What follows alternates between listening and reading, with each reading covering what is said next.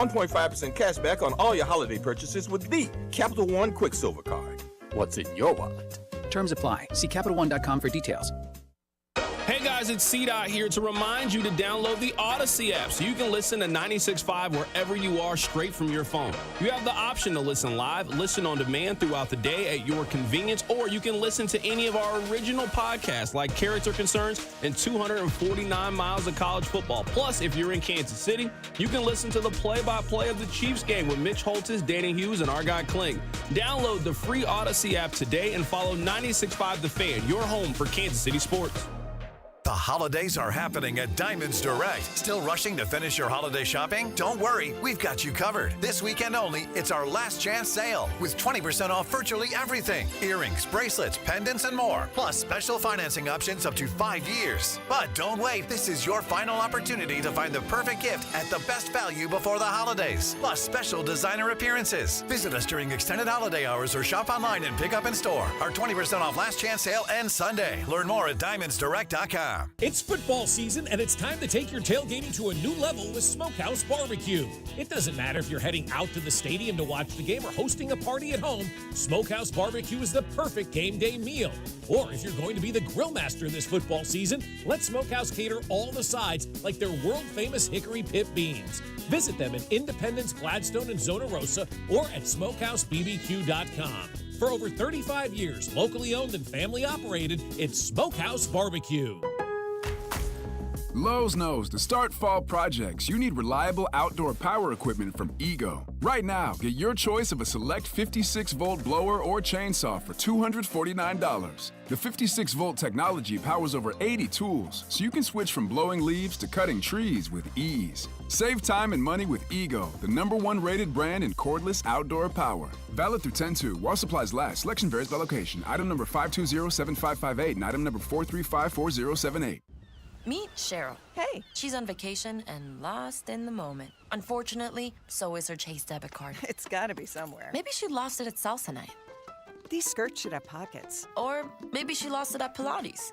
3 and 2 and... But she's not worried. With the Chase mobile app, she can lock her card till it turns up. Tools that help protect. One bank that puts you in control. Visit chase.com/checking. Chase, make more of what's yours. Chase mobile app is available for select mobile devices. Message and data rates may apply. JP Morgan Chase Bank, N.A. member FDIC. I'm Brian Tedesco, CEO of Blaupunkt Americas, the pioneers of the car stereo.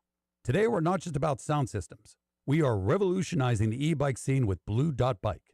Thanks to AmericanEagle.com, our online presence now features a dynamic e-commerce website that showcases the quality and affordability of our foldable e-bikes. And our collegiate e-bikes, just perfect for the college fanatic. These e-bikes offer a new way to experience freedom on two wheels, no matter your age. When we needed a top-notch website to match our cutting-edge e-bikes, we turned to AmericanEagle.com. They made the impossible seem easy, tackling digital challenges like pros. Check out the Blue Dot Bike website to see AmericanEagle.com's amazing work in action.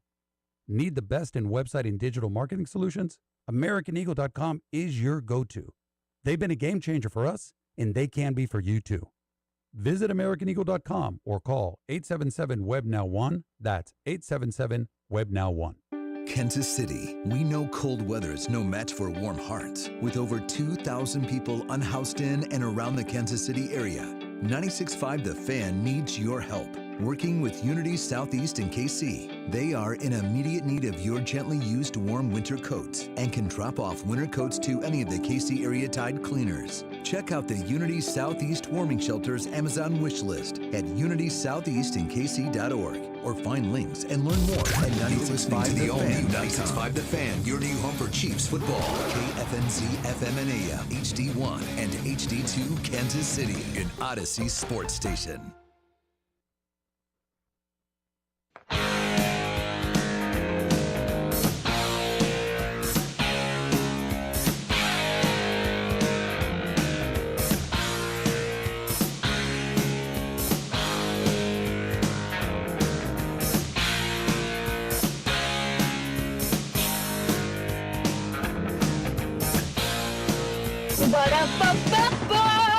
I'm loving it.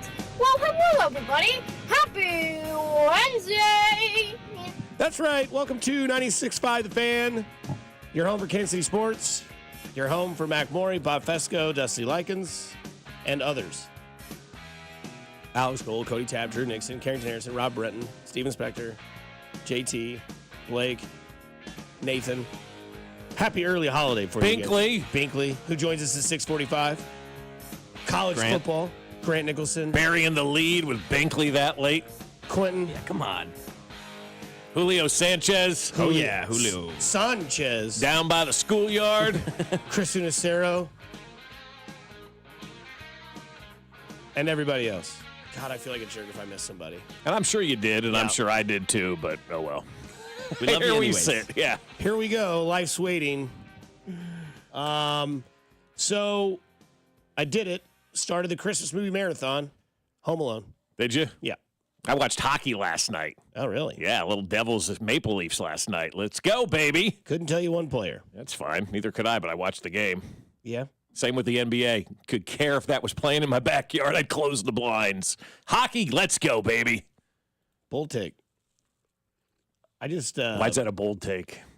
I mean, I just think more people probably enjoy basketball than hockey. Yeah.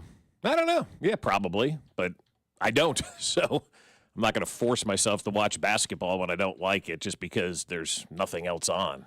And that's why I like the Christmas marathon movies. Yeah. Unless it's just the same one they try to force feed down your throat every single day on Christmas about a kid who shoots himself in the eye with a BB gun. Right. And the dad gets a weird lamp. Mm-hmm. Do you ever question that? Like, why that's the lamp? Like, that's what the dad wanted on Christmas, was to bring that into the house? I don't think he wanted that. Didn't he win that in a bowling tournament or something like that? Like, isn't that what happened? Or he won like a sales contest at work? Yeah, or... that was something like that. Yeah, he won something, right? It was a big prize that he won, right? He did want to present it in front of the window, so he did kind of want to show it off. Well, I mean, you win a prize like that. Who doesn't want to show something like that off, It's a right? mockery of what you won. That's true. What's the worst prize you've ever won? Oh, well.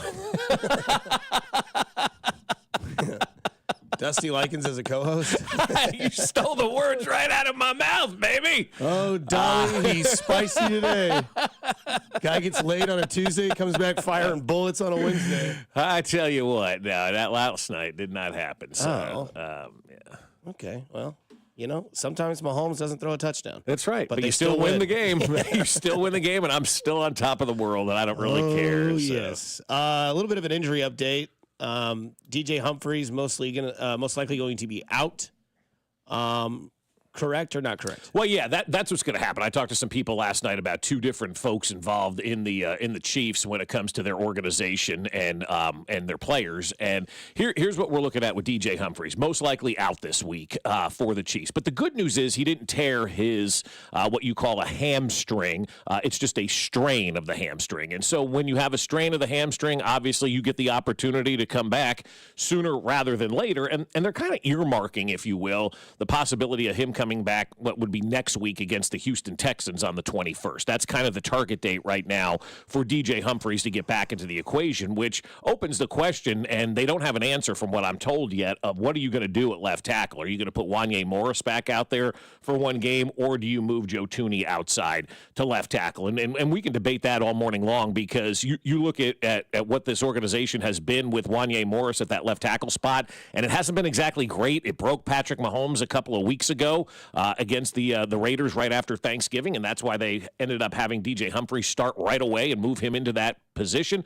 But also, too, I mean, you got Joe Thuney, who's your left tackle. Or your left guard. He may be your best left tackle right now on this roster, but do you move Joe Thuney outside and then weaken another position? And so those are some of the things that, you know, the Chiefs are going to have to try to figure out over the next couple of days. They get back to practice today, but the good news, bad news is DJ Humphries most likely out this week, but it's not going to be an extended period of time, hopefully, and he can get back and they can figure out that left tackle spot before they roll into the postseason. The other little interesting tidbit that I was able to pick up yesterday about some injury stuff is that Hollywood Brown could be back to practice as early as Friday this week, okay? Not today, not tomorrow, but Friday, he could be back to practice. And from what I understand, they're targeting a potential Christmas Day return for Hollywood Brown. And so I'm hoping that game is meaningless from a standing standpoint, and we get to a situation where, you know, this thing is all clinched up after the Houston game on the 21st and Christmas Day, and there's 75 broadcasters that Netflix has hired to do this game. Doesn't mean anything, except for maybe getting Hollywood Brown some reps, you know, with Patrick Mahomes or maybe even Carson Wentz at that point in time. So that's good news on the injury front, that they're getting ready to get Hollywood Brown back, hopefully at the end of this week, and then shooting for his potential return, as long as everything goes, according to plan, as they like to say, hopefully by Christmas Day. And so those are two, I guess, positive notes coming out of Arrowhead. But I want to throw it to you guys. What would you do at left tackle? Like, if you're Andy Reid and Andy Heck and you're looking at this offensive line right now, like, what are you doing? Are you moving Joe Thuney out there? Are you putting Wanya Morris back out there? Because in my opinion, I think I would have to go with Joe Thuney, because Wanya Morris literally broke Patrick Mahomes in half in that game against the Oakland Raiders. And I just think you got to put your best 5 offensive linemen out there. And I don't know that Wanya Morris fits that bill right now. I think you have to give him a chance. I think the leash is short, right? I think he's to use a baseball analogy, I think he's a starting pitcher that's been rocky all season. But you're at a point now where you're down a guy and you have to throw the guy out there. And I don't know if I want Joe Thuney taking every snap against Myles Garrett. Well, I don't know that I want Wanya Morris taking every snap either, Fair point. But you say you broke Mahomes. Like, hopefully, maybe the benching and the pulling and using somebody else to take over your position broke Wanya Morris and makes him want to do a little bit better for this team to stay relevant on this team. Obviously, still a young guy, hasn't really been fully healthy this year, I don't think.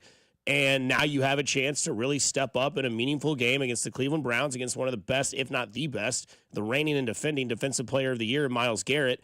And whether that's the motivation, whether a three-peat's the motivation, whether protecting the greatest quarterback in the game right now is the motivation, I don't know. But like we brought up on Monday, Travis Kelce said something to Wanya Morris when he went in the game when Humphreys went out, and Wanya Morris did his job. Very, very small sample size, but I think his leash is, an inch long, to where it's like, hey, dude, you've got like 2 mistakes in this game, and we have to do what we have to do. We have to move Thuney over. Or, you kind of cycle through the entire game and just keep guys fresh in and out, whether that's Kingsley and Wanya going, rep for rep or drive for drive, however you want to do it. Maybe you treat it like the Detroit Lions treat their running game, where you have one guy play a quarter and the other guy play the next quarter. I don't know.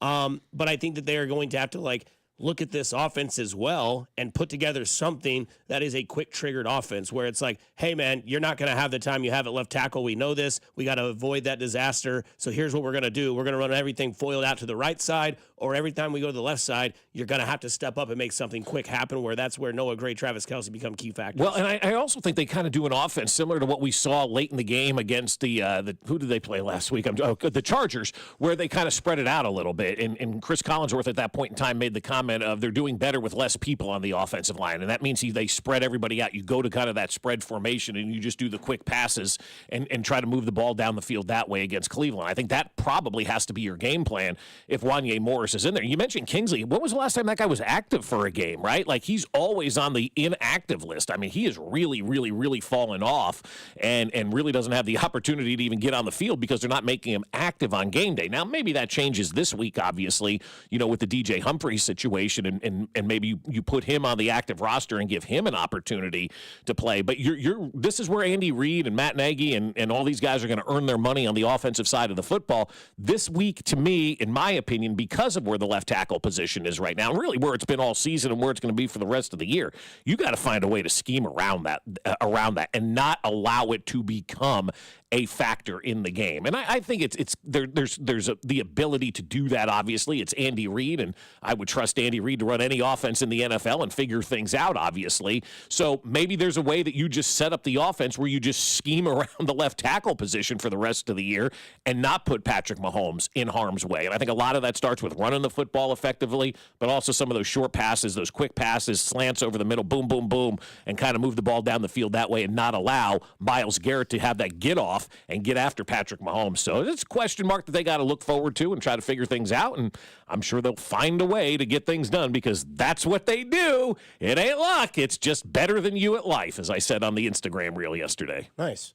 The Hollywood Brown thing's obviously intriguing and interesting because it'll be like everything else when players come back. It's the ramp-up, edition. Obviously, he's not going to be back this week, but he's going to practice. You said Friday. Yeah, hopefully. Friday's the target date. Yeah. I think that's big for Mahomes because we've seen Mahomes' numbers since the addition of DeAndre Hopkins. Obviously, he tweeted that out, and then so did Cody.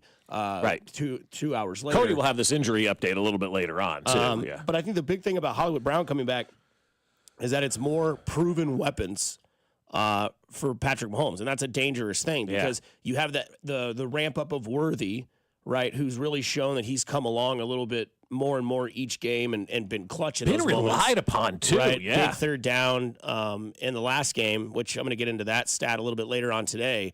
But you have the Worthy glow-up that's happening, but you add Hollywood Brown slowly and surely. You don't have to worry about a veteran coming in and trying to figure out where they were. They were here the entire preseason, off-season, training camp, all that stuff. So it's not really that. It's more so like, reps of getting back into football shape. But you add that, DeAndre Hopkins, Travis Kelce, Noah Gray, Xavier Worthy, Isaiah Pacheco, Kareem Hunt, and then all of a sudden it's playoff time. And you get that bye. If you get the 1 seed, you get everybody on the same page, you gel, you go back to the offense that you originally wanted to run, and all of a sudden it's a different team heading to the playoffs, and the worrisome fans can kind of be like, okay, all right, now we've got a little bit more arsenal heading into when it really matters. But it is vital to me that if he can come back against that Pittsburgh Steelers game, show what you can show, and then maybe let him play a little bit more, and then you get that last game off of the season to rest, you get the bye, rest, and then full steam ahead towards the 3-peat. Yeah, I'd rather find a way to get another left tackle in here than the wide receiver. But hey, beggars can't be choosers, at this point of the year. And everything really, though, Dusty, is predicated on that left tackle spot. If they can't figure it out and somebody just can't give Patrick Mahomes that extra millisecond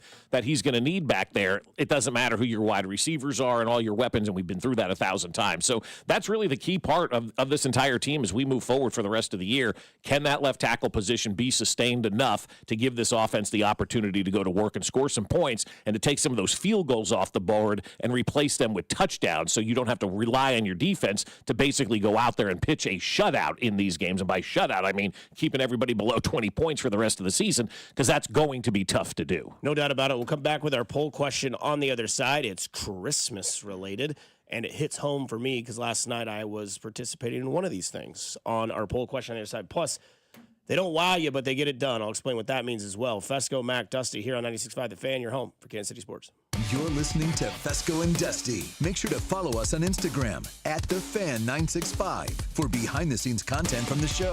Kansas City's FM sports station, 96.5 The Fan. Well, I'll tell you what, holiday travel season is here. Everybody's headed up to the airport and headed out of town, and you got to park at Park and Go because they're going to protect your car while you're gone from all of the elements out there. Every spot at Park and Go is covered parking. You're not going to have to worry about coming back after Christmas and having to scrape your car, clean the snow, clean the ice, clean the slush. None of that, because your car is protected. It's going to be dry. It's going to be snow-free when you get back from your trip. And Park and Go makes things so easy. With their easy-to-use app, just download the Park and Go app, or you can book your reservation at bookparkandgo.com. Whichever way you do it, make sure you prepay. That's when you get their lowest rate and save money. And then it's all taken care of. Your spot's reserved and it's ready to go. You show up on the day of your flight, you give them your reservation number, and they tell you exactly where to park because they've got that spot reserved specifically for you. And then as soon as you get there, the van meets you and takes you right to the airport terminal. You're not running around a lot hoping a bus shows up at some point. And also, when you get home, Park and Go rules, man. Grab your bag, walk outside, there's the bus. No waiting, jump on it, back to the trunk of your car.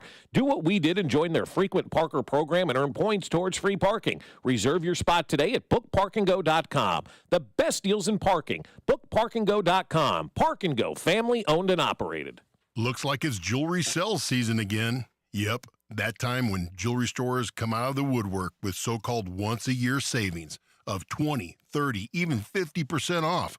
Question, doesn't that mean then that their prices are normally 20, 30, even 50% higher than they should be? Hi, this is Gene at House of Diamonds.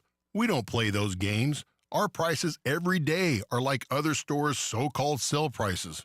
We buy our diamonds direct from the cutters, choose only the best 5% in each grade, and pass the savings on to you. Nearly all the jewelry we sell is designed and crafted right here in our shop.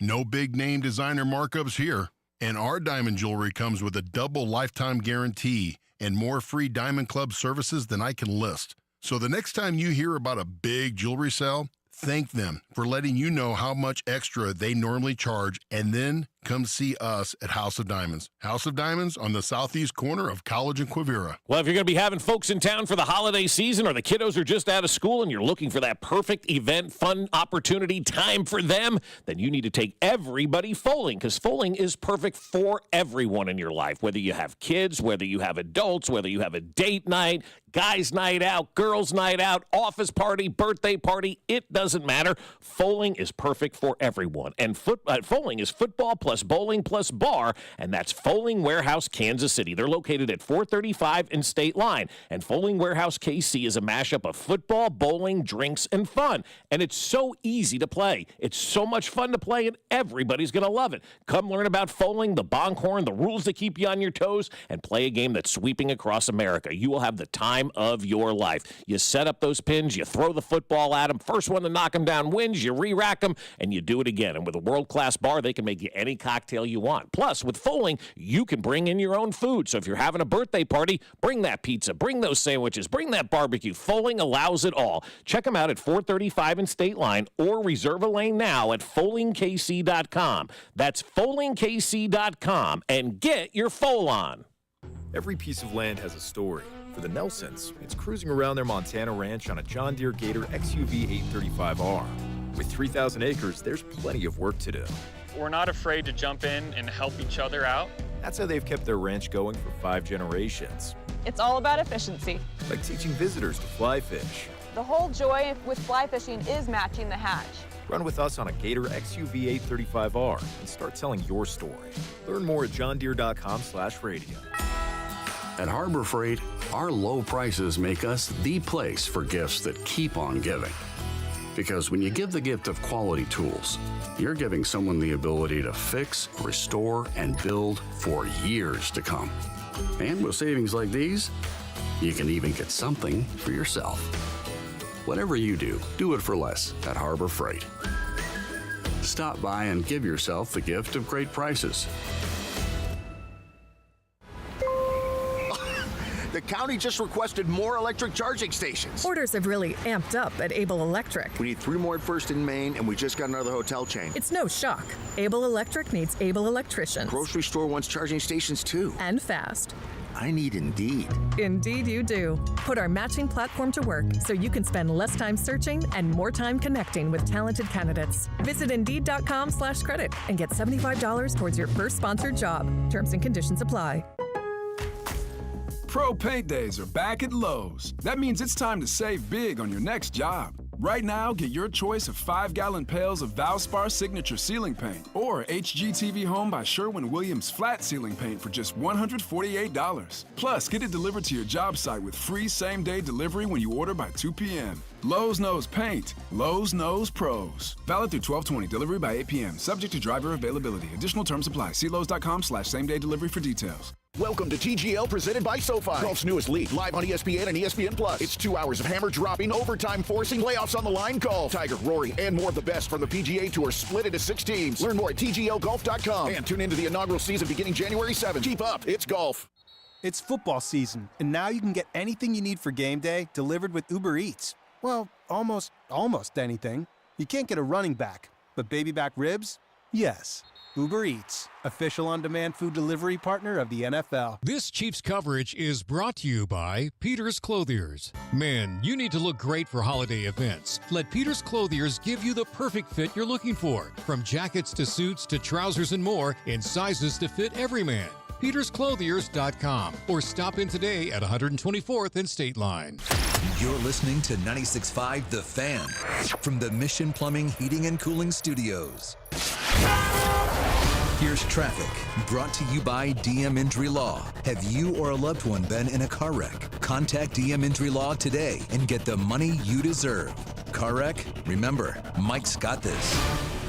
Missouri side, 35 southbound from Missouri 152 into downtown is a 12-minute trip. I-70 westbound from 470 into downtown, 15 minutes. Kansas side, 70 eastbound from 435 to 670 is an 11-minute drive. Alan Carr, 96.5 The Fan, traffic.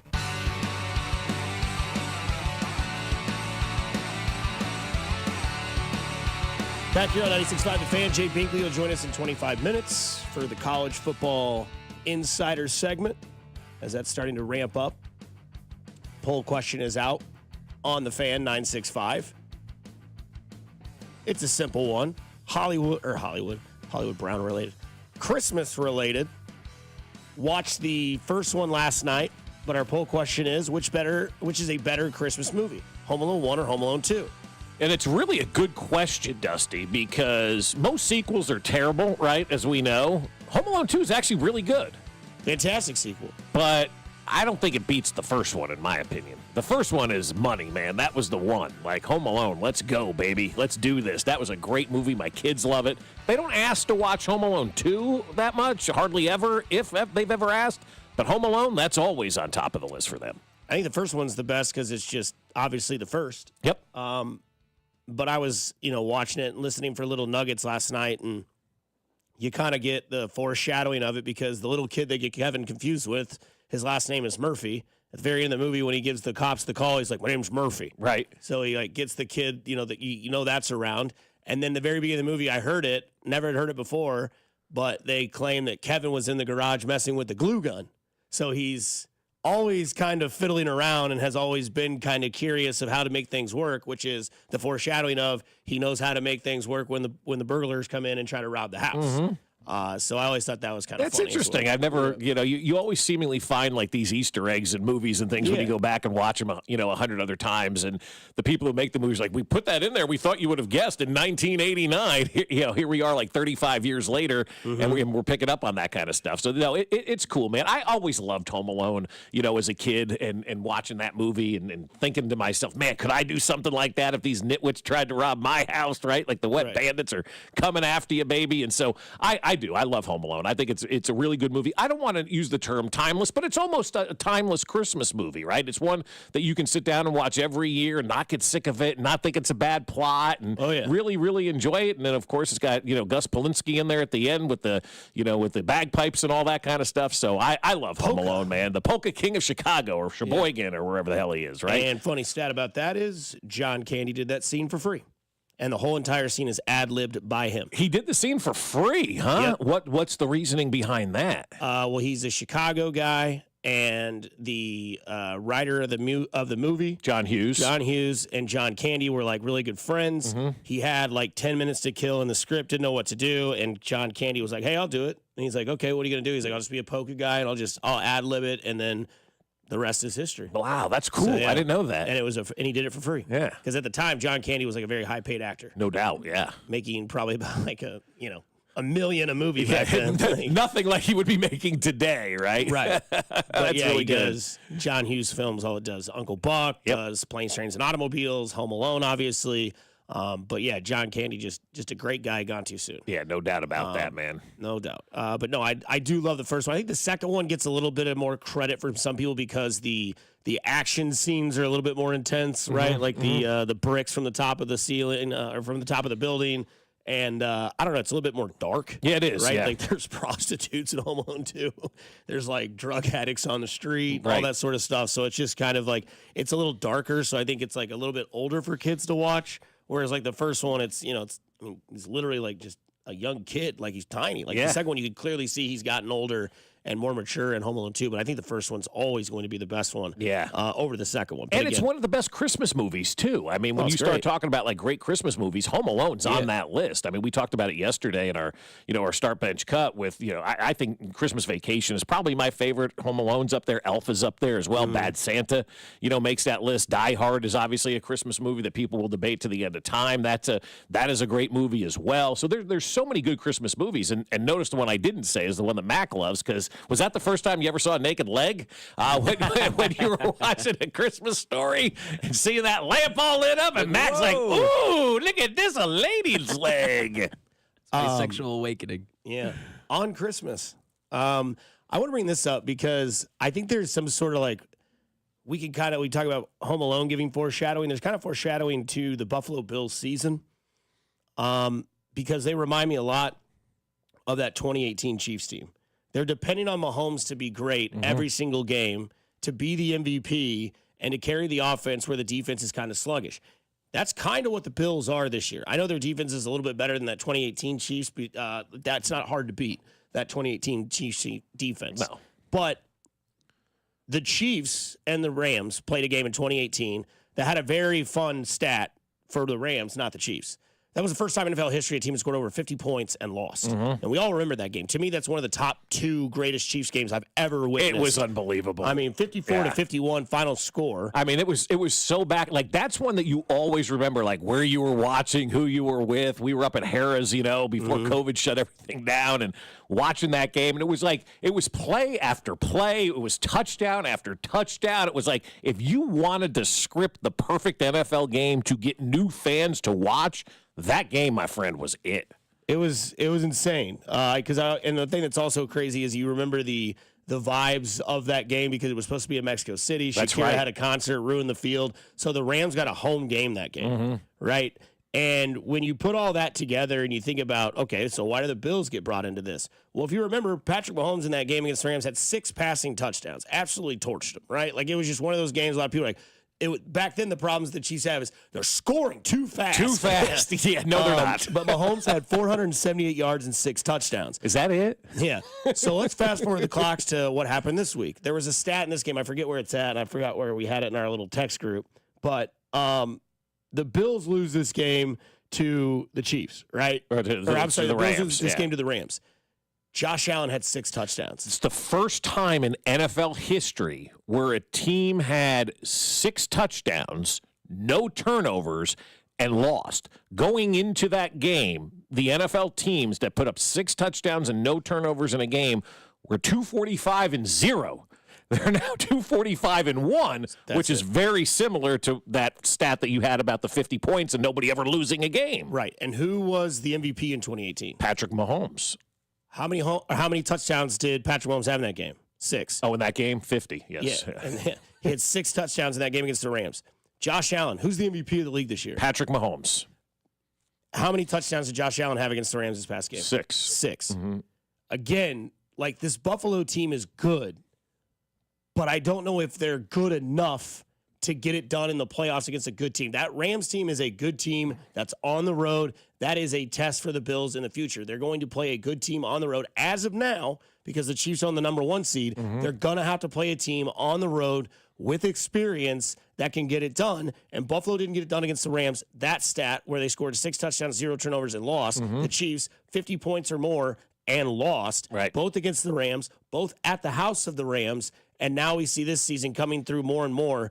And it's awesome when your quarterback is that way, when everything is dependent on that, but it fails. It does every single time. It's very much, in my opinion, well, there's a number of different things to look at from those stats. Number one, this is like watching a baseball team mash all season long, right? Home run after home run after home run after home run.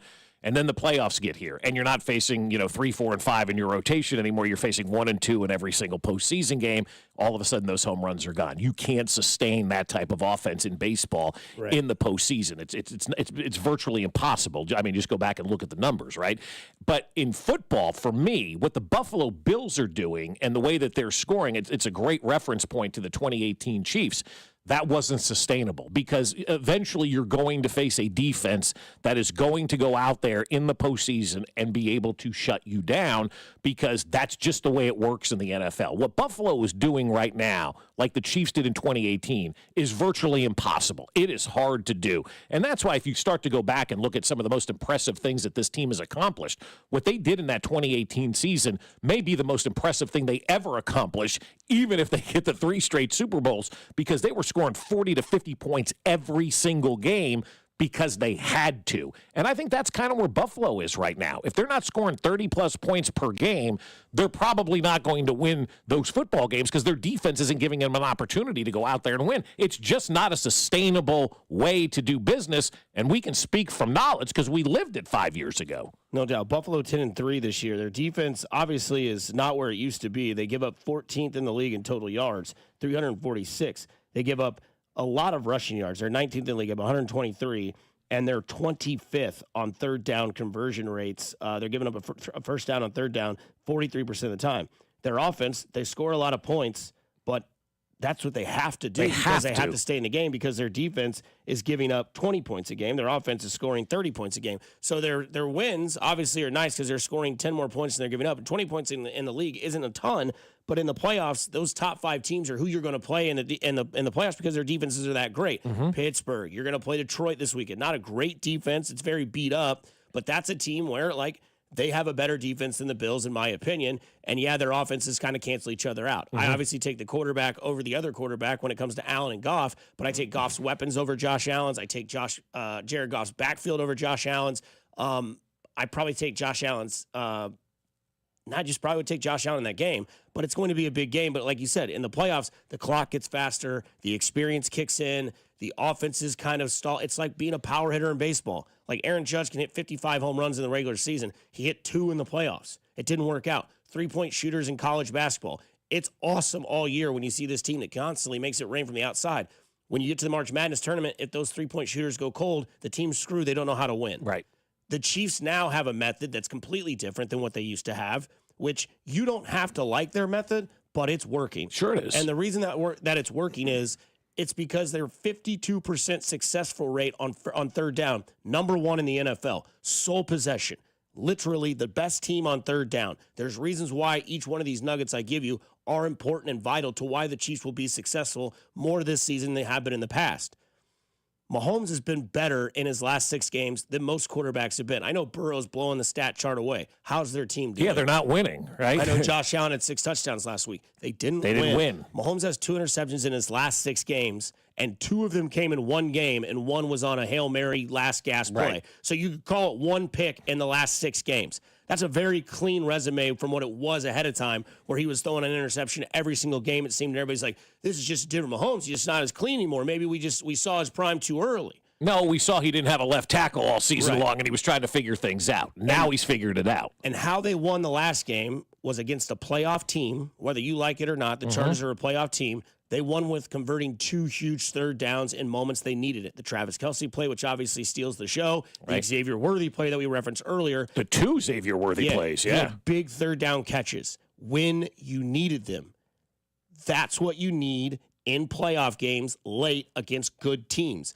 It's not the stats that make you go, whoa, but they're controlling the game until the end. And to me, that's the most impressive thing. First in plays ran on opening drives. Average time of possession on opening drives, first in the league. They're first on third down success rate. They are literally just winning. And at this point in the season, nothing else matters because they're winning and they're controlling kind of how they win. I know the doink goes in. It still went in. They marched down the field. They took advantage of a dud kickoff, and they scored, and they converted on third down, and they won the game. They obviously beat the Carolina Panthers by 3. Carolina's given everybody fits right now. They barely barely lost to the Eagles, who were everybody's dream child until this week and the strife that's going on in the locker room. Brutal. And then, obviously, the Raiders game, they didn't make that mistake. That was the other team because that team, like we all say, was playing in their Super Bowl, and they puked all over themselves when it mattered most. They were marching. O'Connell was playing great. Brock Bowers was on a different planet. But when it mattered most, Vegas didn't get it done. What the Chiefs are doing doesn't wow you, but they're containing the ball, they're containing the possession, and they're successfully converting on third down, which gets you down the field. And I get it. Their time of possession has been great. They get their plays done. They're first in plays ran opening drives, first on time possession opening drives, and first and third down conversions in the entire game at a 52% success rate. That is the kind of stuff that at the end of the day, it ain't pretty. It ain't great. They're not leading the league in passing yards. They're not leading the league in rushing yards. They're not leading the league in points, which are the home run stats. But what they're doing is they're winning in stats that make you win games more often than not. And that's why when you look at the board, they're 12-1. Well, and also, too, none of that really matters if you lead the league and all that kind of stuff if you're not winning games. Ask Josh Allen. I guess he'd rather throw 2 touchdown passes and an interception and have a victory than have 6 touchdowns and have a loss. I mean, all of that stuff is nice for the fantasy person inside of you or the gambler inside of you. All of that is great.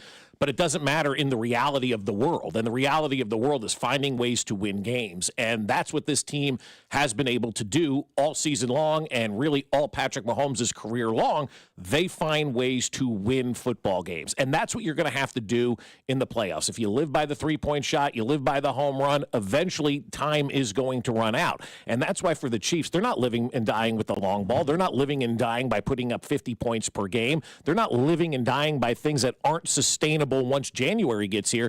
They're figuring out ways to win. They're figuring out ways to win during the course of the game. They're adjusting during the course of the game. And then they're going out there and they're beating your ass. And you're giving us your best effort every single week, and we're still finding a way to get a victory and to get it done. And that's the most impressive thing out there for me, is that they just know how to win. And there's something to be said for that. And there's no stat that you can point to that says this is the stat that shows that they know how to win, other than their 12-1 record.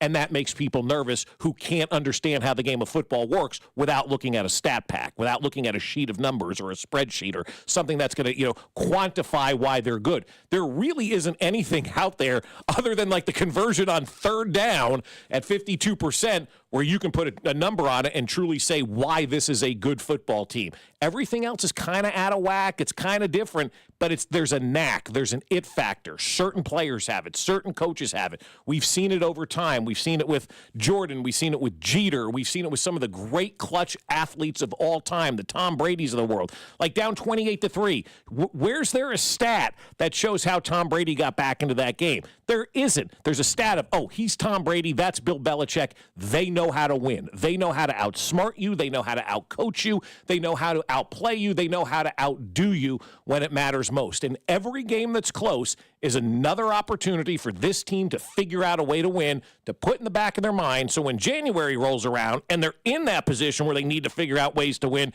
they know that they've already accomplished it. Winning close carries so much more weight than blowing somebody out or scoring 40 points or doing something that everybody wants to see happen.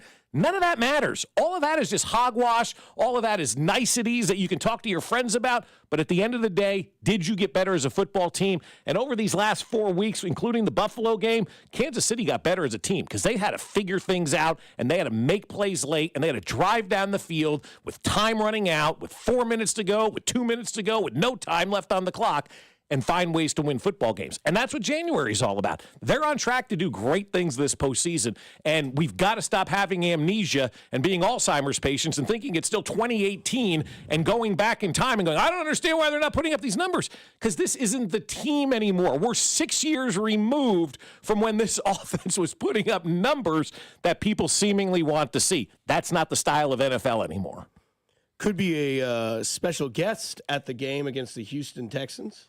Mm-hmm. Or I guess the Chiefs at Houston, right? Yeah. So some news came out yesterday. Obviously, the Times Athlete of the Year was Caitlin Clark. Absolutely should be this year. And then Time came out with an article that said Taylor Swift, our girl in Kansas City, gave Caitlin Clark 4 bags of Eras Tour merch with a note saying she was inspiring to watch from afar.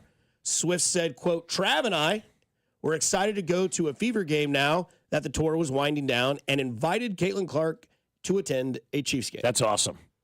Caitlin Clark's going to be in that suite with Taylor Swift, right? Against the Houston Texans. Yeah. Which could be the day the Chiefs could really break the world, because that could be the day that they, I guess, win it all, right? They get the number 1 seed if they win the next 2 games, and if Detroit loses to Buffalo, or if Detroit beats Buffalo this week, it's all over. Mm-hmm. And I know there was somebody on the text line that says, well, after the Lions game, the Bills have the Patriots twice and the Jets. Easy. Yeah, but if they don't beat Detroit, that's 4 losses on their season, and Kansas City would have 1. They win the next 2 games. It's over. It's over. The number 1 seed's locked up. If you could invite one person to a Chiefs game, anybody in the world, who you invite? It's interesting because there's a lot of people I would like to sit around and watch a football game with. I think for me, though, and this is old school, it's probably Will Ferrell. He's just one guy that just makes me laugh all the time. And so that would be a guy that I would have top on my list to go see a Chiefs game with. I'd invite Sebastian Maniscalco to go sit at a Chiefs game with me. He makes me laugh my ass off as well. Some of the, another great comedian that I love is one of my wheelhouses is Lewis Black. I'd invite him to go to a game. I'd invite David Letterman to go to a Chiefs game with me. So I think somebody from the comedic world world is where I would go if I was going to invite anybody that I could to a game. Kind of go the sentimental route here. My great-grandma was a massive Chiefs and Royals fan. She lived, my mom's going to get mad at me, 103, I can't quite remember. Holy cow, wow. Unbelievable. Wow. Call that house money. Wow. And was living by herself, tending to her own garden till like 98. That's just awesome. An incredible woman. Oh, cool. But, just an amazing woman. But, she would check the Royals and Chiefs on the newspaper and all that stuff. So, that'd be kind of cool to go to a game with her. That'd be fun. Yeah. I think I'd take Shane Gillis. Oh, that'd be sick. Bob goes the comedian route. I'd go with Shane Gillis or Theo Vaughn. Bud Lights and laughs, baby. That'd be fun. You just chug beers until you can't. That'd be fun. Make grilled cheese after the game. I think Shane Gillis, because I think he's a good sports guy, but also a comedian, also funny as hell. And it'd be fun to watch somebody from like a national level that's a comedian that has, affiliates anywhere else, watch a Chiefs game and be like, dude, what? Like, imagine bringing somebody into that game against the Broncos. I did. Ben Maller, and it was awesome. Yeah, there you go. Yeah. and there's nothing better than taking somebody to their first game that's never experienced it before and letting them have that environment of being inside Arrowhead, and then to see the Broncos game the way that it ended. Like, to me, the coolest thing about that was seeing the way that Ben reacted to the game, because we're like, see, now you get a little bit of taste of what we get to live the good life, baby. Right. 913-586-7965. You can invite anybody to a Chiefs game. Who would it be? Coming up on the other side, we invite Jay Binkley to join us for the final segment of the 6 o'clock hour on Fesco and Dusty on 96.5 The Fan. Your home for Kansas City Sports. Fesco and Dusty. Subscribe and watch the show on YouTube by going to our channel at The Fan 965, Kansas City's FM sports station, 96.5 The Fan. Well, I'll tell you what, if you're going to go to that game, no matter who you're bringing with you, you want to bring Smokehouse Barbecue along as well, because now you're going to have the perfect tailgate at Arrowhead getting ready to watch those Chiefs. Smokehouse Barbecue has their game day special. A pound of burnt ends, a pound of wings, a slab of ribs, a quart of beans, all the setups you need for six for $79.95. They'll take care of everything for your game day spread. And whether you're going out to the stadium or hanging out at home watching the game this weekend, let Smokehouse Barbecue be there with you. And also with Smokehouse Barbecue, allow them to cater your holiday event. We've got the holiday season upon us, right? You're going to be doing all kinds of great stuff, having people over to the house. Let Smokehouse Barbecue cater. You don't want to be messing around in the kitchen when you could be hanging out with your guests. So Smokehouse Barbecue is going to cater your holiday party this year. And if you're dining in at Smokehouse Barbecue, I want you to try their new pulled chicken sandwich. It is unbelievable. It is topped with some coleslaw on a brioche bun, and it is phenomenal. Get a side of those hickory pit beans. They cook under the brisket for the final few hours to give them a flavor that nobody else can match. So visit Smokehouse Barbecue at one of their 3 locations, Independence, Gladstone, and Zona Rosa, or at smokehousebbq.com. That's smokehousebbq.com. For over 35 years, locally owned and family operated, it's Smokehouse Barbecue. Is your everyday congestion preventing you from enjoying life's big moments? Try Vicks Sinex Saline today and get yourself back in the action. Vicks Sinex Saline instantly clears everyday congestion with a gentle ultrafine mist. Sinex Saline's drug-free, no-mess formula instantly moisturizes and soothes dry, irritated nasal passages for quick and effective relief. Get back to enjoying life's big moments to the fullest without having to worry about everyday congestion holding you back. Just Sinex, breathe, use as directed. The current federal government is actually going $1 trillion deeper in debt every 100 days. That's why thousands are turning to Goldco, a top-rated gold company, to diversify their savings with time-tested safe haven assets, physical gold and silver. Right now, not only is Goldco offering a free gold and silver kit, but on qualified purchases, they'll give you up to a 10% instant match in bonus silver. Call 855-838-GOLD. That's 855-838-GOLD. Performance may vary. Consult with your tax attorney or financial professional before making an investment decision. The holidays are a magical time to get engaged. At Shane Company, we're here to help you create your dream engagement ring in just 3 easy steps. Choose a setting that speaks to your style. Compare diamonds and colorful gemstones in all shapes and sizes. Then personalize it with a decorative crown and special engraving. Or choose a perfectly preset ring that's ready to go. At Shane Company, you'll find everyday competitive prices, a no-pressure environment, and an unmatched free lifetime warranty. Shane Company, your friend and jeweler. 'Twas the night before Christmas when all through the house not a creature was stirring, except the 2024 Subaru Share the Love event. Subaru will donate $250 to a charity of your choice to help those in need this holiday. These charities include the ASPCA, Make-A-Wish Foundation, Meals on Wheels, and the National Park Foundation. And locally, you can choose the Hillcrest Transitional Housing. Have some fun this holiday and fall in love with driving again at Lee Summit Subaru. Escape to your new coastal seafood paradise. Introducing Aqua Pennies, where the freshest seafood, a full-service raw bar, prime steaks and chops, exquisite handcrafted cocktails, and a one-of-a-kind atmosphere come together in perfect harmony. Aqua Pennies is now open in Park Place, Leawood. Don't miss out. Experience something truly different. Tantalize your taste buds and elevate your evening out. To learn more, go to aquapennies.com. Coast into Aqua Pennies, now open for lunch. This holiday season, Straight Talk Wireless is letting you say yes a lot more with real unlimited data. Yes to sharing pics of the ugliest holiday sweaters. Yes to checking weather on the go for surprise sledding trips. And with a free phone at sign up, let the yes-tivities begin. No way! Yes way. Straight Talk, real unlimited data. Available at Walmart or straighttalk.com. Offer valid through 1/5/25 while supplies last at participating stores. Taxes and fees apply. Requires in-store activation on select single-line plans. Limit of 2 phones per customer. For network management practices, visit straighttalk.com. Why pay more for prescriptions? Stop overpaying and start saving with SingleCare. It's easy. Find your prescription on singlecare.com, show the coupon at the pharmacy, and start saving. SingleCare works at pharmacies nationwide and is completely free to use, whether you have insurance or not. So the next time you fill a prescription, check SingleCare to make sure you're getting the best price. Take control of your prescription costs. Go to singlecare.com or download the free app today.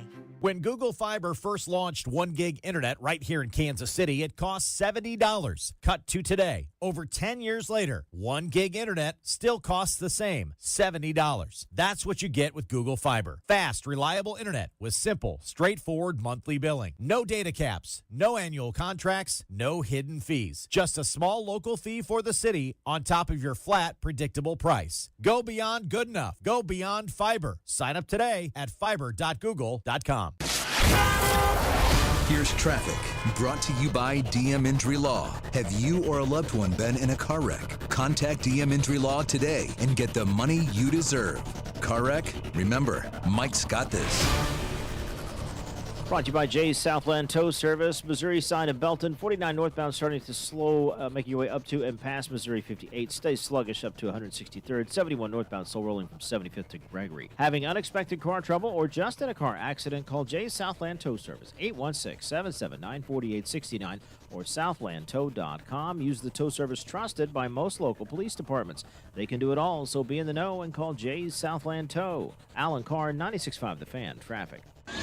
It's time for the College Football Report with Jay Binkley. I'm still not sure I'm not Dusty's dad, but regardless. On your home for K-State Athletics, 96.5 The Fan. That's right, you're the college music. You know, Jay Binkley is just around the corner to give you his fiery hot takes of the college football world that is slowly but surely breaking all of our hearts because it is ending so soon. That's right. I feel like it ends too fast. Well, what? Christmas is in 2 weeks? Yeah, 2 weeks from today, right? Wow. You're in Hawaii in less than 2 weeks? I know. Gonna get laid, no matter what. No matter what, right? Yeah. Jay Binkley joins us now. Mr. Binkley, how are you, sir? Good morning, fellas. Are you staying warm? Yeah. Okay, because it's quite nippy outside. It was snowing a little bit this morning out there. There were some flakes in the air. Did you notice those, Jay, on your morning get up and go out and get coffee thing? No, it's still shorts weather. Oh, it is, yeah. I saw a guy yesterday going into the middle school basketball game. Shout out California Trail, 39-9 winners yesterday. Big win. Guy in shorts and having a big QT soda getting out of his pickup truck. You know, I was like, that's Jay Binkley right there in a nutshell, baby. So shorts and hoodies. Shorts and hoodies is the way to go. So college football season starts and ends faster than any other season out there, in my opinion. College basketball takes forever, but college football just boom, it's over, and here we sit, the bracket's out, and Georgia seems to be the team you're favoring in this thing, huh? You know, it's weird is I was watching last couple of weeks and just watching the Georgia games. This team so much reminds me of the Chiefs. And I remember earlier this season when they beat Kentucky, a very down Kentucky team this year by 1 point. and everybody's freaking out like, oh, Georgia's barely winning these games. And then you have to understand, then they go to 8 overtimes against Georgia Tech, but what's the common denominator? They still win. They go to overtime. Using a backup quarterback when Carson Beck goes out and they still beat Texas. But that's the one thing about Georgia is that there's something about championship pedigrees, and this team's won 2 of the last 3 national titles. And you think about all the close wins. They don't win pretty. And you think about offensive, explosive playmakers. They don't really have them. Georgia reminds me of the Chiefs a lot. I mean, you got to. Of course, Gunnar Stockton's the quarterback. It looks like for the postseason, we'll see if he was actually better than Carson Beck or not. Well, that's interesting. Georgia gets the 2 seed, and they lose their quarterback. But last year, Florida State got knocked out of the playoff because they lost their quarterback. Are we speaking out of both sides of our mouth? Well, it's just in a little bit, except it's a tournament format. I think if last year this would have been the same situation, Florida State would have been in it. But Georgia winning the conference, and obviously everybody, and the fact that they are a champion, 2 of the last 3 years, they get the nod. But yeah, I think that a little bit goes down to that. And I'm sure Florida State fans awfully upset because of that. But of course, you're not going to leave Georgia out of the playoffs this year with this field. Their backup might be better than their starter, Carson Beck, and he's doing everything that you don't like. He's doing TikTok videos with his girlfriend, Jay Binkley, while he doesn't have a shoulder to hold on to. Either way, did the committee get it right with this whole thing? Is this where you want to see everybody? Like, is this the seeding that you want, the matchups you want? Because Saturday, December 21st, I feel like we won't even know anything that's going on because we'll be so locked into what that first round of games is. It's going to be insane. I love these matchups. I mean, just to follow, just Indiana and Notre Dame. I mean, the whole state of Indiana will go crazy that one. Tennessee, Ohio State. I'm looking forward to this. You see these matchups, and you're like, why haven't we been doing this in the past? Because these matchups are great. And just think of the money they're going to make. I can't believe we're not doing it. But, yeah, I think they got it right. Obviously, there's an argument with Alabama or SMU, but in the grand scheme of things, it doesn't matter. You have to take care of and win games, not get blown out by Oklahoma. That's why Alabama's not in there. Right. But I think the matchups are great. My only problem is, and I think this is a problem that's going to be addressed because they've been talking about this too, and this has been the main sticking point, is the seeding. Like Boise State shouldn't have a bye because other teams are ranked much farther ahead of them in the final poll in the college football standings, but they get the bye because conference champion. But the problem is Georgia and teams like Texas and Penn State are all ranked higher than Boise State are. And not only that, but you look at how the seeding works out. Penn State might have an easier route to the semifinals than a school like Oregon, the number 1 seed in this tournament, because they play the winner of Tennessee and Ohio State next, where Penn State would get Boise State. So that's the biggest problem there. Yeah, it on paper probably doesn't work out the way everybody wants to, but we've got a playoff situation in college football. And that's all that we have asked for the last, 50 years is to have this college football playoff, and now we have it. And, of course, as you know, no matter what they would have done, people would have been unhappy with the way that they seeded this thing. Yeah, they would have been. But when you get to 12 teams, it's really you're always going to have that argument. If there's 14 teams, you're going to argue who the 15th team that deserve. Because then you're talking about a ton of teams with 3 losses. And then all of a sudden, if you go to 16 teams, you talk about teams with 4 losses. But, it's these teams that didn't take care of business. And there's a lot of, finger pointing that goes to the committee when it comes to these games. But the bottom line is, if a team's losing 3 games, I mean, can you really, really make a solid argument you deserve to be a national champion? Right. Obviously, Indiana and Notre Dame will play that Friday game, December 20th. Every home team has at least a touchdown favorite spread. Do you see any upsets in the first round of college football? Because, Indiana, 7.5-point dogs to Notre Dame. SMU is 9-point dogs to Penn State. Clemson, 11-point dogs to Texas. And Max Tennessee Vols are 7.5-point dogs to Bob's Ohio State Buckeyes. How's that feeling, Mac? Love it, baby. Let's go. The Tennessee one in Ohio State's interesting. Ohio State rebound. The fan base. Obviously, they all hate Ryan Day out there. Can they turn that around? And will Will the home crowd, will they turn on Ryan Day? Let's say they punt on a 3 and out, a quick 3 and out. Will the boos rain down, and will Tennessee take advantage of that? That's the one I could see. Yeah, that's an interesting one. I saw stuff yesterday. How many games does Ryan Day need to win to save his job in the playoffs? I've heard other people say it would be better if the Buckeyes went on the road so they didn't have to deal with the boos and all that kind of stuff. It's amazing that it's taken a turn like that. But lose to Michigan for the last 5 years or whatever it's been. Screw you, pal. Bill Belichick, close to taking this UNC job, becoming the next Thornton Mellon. Is this going to be a trend? Is this a good hire for North Carolina? Yeah, I think it's great. And, the funding will be just pouring in. And I've seen the national shows debating, is it smart for Bill Belichick to go to college? Well, and they're starting to realize maybe NFL teams don't want him. But here's the thing.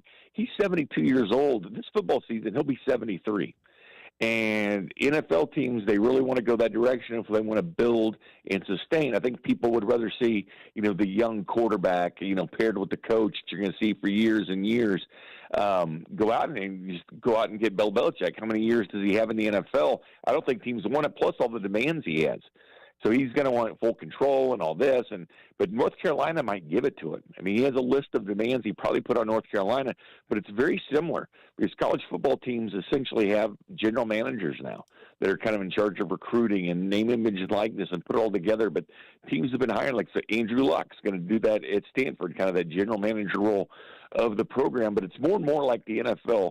And when name, image, and likeness came out, that's what it became, because college football – coaches used to control their players and have the ultimate authority. Like, you're not transferring to that school. We're not going to give you your scholarship. But now with the transfer portal, it doesn't matter. Coaches have no choice. Players can just go. So the coaches lost a lot of power in college football, and it's more and more like the NFL game, especially when you're through name, image, and likeness. It's never been as close to the NFL as it is now. Binkley, who wins the Heisman? I'm still going to go Travis Hunter. The odds are just overwhelmingly in his favor, but I mean, seriously, over 1,000 yards receiving. He had 4 games this year with a touchdown and an interception, 4 picks, 10 pass breakups. Yeah, I know Austin Genty went out and they won his conference title and he's in the playoffs.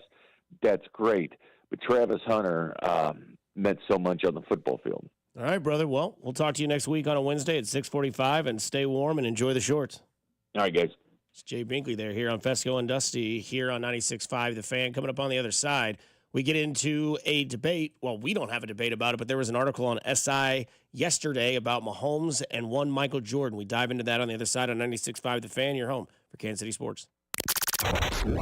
You're listening to Fesco and Dusty. I just want to say how awesome it is to have Bob Fesco and Legend Likens on every morning to start my day. I freaking love you guys. On your home for Kansas City Sports, 96.5 The Fan. Hey guys, it's Dusty Likens, and I want to talk to you about my new friends at GiveMeTheVin.com. They are a company that works best for you, and it's easy, no stress, no problem. Look, you've got that old car that you wanted to fix up, make a project, but then you've run out of time. You need to make some money for the holiday season. Go to GiveMeTheVin.com. They will literally buy your car. You can say goodbye to dealing with the dealerships and private sale tire kickers and get a true buy offer for your car. GiveMeTheVin.com puts your car right on the money, providing you with a hassle-free online option to sell your car for more. It's simple as going to GiveMeTheVin.com, entering your car's VIN number or license plate number. You'll get an offer on your car within minutes. That is always well above any dealer quote and is guaranteed to beat your written CarMax offer, or they'll send you a check for $100. It's literally so easy, you can do it in your underwear. Literally, it's that easy. You like being comfortable and making easy money? Then go to GiveMeTheVin.com. Booth Creek Wagyu, KC's premier Wagyu beef meat market, has even more convenient ways for you to shop. In addition to their location at 135th and Metcalf, they're opening soon at 95th and Knoll. Everyone deserves to elevate their beef. Whether you're looking to wow your family with an unforgettable roast this holiday or impress your friends, neighbors, and coworkers, their Wagyu experts are ready to help you pick out something unforgettable.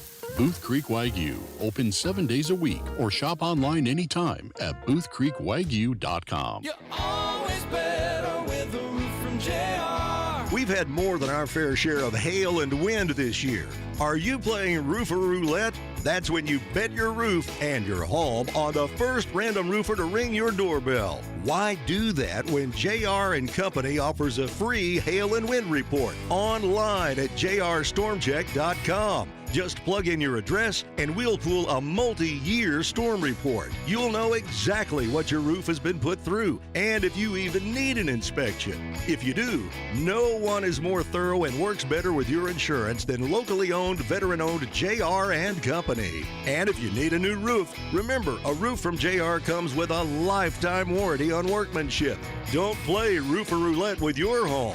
Visit jrstormcheck.com and remember, You're always better with a roof from JR. Visit jrstormcheck.com.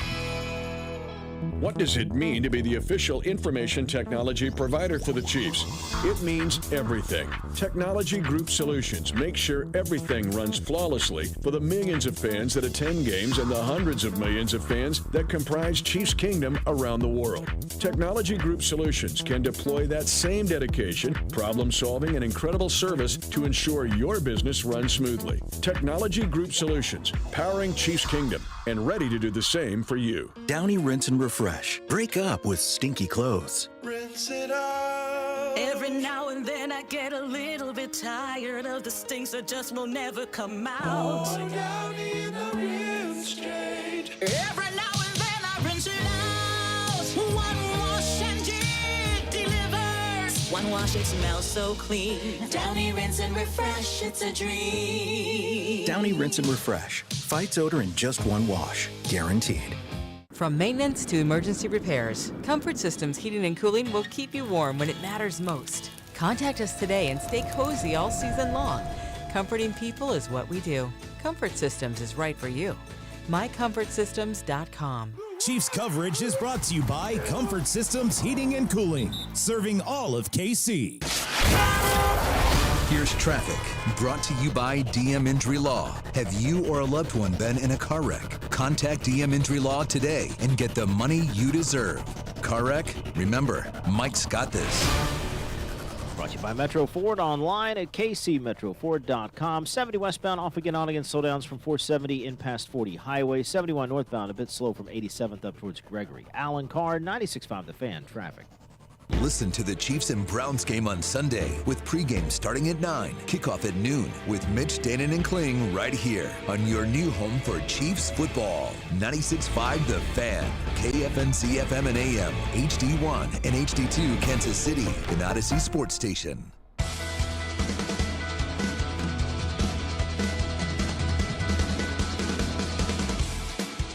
I had a few hits a few years ago. That's why, just polka, polka, polka, polka, polka, polka. No? Twin Lakes polka, Damavuji polka, a.k.a. Kiss Me polka, polka twist. Well, these are songs. Yeah, some fairly big hits for us, in the early 70s, Yeah, we sold about 623 copies of that. In Chicago? No, Sheboygan. Sheboygan. The best part about that, though, Dusty, is when you said earlier that the whole scene was kind of ad-libbed. And you hear that a lot about, guys in those type of movies, the John Hughes films, also a lot from Chevy Chase. I know a lot of people don't really think he's maybe the best guy out there to work with at times, but they ad-lib this stuff. It really shows you how talented they are, that they're able to, just get out there and say, okay, here's the basic premise. Just let me handle this thing, and I'll take it from here. Yeah, and that goes to our poll question that we asked today, which is the better Christmas movie. You can find this question on the Fan 965, Home Alone 1 or Home Alone 2. Popular debate amongst my circle of friends. Some people say the second one is better than the first one. The text line so far, 147 votes. 85% of you think that Home Alone 1 is better than Home Alone 2. It's a big number, yeah. Big number. Big hopes, big aspirations. We all do it. We go to our driveway when we're kids. We shoot a basketball and say, I'm Michael Jordan. I'm Kobe Bryant. I'm LeBron James. You throw a football. You're like Patrick Mahomes. Patrick Mahomes does want to be Michael Jordan, is the NFL's version of Michael Jordan. And SI had an article, an interview with Patrick Mahomes where he says, obviously I want the big games. Everybody does, but I'd rather excel in high-pressure moments. You saw that with Brady. He would go through his drills, his fundamentals, make the right plays, then at the end, touchdown, win. Going on to the Michael Jordan quote, obviously, that's the hope, to be someone like Jordan who has an impact on the game. I want to be remembered for winning, obviously, but I want to be remembered for how much fun it was to watch me play and for the person I was on the field. I have that fire. I want people to enjoy the moment every time.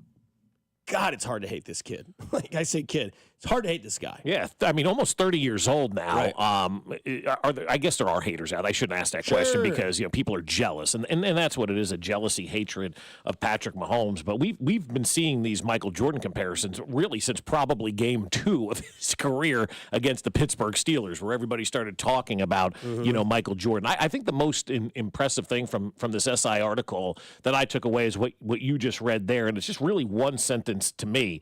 I want to be remembered for how much fun it was to watch me play. And I looked at that quote and I thought about that quote, and I think there's a lot of folks out there who need to hear that quote, because I do think there are folks out there who are not having as much fun as they should watching Patrick Mahomes play this game, because they're focused on things that really don't matter, like his stats, like his touchdown passes, like it's 2018 all over again. And I do believe that there's a small portion of people, and it always is the vocal minority that gets the attention and whatnot. The vocal minority out there is too worried about the stuff that isn't happening instead of enjoying what is happening with Patrick Mahomes. And I vowed to myself when I was 8 years old, 9 years old, whatever it was, and the Giants won the Super Bowl, my dad told me, enjoy this moment because it doesn't happen all the time.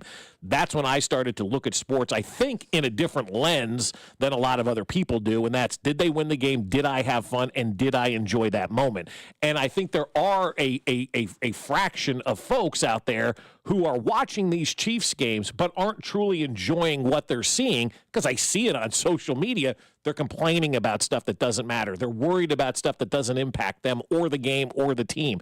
You're forgetting that this is entertainment, that this is a joy, and Patrick Mahomes is officially the greatest athlete we've ever had in Kansas City. And I know for 60 minutes on a Sunday, 2 hours, 59 minutes, however long a game lasts in the NFL, I'm enjoying those moments because I know that each one that happens is one less opportunity that I'm going to get to enjoy Patrick Mahomes again. And yeah, some of the games are stressful, sure, but that's part of sports. But at the end of the day, you've got to enjoy and realize how much fun we have it right now. And Patrick Mahomes is the reason why we're all having fun watching this Chiefs team, or should take more time to have fun watching this Chiefs team play. I held on to this nugget when you were talking earlier about Tom Brady in the Atlanta Falcons Super Bowl game. You're like, there's a stat, like, what's that stat? And there's one that comes up in this conversation. There's a stat that can't ever be written into a book, can't ever be put out there, that is officially a stat, and that is the Jordan effect, the Tom Brady effect, the Tiger Woods effect, the now Patrick Mahomes effect. You say 28-3, what's the stat of coming back, like doing all that? It's because once it was 28-10, and that team on the sideline, that was Dan Quinn and Kyle Shanahan, were like, oh, bleep. All right, now we got to focus. We can't give them the chance to go up 28-17 because then Tom's going to start doing his thing. And what are they doing? They're worried about Tom Brady. They're not worried about the game. They're not worried about their team. They're not worried about the situation. They're worried about the opposing player that's the best player on the field. People do that against the Bulls. Hey, we've got a 2-point lead. There's 8 seconds left. Whatever we do, we can't let Jordan come off a high screen because he's going to make the shot. He's going to kill us. Oh, geez, he just made the shot. And he did. Every time. Every time. I have to have a 6-stroke lead on Sunday if Tiger Woods is in second place, or I'm going to lose. 5 or less, you're not winning that tournament, because why? You see the red shirt show up on Sunday, and there's just an aurora about that puts some sort of, butterfly effect in your stomach, right? Like there's the quote that I loved on the Tiger Woods doc on HBO where this guy was like, yeah, some people would be like, oh, I want a shot at Tiger on Sunday. I want to take a chance with Tiger on the tee box on Sunday. And the guy responds after a hard pause and goes, the F you do. Yeah. And when you watch these teams play against the Chiefs, there's the Mahomes effect, which is that cerebral assassin effect of like, I'm going to rip your heart out if you give me the opening or the opportunity. Whether you don't think I can, I will, and I've proven it. 13-second game, 2 Super Bowls that he's won, 3 Super Bowls that he's won. The Houston Texans got a little taste. The Tennessee Titans got a taste. The Cleveland Browns, they didn't get the Mahomes effect, but they got a taste. The teams that play Patrick Mahomes that then start to worry we can't give the ball to 15 without any amount of time, right? The Broncos tried, and they got their field goal kick blocked. And when you look at what Mahomes can do to teams late in games, there's always that lingering thought from the opposing team, 15 still on the other sideline, we cannot give him the ball. That's why every single game you see when there's a game in the third or fourth quarter and it's starting to get close and the other team's starting to drive, what's the first thing the camera does? Shoots over to Patrick Mahomes, chewing on his mouthpiece, watching the game like, just get me back in there and I'll make sure it happens. And in the fourth quarter, there's nobody better. It took my dad 3 full years to finally sit back when the Chiefs are down by 10 with 5 minutes left to be like, we're fine.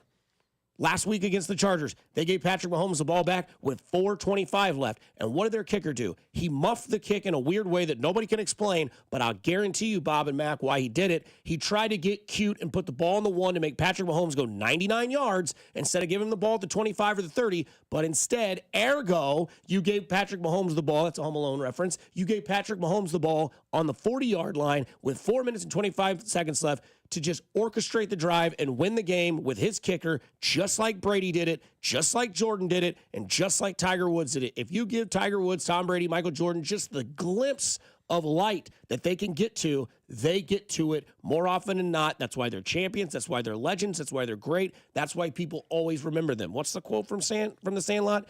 Heroes get remembered, but legends never die. Yeah, right. That's the fact right there. Like in 30 I know years, something about Wendy Peppercorn. and 30 years from now, somebody like me who's going to be 67 years old is going to be like, oh, man, when 15 had the ball back in the day, man, your butthole puckered if you were on the other side of the fence. And that's the way it is. That's how greats do it.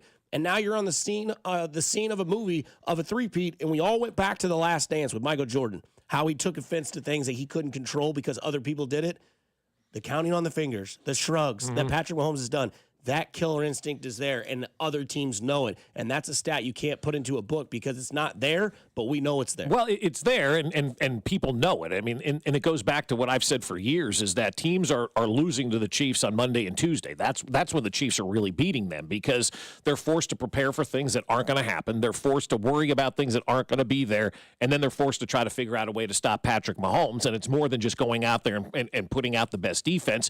You have to think, okay, how do we keep the ball away from Patrick Mahomes? And you have to do things differently in your game plan and during your week leading up to a game against the Chiefs that you don't have to do against anybody else. And that's why this team is able to win, because these other organizations have to spend so much time worrying and planning for things that they don't have to worry and plan about when they face every other team out there in the NFL. And so the Jordan stuff, it's interesting, it's neat, but you know what? When are we going to get past that? Because Patrick Mahomes right now is the greatest star in America's greatest sport. When is it time to say, you've surpassed Michael Jordan or you surpassed Tom Brady, and everybody now is going to be compared to you? Is it number of championships? Does he need 6 rings or whatever? Because I do think what Patrick Mahomes is doing now in the NFL, I know people are going to go, oh, hyperbolic, but it's, I think, more impressive than what Michael Jordan did back in the 90s in the NBA.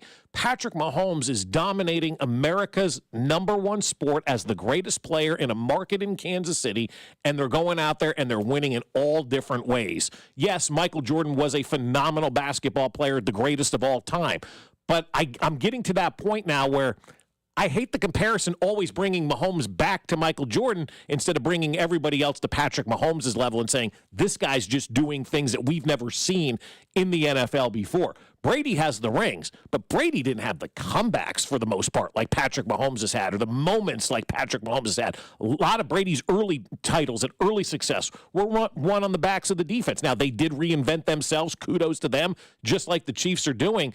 But it was easier to win in the NFL then than it is right now. Brady never had competition in his division. Not one time did they really face stiff competition in the AFC East. The Chiefs right now are facing an AFC West that has 3 of the 4 teams going to the postseason. They're playing tough competition every single Sunday. So I'm getting to the point now where it's time to start separating Patrick Mahomes from everybody else and saying, look, this guy may be on a planet all his own when it's all said and done. Coming up on the other side, we get into Max Packs, Bob's Bottom Feeders, and Mark Gastineau? I don't know. We'll figure out what that is on the other side here on 96.5 The Fan, your home for Kansas City Sports. You're listening to Fesco and Dusty on your home for Kansas City Sports. 96.5 The Fan.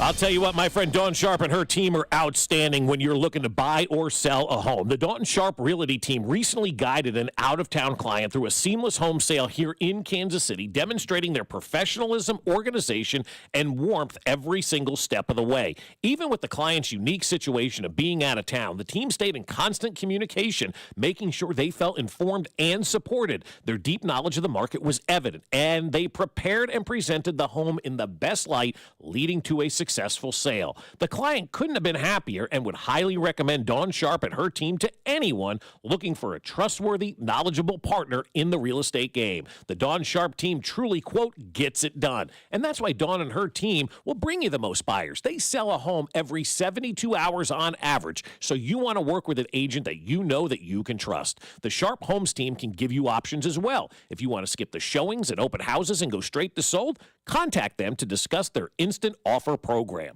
Contact the only agent I would trust if I needed to sell my home. It's Dawn Sharp with the Sharp Homes team, brokered by Epic Realty. Google them, Sharp Homes team, and you can see from over 200 five-star Google and Zillow reviews and understand why in the last 12 months, Dawn and her team have sold over 120 homes. Or you can visit them at homesforsaleinkc.com. That's homesforsaleinkc.com and start packing. Men, we hear it all the time. A man comes in to get his erectile dysfunction treated, and very soon thereafter, he tells us that his relationship is renewed. This is Jeff for Heartland Men's Health, and you should know that ED doesn't just affect you, it also often affects your partner. They can feel undesired, unwanted, they may even feel like you don't love them anymore. At Heartland Men's Health, we've successfully treated thousands of men for ED with protocols that have success rates well over 90%, which means if you're like most men, we can get you back to the guy you used to be. You could even last up to an hour or more and find you're performing like you haven't in years. So call us today and give your partner the gift of renewed love. Your first visit is only $99 and includes blood work, a medical consult, and if medically advised, a test dose. And if that test dose doesn't work in our office, your visit is free. Call 844-447-6600. That's 844-447-6600 or go to heartlandmenshealth.com. That's heartlandmenshealth.com. Heartland Men's Health, a Promenic restorative health practice. It's your last chance to snag Dell Technologies' lowest prices of the year before the holidays. The future is on sale today with limited time deals on select PCs like the XPS 16 that accelerate AI with Intel Core Ultra processors. This is their biggest sale of the year and the best time to upgrade, but it's only here for a limited time. Shop now at Dell.com/deals. That's Dell.com/deals. This is a story of the one. As a maintenance specialist for university housing, he knows college students can major in wear and tear. Plus, housing so many students doesn't leave a lot of room to house all the supplies he needs. That's where Grainger comes in. With over 1 million industrial-grade products and fast, dependable delivery, Grainger carries the quality products he needs so he doesn't have to. From a new door hinge to a whole new faucet. Call, click Grainger.com, or just stop by. Grainger, for the ones who get it done. I'm at the movies, asking people if they'll switch seats with me for $574. Here, take mine. So what about $574 if you switch your home insurance to Allstate? Too much work. Not if you call them. They handle the switching. Now, that's a plot twist. Shh. Check Allstate first, and you could save hundreds on quality home insurance today. You're in good hands with Allstate. Not available in every state. Based on the national average annual savings for new home insurance customers surveyed in 2023 who switched to Allstate and reported savings. Savings vary. Pro Paint Days are back at Lowe's, and that means limited time savings on the paint pros need. Right now, save $15 on 5-gallon pails of HGTV Home by Sherwin-Williams All-Purpose Power Primer. Plus, get it delivered to your job site with free same-day delivery when you order by 2 p.m. Visit us in-store or online today, because Lowe's knows paint. Lowe's knows pros. Valid through 12/20. Delivery by 8 p.m. Subject to driver availability. Additional terms apply. See Lowes.com/same-day delivery for details. O'Reilly. Need parts now? O'ReillyAuto.com can help. Need them fast? O'Reilly is fast. Whether you choose in-store pickup, same-day home delivery, or next-day home shipping, we've got you covered. Get more parts your way at O'Reilly Auto Parts. O'Reilly Auto Parts. Okay, so that's with bacon, cheese, lettuce, tomato, grilled onions, ketchup, and hold the pickles. You know what you like. You wouldn't order your burger just any way. Why should your sports talk be any different? With Chapters on the free Odyssey app, you can choose the topics that matter to you most. Whether it's reactions, matchup previews, injury updates, or team news, quickly find what you really care about. Your football talk, your way. Download the free Odyssey app and start listening today. You're listening to 96.5 The Fan from the Mission Plumbing, Heating, and Cooling Studios. Here's traffic, brought to you by DM Injury Law. Have you or a loved one been in a car wreck? Contact DM Injury Law today and get the money you deserve. Car wreck? Remember, Mike's got this. On the Missouri side, 71 northbound, just a bit sluggish from 87th up towards Gregory. 70 westbound, a little slow, make your way past 40 Highway over towards the Blue Ridge cutoff. Alan Carr, 96.5 The Fan, traffic.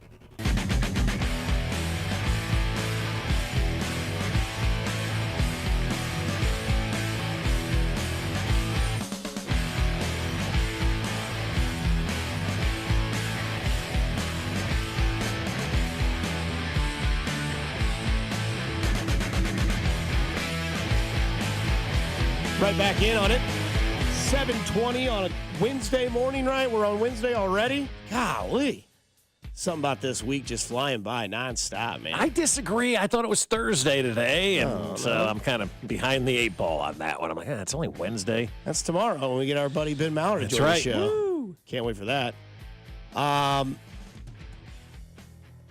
watched like a really cringy video yesterday, and I sent it to and I the only one I really was like, oh God, what was that about? I watched it 3 straight times, and I sent it to you guys in our text group, and I was like, what did I just watch?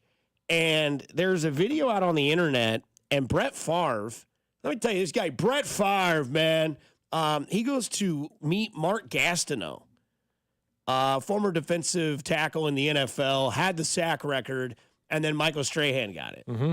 And Favre comes over 20-some years ago now. Right. And Favre, in this video, and I'll play you the audio, goes over to like shake his hand, and that's where the video and the audio takes place. Now you tell me. We met a long time ago. At least I saw you. Right. How you doing? When you fell down for him. I'm going to get my sack back. Been crying? I'm going to get my sack back, dude. You probably would hurt me. Well, I don't care. You hurt me. You hurt me. You hear me? Yeah, I hear you. You really hurt me. You hurt me, Brett. We got to get back to this, Brett. I'm sorry. Okay. Yeah, dude. So, like, I watched that, and I'm like, is this real? Like, is this like a prank? And it's bizarre because, like, Favre goes over to, like, shake his hand. No chance. Doesn't even, Gastineau doesn't even, like, lift his hand to shake it. And don't blame him. But anyways, and then Favre's like, yeah, we met once. Or I say, yeah, whatever. You hurt me. You hurt me. Mm-hmm. You took my sack and you hurt me. Right. This guy has gone to bed every night thinking about what he was going to say to Brett Favre. We And he did. met a long time ago. At least I saw you. Right. How you doing? When you fell down for him. I'm going to get my sack back. I'm going to get my sack back, dude. You probably would hurt me. Well, I don't care. You hurt me. Oh, God. You hurt me. You hear me? Yeah, I hear you. You really hurt me. You hurt me, Brett. We got to get back to this, Brett. We got to go, Brett. We got to bail. You got to get out of here. It's like running into an ex at the bar. Your buddy's next to you, and she starts crying. You're like, I just miss you.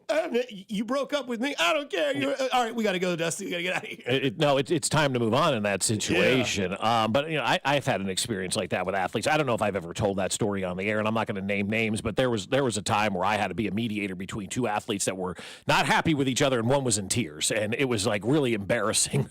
And it was years and years ago, and it actually happened on these airwaves. And then there's an apology that had to be issued, and one was crying, and I was like, okay, these are grown men. Mark Gastineau, look, man, I don't know if he has CTE, if he's struggling with life after football. A lot of athletes do struggle with life after football, but records are broken all the time in the NFL. Records are broken all the time in baseball and hockey and basketball. It happens. Records are made to be broken, is the old saying.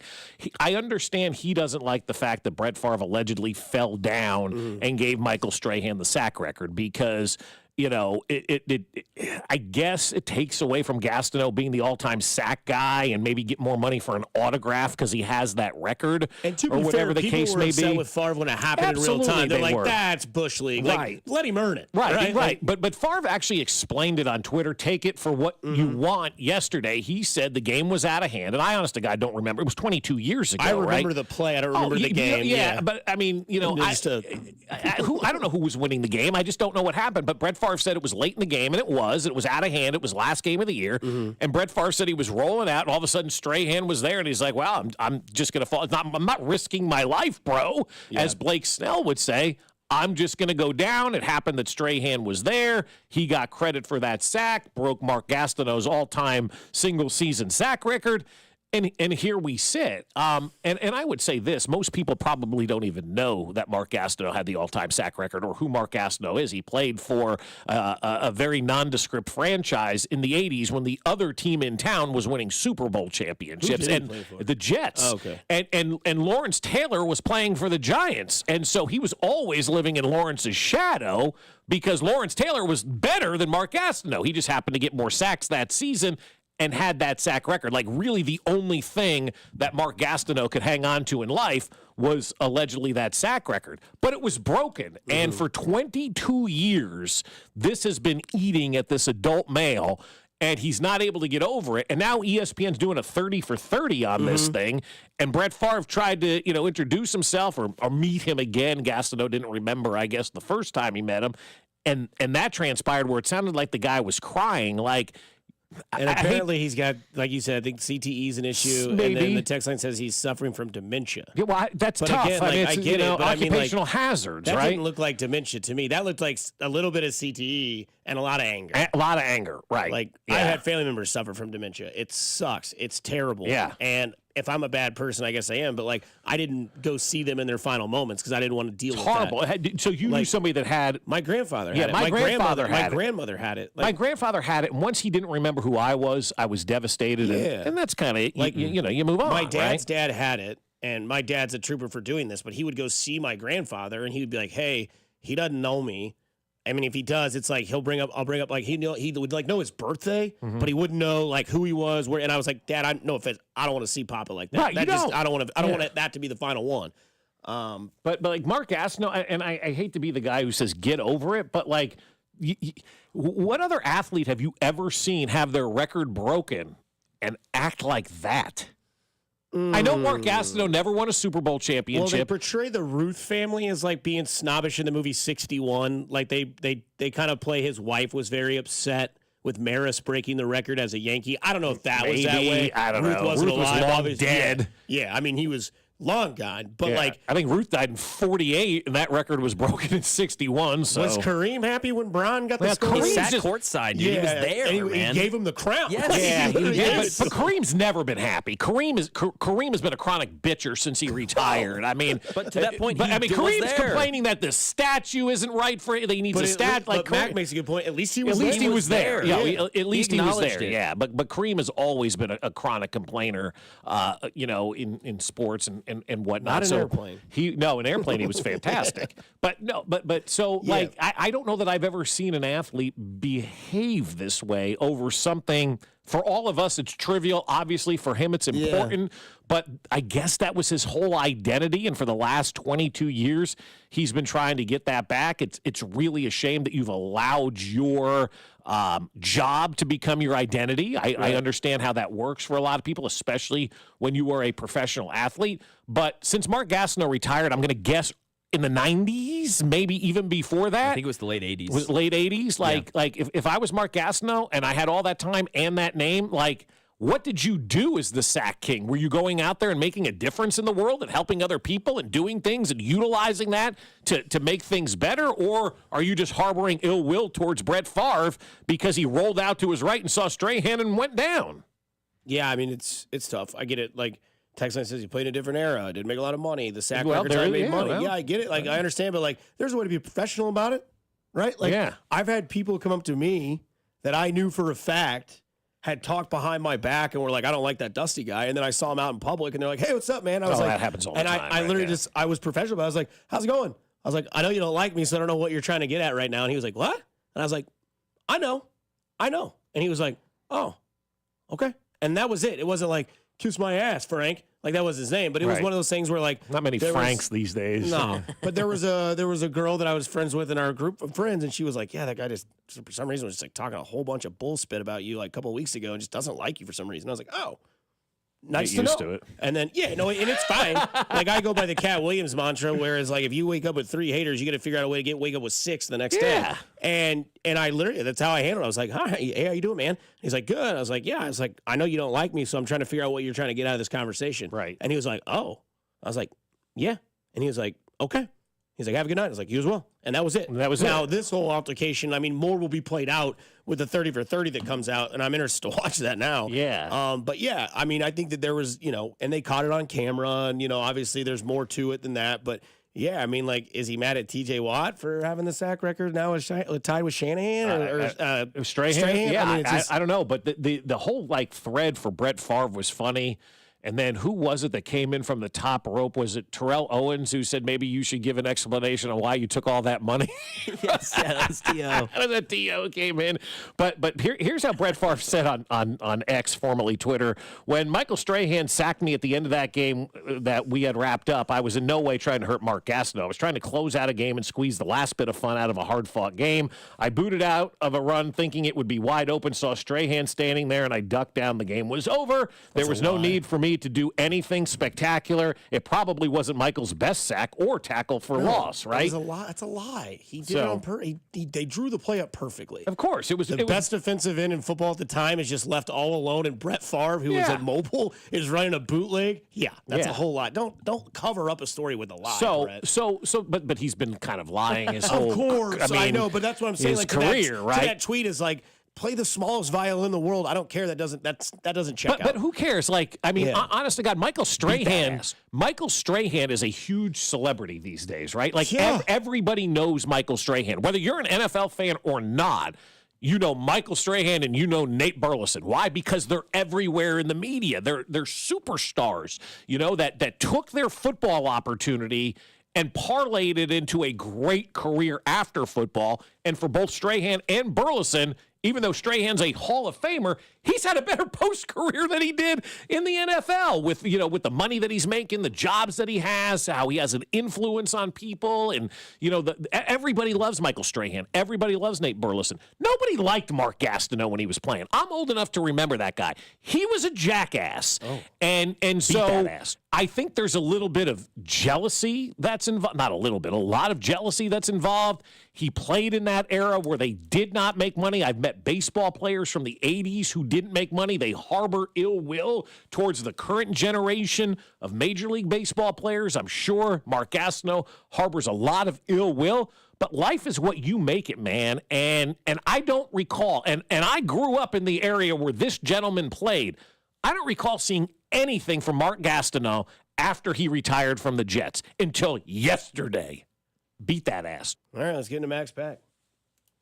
It's time for Max Pack.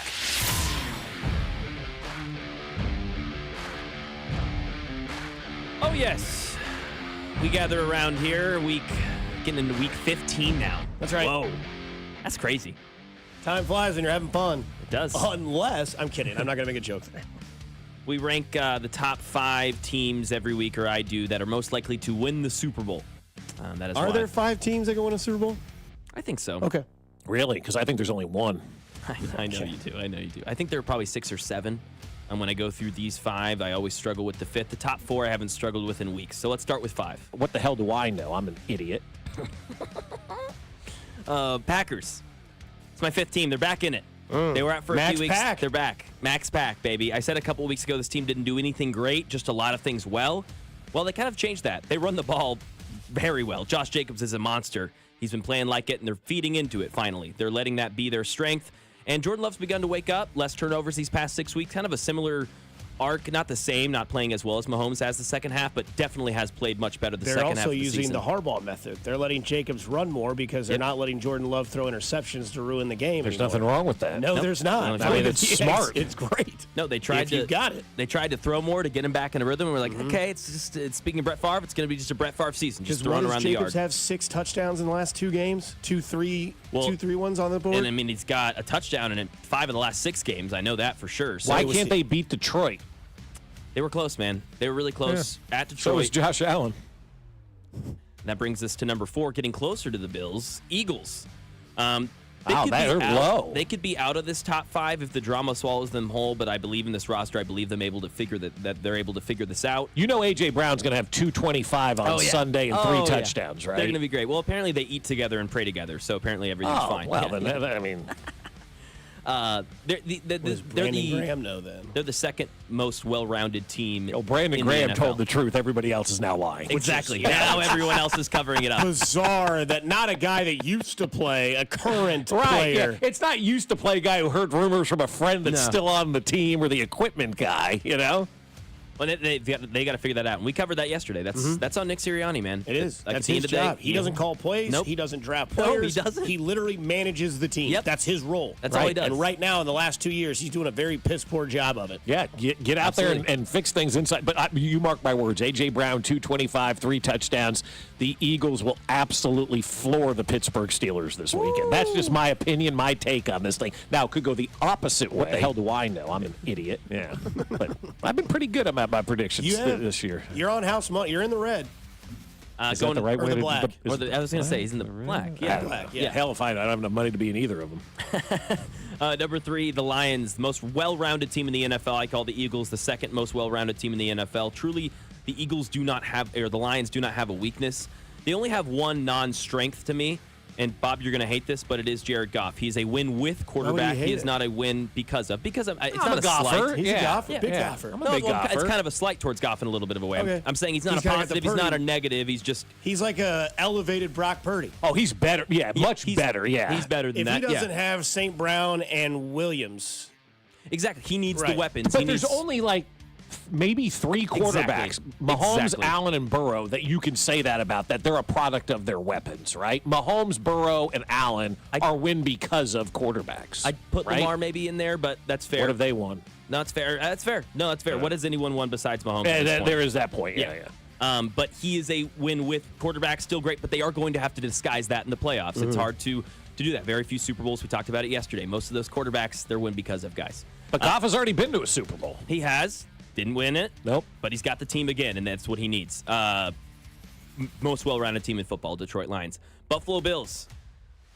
I know he didn't win the game, but this is the only quarterback in the league that I look at the game down 38-14, other than Mahomes, and I say, okay, this game is not over. They have a chance to come back. I'm with you on that. Yeah. There was no chance that game was over 38-14. None. Any other team, any other quarterback, I'm like, cool, next channel. Right. None. No, that game was still very much in doubt. Very much. He's the only quarterback that makes me go, oh, shoot. Nope. Yeah, no, because the other guy is ours. Yeah, exactly. No, Allen can do anything and everything. He can do it all, but he's got to win the game. He did not do that, and he's not going to eclipse the number 1 team, which is the Kansas City Chiefs. Nice. We talked about it yesterday on After Hours a little bit about what this team, we talked about it on this show too, but more in depth about what this team's clicking looks like, when it's going to happen. Producer Nathan Williams brought up a good point. Like, hey, man, this is all going to work out in January. I was like, you're right. The only thing I want to see click before January that I think matters is the deep ball. It's the one thing I want to see work a couple of times before January. Got to have a left tackle, as Dusty just said. I agree. So I agree. That's you ain't going to see that. Just remove that from your equation. You're not going to need the deep ball in January. You're not throwing the ball around in snow that deep. No, you need explosive plays. You might get it once and you might explode, but you'll get it. I need it once, man. I'm in high school again. Need explosive plays to win the Super Bowl. There's no question about that. That's Max Pack. He goes Packers 5, Philly 4, Lions 3, Bills 2, Chiefs 1. On to Bob's bottom feeders. All right, this is where I take a look at the 5 teams I think just suck ass. And so I'm going to start with the Chicago Bears are on that list for me. Oh, no. I'm just not a buyer in that franchise. Ownership sucks. They don't have a head coach. They haven't had a head coach since they let Matt walk out the door. They've got a quarterback that is allegedly good that they're ruining before our eyes, and they put up 4 total yards of offense in the first half against San Francisco. Welcome to the ass list, Bears. Following up them on the ass list are the New York Football Jets, Jets. They lost again. They're officially eliminated, They guys. are officially Now. eliminated, right? Yeah. Took longer for the Jets to be eliminated than for the Chiefs to clinch a playoff spot, And the right? quarterback's worried about drones. Yeah, but my parents are too. If I get an email or a text from them daily about these drones that are flying over their house. Jersey's drones. I mean, I don't know what's going on there. Every day it's about these drones are shoot that flying damn thing over. down. So they've talked about issuing a state of emergency in New Jersey, no drones allowed, and see what happens. But this drone thing in Jersey is wild, man. Number 3 on the list, the Tennessee Titans come in on that list. I mean, they what was that? Embarrassing. Yeah. What was that? Part of your cover, too. I mean, yeah, it was. I wanted to see what happened. And you got it. I got it all right. Oh, yeah. Nothing. The Raiders. The Raiders are number 4 on this list, which is essentially number 2 on the terrible list because they're officially eliminated. And then the team with the largest pile of ass, the Giants. You had a banner fly over the stadium. You had tickets available for $6 online. You literally do not have a quarterback on the roster. And you had a woman in the crowd from OnlyFans flashing herself. And that was set up by one of the players on the team. I mean, it is as good as you can possibly get with all the off-the-field stuff. The woman flashing was also the same woman who dated Antonio Brown the night before he quit football. So she's got herself a hell of a track record. That some player on the Giants left her ticket. She showed up, flashed the crowd, and here we sit. So this week's pile o' ass are the Giants. Coming up on the other side, we give a thought process of a list of top 50 shows of all time. We'll bring them up for you as well. Have a little fun at the end of the 7 o'clock hour before we get going in the 8 o'clock hour on Fesco and Dusty on 96.5 The Fan, your home, Kansas City Sports. You're listening to Fesco and Dusty on your new home for Chiefs football. 96.5 The Fan. Well, I'll tell you what, if you're waking up this morning with some shoulder pain or back pain or knee pain or whatever kind of pain you have, you don't have to deal with that pain anymore, and you don't want to start the new year in pain. So take action now and get the pain relief you deserve for 2025. Call my friends over at QC Kinetics and say goodbye to shoulder and back pain. QC Kinetics local medical professionals are waiting for you. Their advanced protocols in regenerative medicine have helped tens of thousands of people, and we're talking about lasting relief.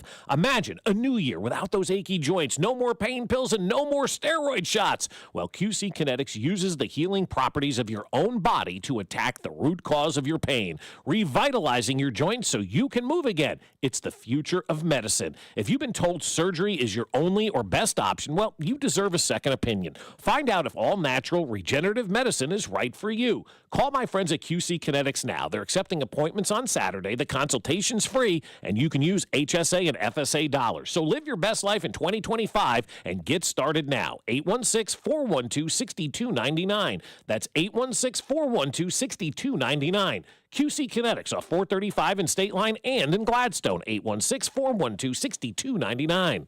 The holidays are happening at Diamonds Direct. Still rushing to finish your holiday shopping? Don't worry, we've got you covered. This weekend only, it's our last chance sale with 20% off virtually everything. Earrings, bracelets, pendants, and more. Plus special financing options up to 5 years. But don't wait, this is your final opportunity to find the perfect gift at the best value before the holidays. Plus special designer appearances. Visit us during extended holiday hours or shop online and pick up in store. Our 20% off last chance sale ends Sunday. Learn more at diamondsdirect.com. Pro Paint Days are back at Lowe's. That means it's time to save big on your next job. Right now, get your choice of 5-gallon pails of Valspar Signature Ceiling Paint or HGTV Home by Sherwin-Williams Flat Ceiling Paint for just $148. Plus, get it delivered to your job site with free same-day delivery when you order by 2 p.m. Lowe's knows paint. Lowe's knows pros. Valid through 12/20. Delivery by 8 p.m. Subject to driver availability. Additional terms apply. See Lowe's.com/same-day delivery for details. Welcome to TGL presented by SoFi. Golf's newest league, live on ESPN and ESPN+. It's 2 hours of hammer-dropping, overtime forcing, playoffs on the line golf. Tiger, Rory, and more of the best from the PGA Tour split into 6 teams. Learn more at TGLGolf.com. And tune into the inaugural season beginning January 7th. Keep up. It's golf. It's football season, and now you can get anything you need for game day delivered with Uber Eats. Well, almost anything. You can't get a running back, but baby back ribs? Yes. Uber Eats, official on-demand food delivery partner of the NFL. If you love to travel, Capital One has a rewards credit card that's perfect for you. With Venture X, earn unlimited double miles on everything you buy and turn everyday purchases into extraordinary trips. Plus, receive premium travel benefits like access to over 1,300 airport lounges where you just check in and chill out. Open up a world of possibilities with Capital One. What's in your wallet? Terms apply. Lounge access is subject to change. See CapitalOne.com for details. Okay, I have to tell you. I was just looking on eBay where I go for all kinds of things I love, and there it was. That hologram trading card.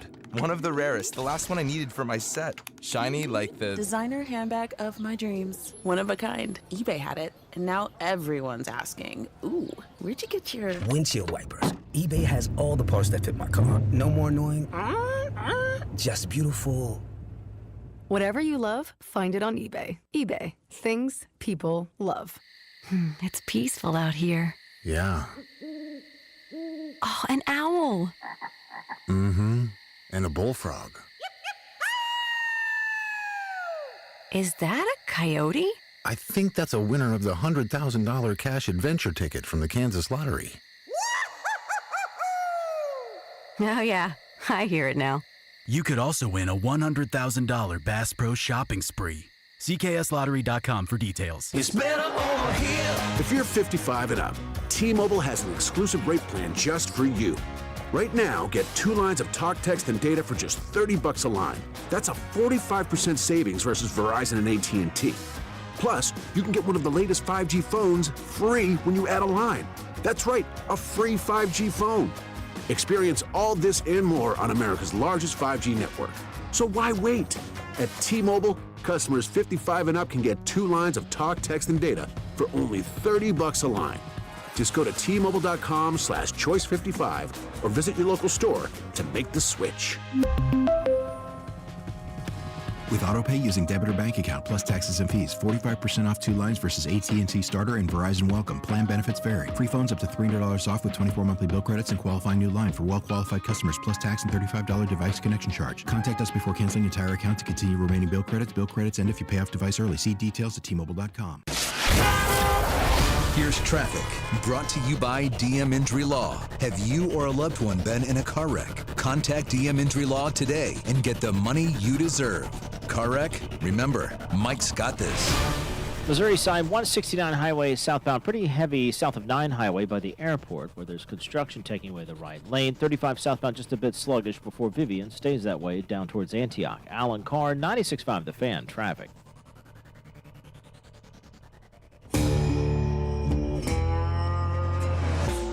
No, you clearly don't know who you're talking to, so let me clue you in. I am not in danger, Skylar. I am the danger. A guy opens his door and gets shot, and you think that of me? No. I am the one who knocks. Probably the greatest quote of the entire show right there. That is Breaking Bad, Walter White, played by Bryan Cranston. That quote or the one that he tells Hank in the garage. I don't even know you, Walter. If you, in fact, do not know me, then I insist that you tread lightly. Big Bad Hank and the weak, sick scientists. Don't mess with that, man. We bring this up because Time Capsule Tales on X tweeted out ranking the best TV shows of all time. Big TV show guy over here. In fact, in the top 10, I've seen 9 of them. But they have a ranking, and I'll give you the top 10 again. You can find this on Time Capsule Tales. I'll retweet it, so if you follow me at Dusty Likens, you can see it. But it's always great to see like what people or what the world, I think. I don't really care about like a lot of people's sports opinions, but I do like a lot of like movie, TV show, and music opinions. Number 1 show of all time, according to this post, Breaking Bad. I agree. Number 2, Game of Thrones. Number 3 is Chernobyl. I never saw Chernobyl. What is that? Very depressing about the nuclear crisis in Russia. Yeah, I mean, I just honestly, I've never heard of that show. It's brutal. Is it? It's brutal. Strong stomach to watch that show. Sopranos, number 4. Yep. Band of Brothers, number 5. The Wire, number 6. Great show. Surprisingly here, but not mad about it. Better Call Saul at 7. Great show. Stranger Things at 8. Final season getting ready to come out. And number 9, Sherlock, very underrated. Very underrated show. And then Peaky Blinders is in the number 10 spot at top 10.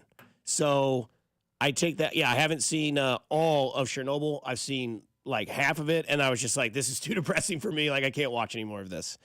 But is there any disagreement there in that top 10 of your top? Well, I mean, look, I've only seen 4 of the top 10. I'm a terrible show watcher. We've been over this before. But no, Breaking Bad to me is the greatest television show of all time. Now, I would put Seinfeld higher on the list than where they had Seinfeld, but that's just me. They had him at number 30 on the list. The Office at number 17. I probably would have that higher as well. Were you surprised at where Seinfeld landed? I was a little surprised it was that low 30th. on the list, but then I also thought to myself, look, I mean, it's 30 years, you know. Time has evolved. Time has changed and whatnot. But then you look at number 11 on the list. It's The Twilight Zone from 1959, and that's still making it up there and still remaining. Never seen a episode. I haven't either. I know. It's not my thing. Like, I'm not a sci-fi guy. I love it. Oh, really? Yeah, none of that stuff. I just don't like it. Like the only sci-fi movie that I enjoy is Back to the Future. Terminator or Terminator 2? Okay, you want to consider that sci-fi, I guess? What would it be? I don't know, like action. It's like an thriller, action sci-fi. It's yeah, like a thriller. Yeah, I that get kind you. of stuff. Like, I'm thinking sci-fi, like Star Wars, not a fan? I guess that's fan. I don't know if that's like. I don't know if that's necessarily sci-fi. I guess it is, maybe. You know, but like I liked it as a kid. I don't really care for it now. You know, that kind of stuff. I'm a 30-minute sitcom guy. I'm a 90-minute comedy, and that's who I am. And I'm not going to change. And if somebody's going to say something's good, great. You enjoy that. It's just not for me, right? You like a rom-com and a drama series. I do. Yeah. Like, give me Love Actually every day of the week, man. Love that movie. Give me Home Alone. Give me National Lampoon's Vacation, Christmas Vacation, all that kind of stuff. Like, that's how I'm wired. And so, and the fact that I think Breaking Bad is the greatest show on television, I love Better Call Saul, love The Wire, love The Sopranos. Like, that kind of doesn't fit my genre of who I really am, but that tells you how good those shows were, that shows like that can capture me, who have really no interest in anything outside of a 90-minute comedy or a 30-minute sitcom, you know, in my life. So I think that says a lot about how good those shows were, that I was captivated by those shows, those 4 shows that I just named there. But, I mean, I don't know if anything ever going to be Breaking Bad for how great a TV show it is because, again, I watched it during COVID, but I lived that show. I mean, I've sent you the pictures of me being Heisenberg with the bacon stuff. And, like I felt like I was in that show. Like, it was my life. That's how invested in Breaking Bad I was. And when it ended and he died, I felt emptiness. Spoiler alert. I didn't say who died. I just said he died. You don't know who I'm talking about. But I felt an emptiness when that show ended, when it was done. Thank God El Camino was out and Better Call Saul was out, because I just rolled right into all of that. But I never felt like that emptiness before when a show was finished. I could have gone with that El Camino. I kind of like the way it just tied everything up. Like, closure. Exactly. And I needed that. Same, I did too. I needed the closure that El Camino provided after Breaking Bad was done. My buddy Sean said, where's Entourage on this list? Not on the list. Not on the list. And I love that show too. Neither is Dexter, which I thought was a miss. I know the last 3 seasons of Dexter were terrible, but Dexter not on the list. Entourage not on the list. Yeah. I haven't seen, once we get out of the top 10, there's a lot I haven't seen. Like The Last of Us, I get it. A lot of people love that show. I like it, but I mean, like the first season kind of ended slow. What's Heartstopper? Never seen heard of that one. Yeah, there's probably 10 I haven't heard of on this list. You could take Lost off this list.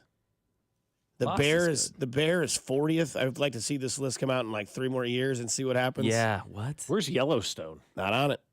Damn. Battlestar Galactica. I think Dwight Schrute would like that. Mad Men, fantastic, very underrated, on 21st on their list. Fargo, I don't know if you guys have watched Fargo. You guys haven't watched Fargo? Mm-mm. I've heard great things. My God. My dad loves it. Oh, my God. Dude, do you have anything on tonight? There's not, right? Well, I got After Hours, but after that's right. Yeah. Watch Fargo season 1 and let me know. Okay. Billy Bob Thornton's in it. Fantastic, dude. It is awesome. Are we talking 30-minute, hour? What are we? They're like 45. Okay. It's like a series. Gotcha. Yeah, and yeah. it takes, and they're all different, but they're all kind of the same, if that makes sense. Like they're in different eras. Oh, okay. And the last season they did of it is based in Kansas City, and Chris Rock plays the lead in a drama. Damn. A lot of people hated it, but I thought it was fun to see Chris Rock out of his shell. A lot of people also hated season 2 of The Wire. It was terrible. I love season 2 of The Wire. I thought that was great. I liked the doc stuff. The Greek? Also because I grew up around a lot of that. I've got friends. I mean, like, so I could kind of. I just thought it was kind of easy. But it's also one of those things where, like, season 1 of The Wire was so fantastic that it's like, good luck.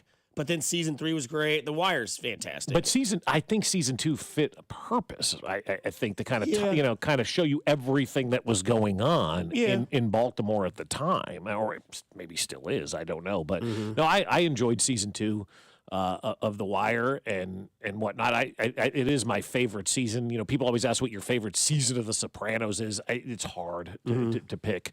You know, I mean the development of characters, like. I mean, where was Sopranos on the list? It was like top 10. It was 4. I was just saying, it could be higher. I mean, for me, it's higher, obviously. I mean, you probably put it over Game of Thrones. I think a lot of people do. I think a lot of people are kind of like in your boat where it's like dragons and princesses and all this stuff. Yeah, that's not my thing. I never saw it. So, I mean, maybe I should give it a chance. But again, it's not my thing, you know? I mean, the way it captivated an audience. And then now that the creator of it, George R.R. Martin, is refusing to release and write Winds of Winter is just an absolute blank storm. Why? Because, dude, he could have it done, and he doesn't do it. It frustrates us all. Us that read the books, like, write it. Get in a room and just tell these writers to type, and you just give them the plot. Like, all you got to do is, it's like, what are you doing?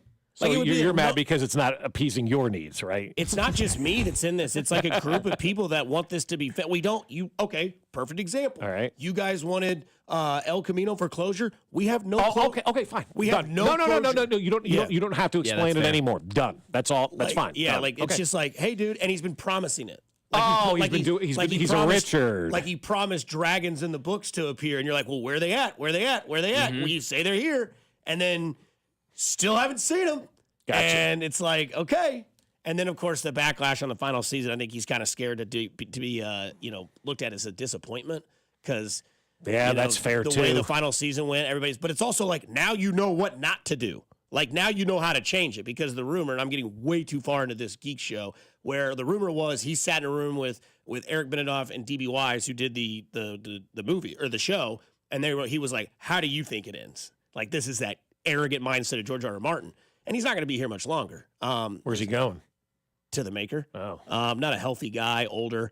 But he sat in a room. He said, how do you guys think it ends? And they gave them their ideas. He's like, you're close. You're close. Go ahead and go with it. And then it was just a catastrophic disaster of a final season. Everybody hated it, also because it ended. Has anybody really liked the finale, though? I mean, like I like the Sopranos finale. Oh, like a lot of people hated that it just went white. And it was like, what? I'm like, you have to know. Like if you watch the show, you have to know.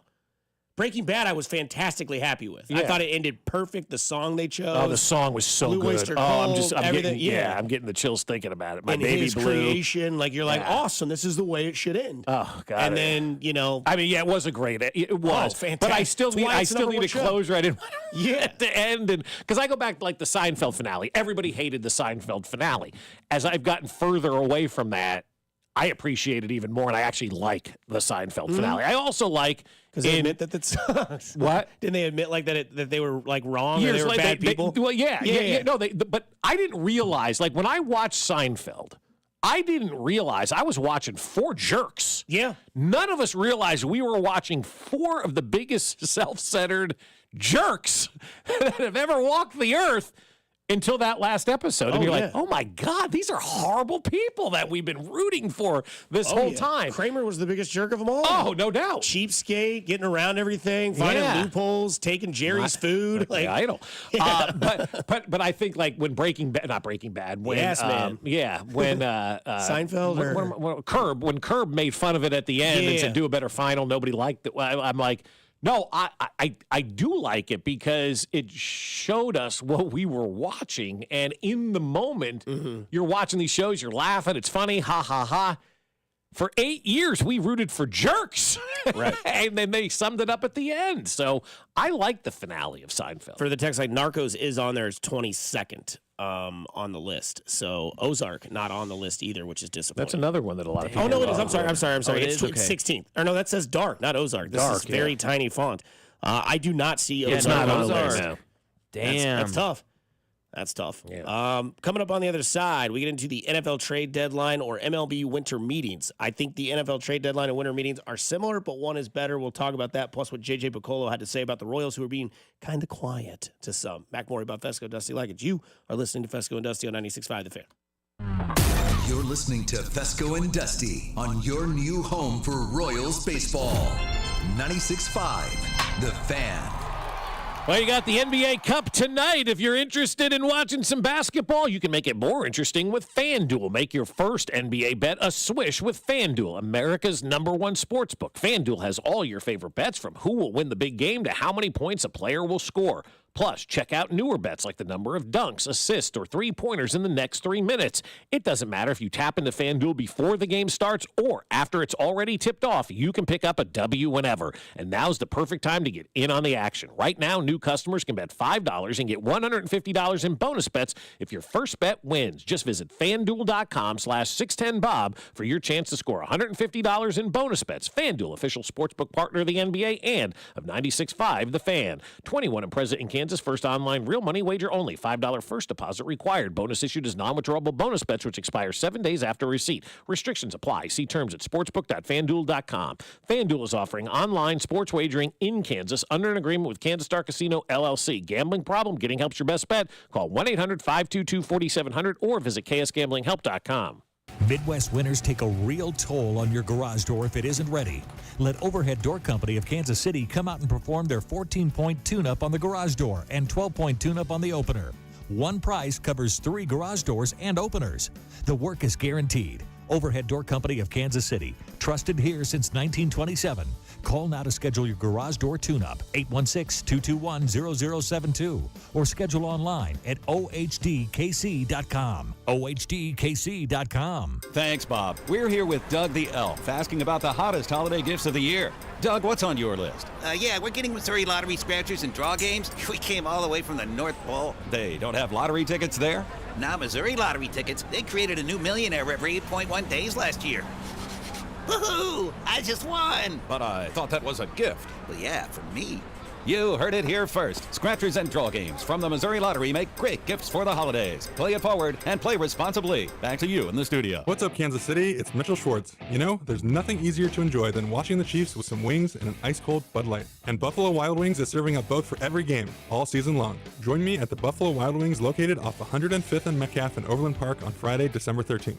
I'll be there with the crew from 6 to 8 p.m. celebrating the back-to-back Super Bowl champs while eating some wings and drinking $5 Bud Lights. Nothing easier to enjoy than that. Bud Light. Easy to drink, easy to enjoy. For more details, go to 965thefan.com. Enjoy responsibly. Anheuser-Busch, Bud Light Beer, St. Louis, Missouri. Booth Creek Wagyu, KC's premier Wagyu beef meat market, has even more convenient ways for you to shop. In addition to their location at 135th and Metcalf, they're opening soon at 95th and Knoll. Everyone deserves to elevate their beef. Whether you're looking to wow your family with an unforgettable roast this holiday or impress your friends, neighbors, and coworkers, their Wagyu experts are ready to help you pick out something unforgettable.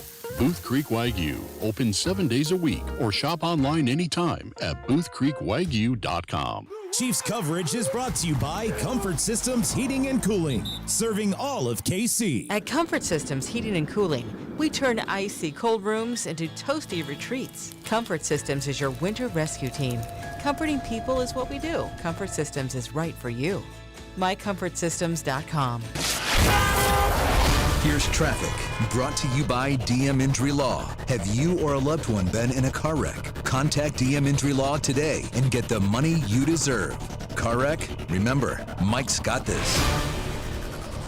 Brought to you by Jay's Southland Tow Service. Kansas side, 35 northbound, slows past Shawnee Mission Parkway, stays pretty heavy up past 635, and then sluggish up towards Mission with construction in the right lane. Having unexpected car trouble or just in a car accident, call Jay's Southland Tow Service 816-779-4869 or southlandtow.com. Use the tow service trusted by most local police departments. They can do it all, so be in the know and call Jay's Southland Tow. Alan Carr, 96.5 The Fan, traffic.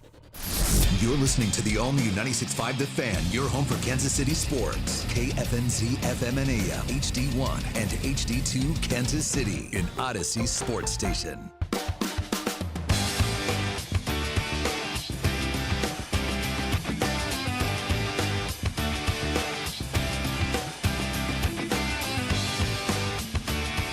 Right back here on 96.5 The Fan, your home for Kansas City sports. Chiefs football, Royals baseball, K-State athletics.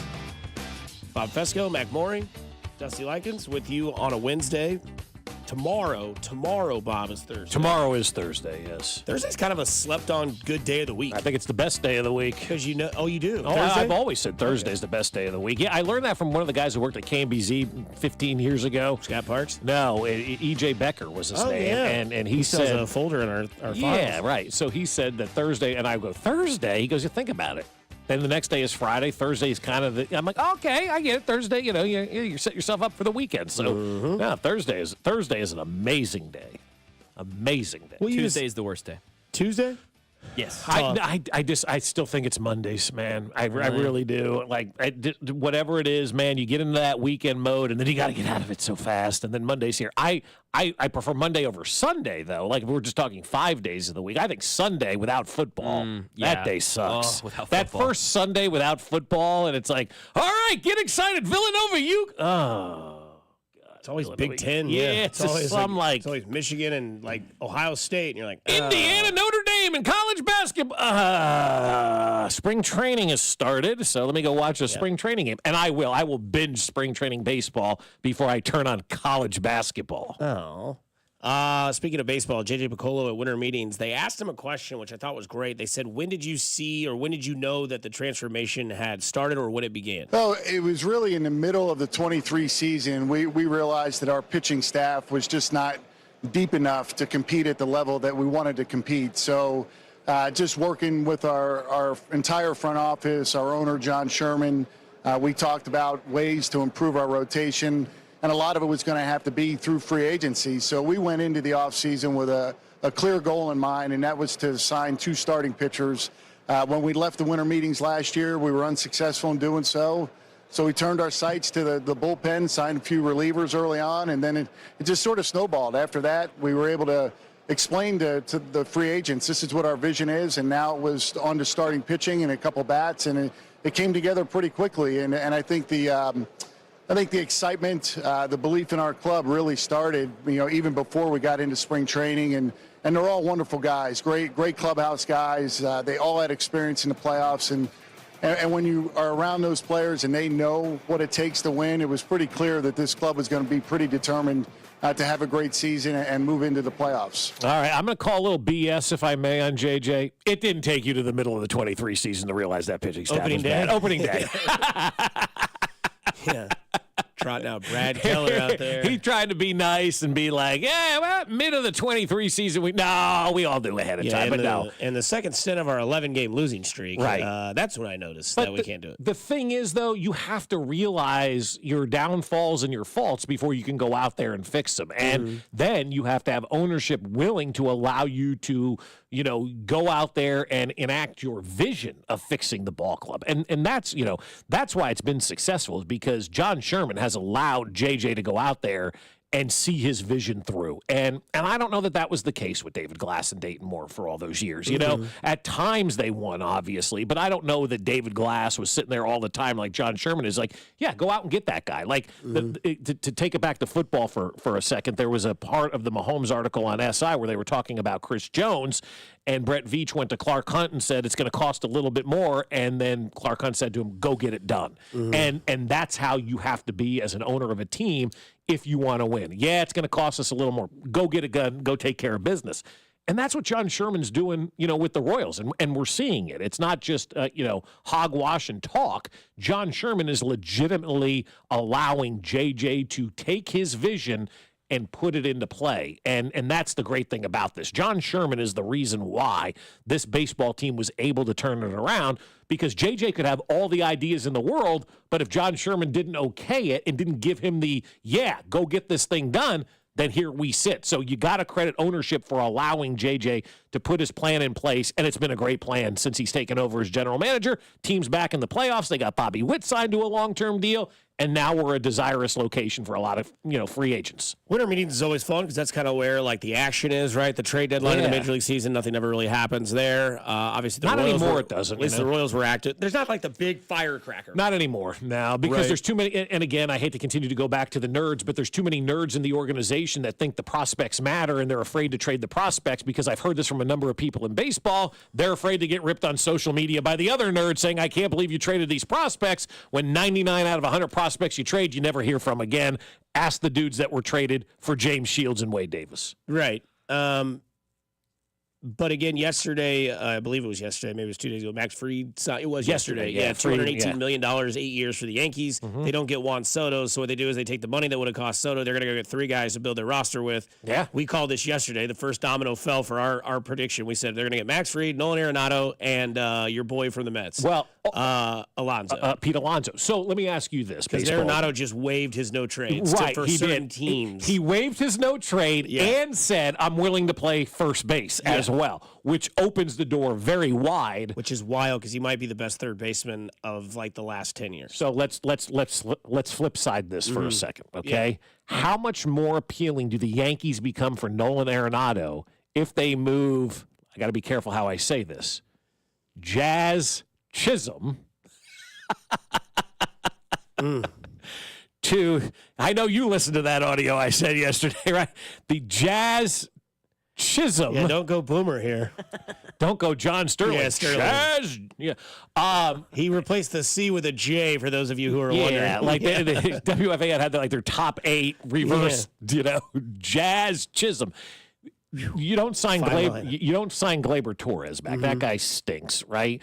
So Rizzo's gone. Rizzo, didn't he sign with the Pirates, you said yesterday? It sounds like he's going to go to Pittsburgh. What kind of letdown is that? You were a Cub, you were a Yankee, and now you're a Pirate? You get to play in the coolest stadium in the world. You do. There is that. I don't want to be a Pirate.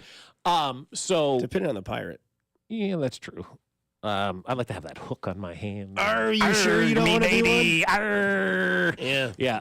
So. And you get to seize the booty all the time. You do. Yeah, I love Pirates booty. That's why the movie's rated R. Uh-huh. Anyway, we're totally off. What were we talking about? Yankees Sports? getting rid of Jazz Chisholm. So they can move Jazz Chisholm to second. Yeah. Get rid of Gleyber, and then you can keep third open for Arenado and first open for Pete Alonso. And then you get Fried, Alonso, and Arenado instead of Juan Soto. Aren't you better off that way? Yeah. I mean, they were really good with Juan Soto last year, so it'd be hard to debate that. But again, you're putting 2 bats in the lineup as opposed to 1, and you get a starting pitcher, and pitching is the lifeblood of this thing. So I don't know. Like Juan Soto, great, grand, wonderful for the Mets.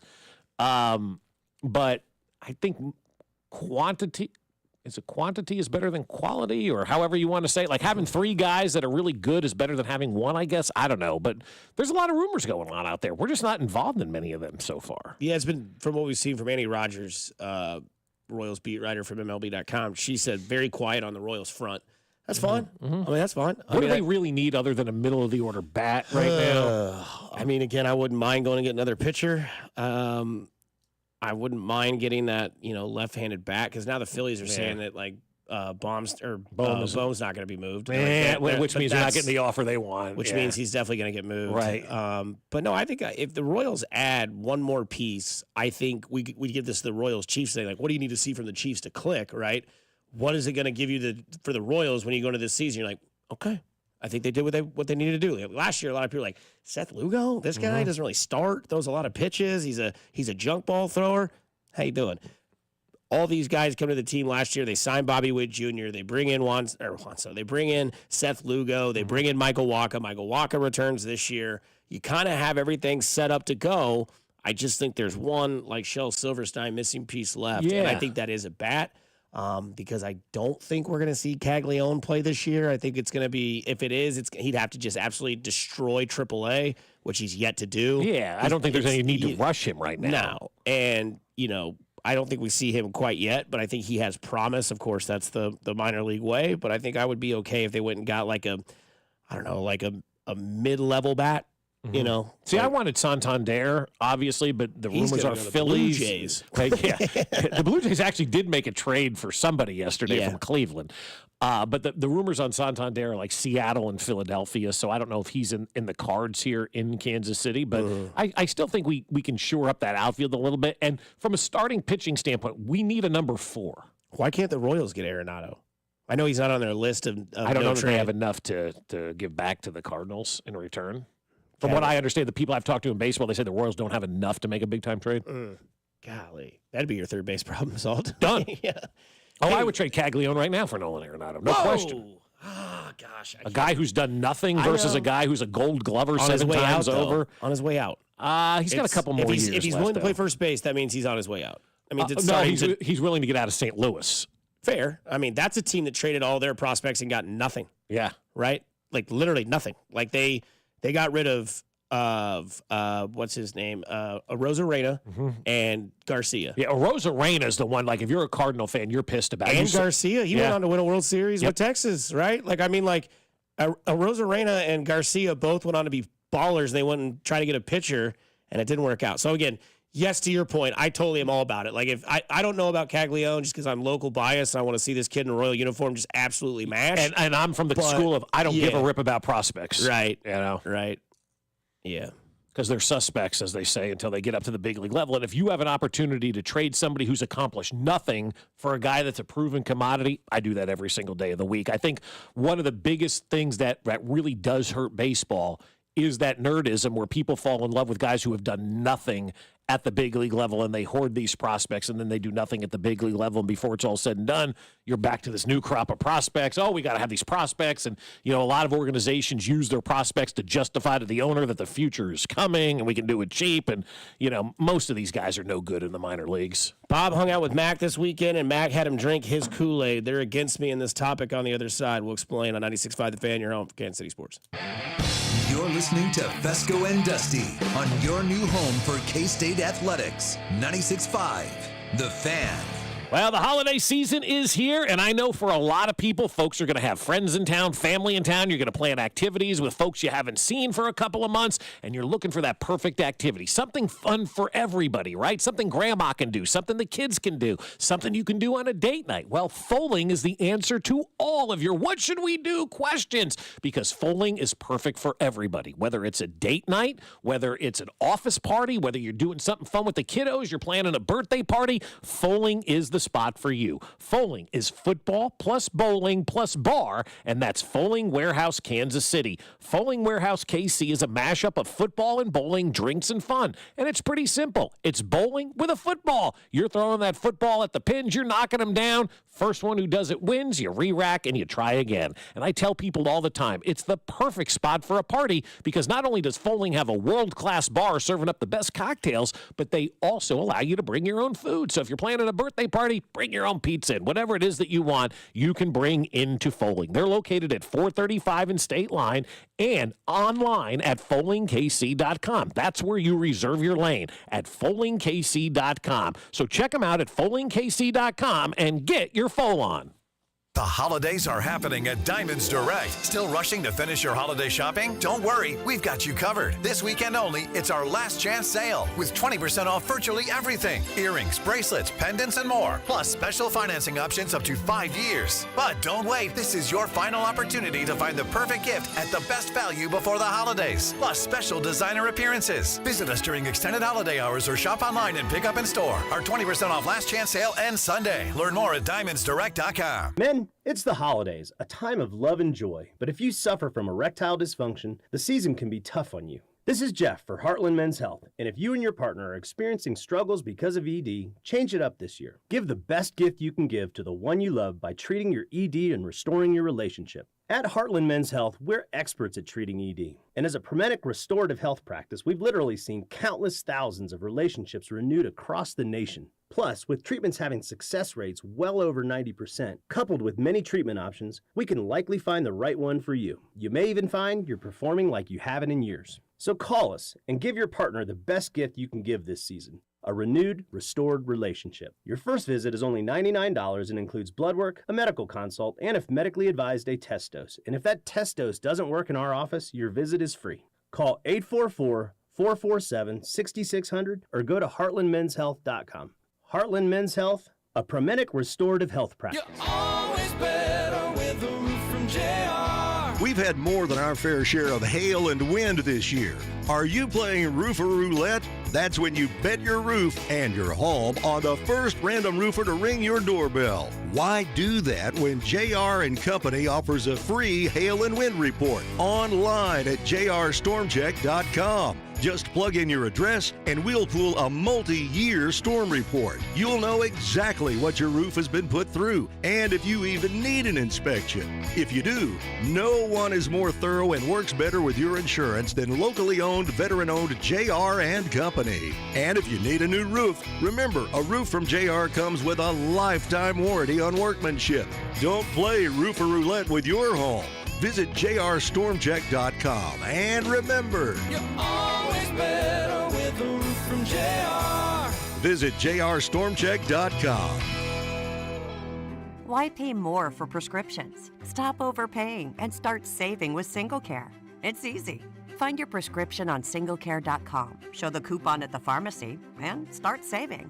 SingleCare works at pharmacies nationwide and is completely free to use, whether you have insurance or not. So the next time you fill a prescription, check SingleCare to make sure you're getting the best price. Take control of your prescription costs. Go to singlecare.com or download the free app today. What's that sound? That's the sound of Downy Unstoppable scent beads going into your washing machine and giving your clothes freshness that lasts all day long. There it is again. It's like music to your ears, or more like music to your nose. That freshness is irresistible. Let's get a Downy Unstoppables bottle shake.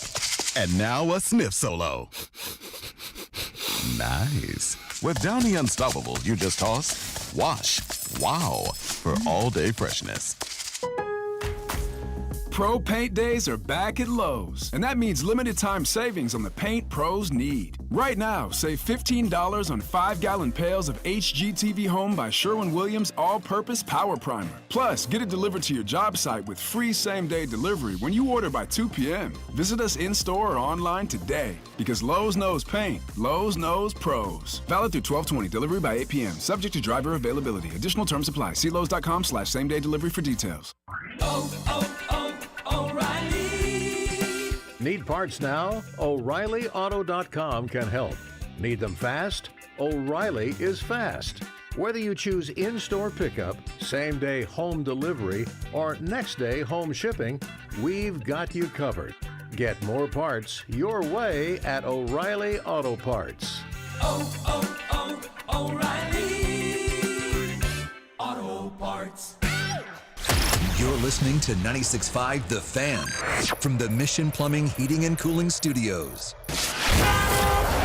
Here's traffic, brought to you by DM Injury Law. Have you or a loved one been in a car wreck? Contact DM Injury Law today and get the money you deserve. Car wreck? Remember, Mike's got this. On the Kansas side, 35 northbound, off again, on again, slow from the merge to 69 highway all the way up towards Mission with construction set up in the right lane. Missouri side through the Grandview Triangle, 470 westbound heavy, and then 435 westbound sluggish to the state line. Alan Carr, 96.5 The Fan, traffic. Ourselves. Allow me to introduce myself. Gus Polinski. How are you? Polka King of the Midwest. The Kenosha Kickers. Hi there. How are you? No? That's okay. I thought you might have recognized. Anyways, I had a few hits a few years ago. That's why, just polka, polka, polka, polka, polka, polka. No? No? Twin Lakes polka, Damavuji polka, a.k.a. Kiss Me polka, polka twist. Well, these are songs. Yeah, some fairly big hits for us, in the early 70s, Yeah, we sold about 623 copies of that. In Chicago? No, Sheboygan. Very big. Remember the Sheboygan dog at Kauffman Stadium? Yeah. Oh, what a staple that was. Oh, Dolly, I'm hot today. Coming up a little bit later, 9:15, actually, Carl Ravitch will join the show. Don't forget to go to our poll question, the Fesco and Dusty Wednesday poll question we do every Wednesday, which is a better Christmas movie, Home Alone 1 or Home Alone 2? What's the result right now? 250 votes are in. 85.9% say 1, 14.1% say 2. Cool. Harry, I've reached the top. Wow, what a hole. The great Daniel Stern. So we, folks. He was the voice in Wonder Years, right? That's right. Kevin Arnold. I don't know, this is just a weird Bob moment here. I don't equate that voice in the Wonder Years to Daniel Stern. Really? Yeah. When I see him in Home Alone, it just doesn't add up to me. Huh. It's weird. I don't know why. Every time I say that, nah, there's no way that was one of my dad's proud moments of me. We watched the Wonder. Well, I started watching when I was younger. Yeah. And I heard the voice. I was like, "Is that Marv?" He's like, "Well done."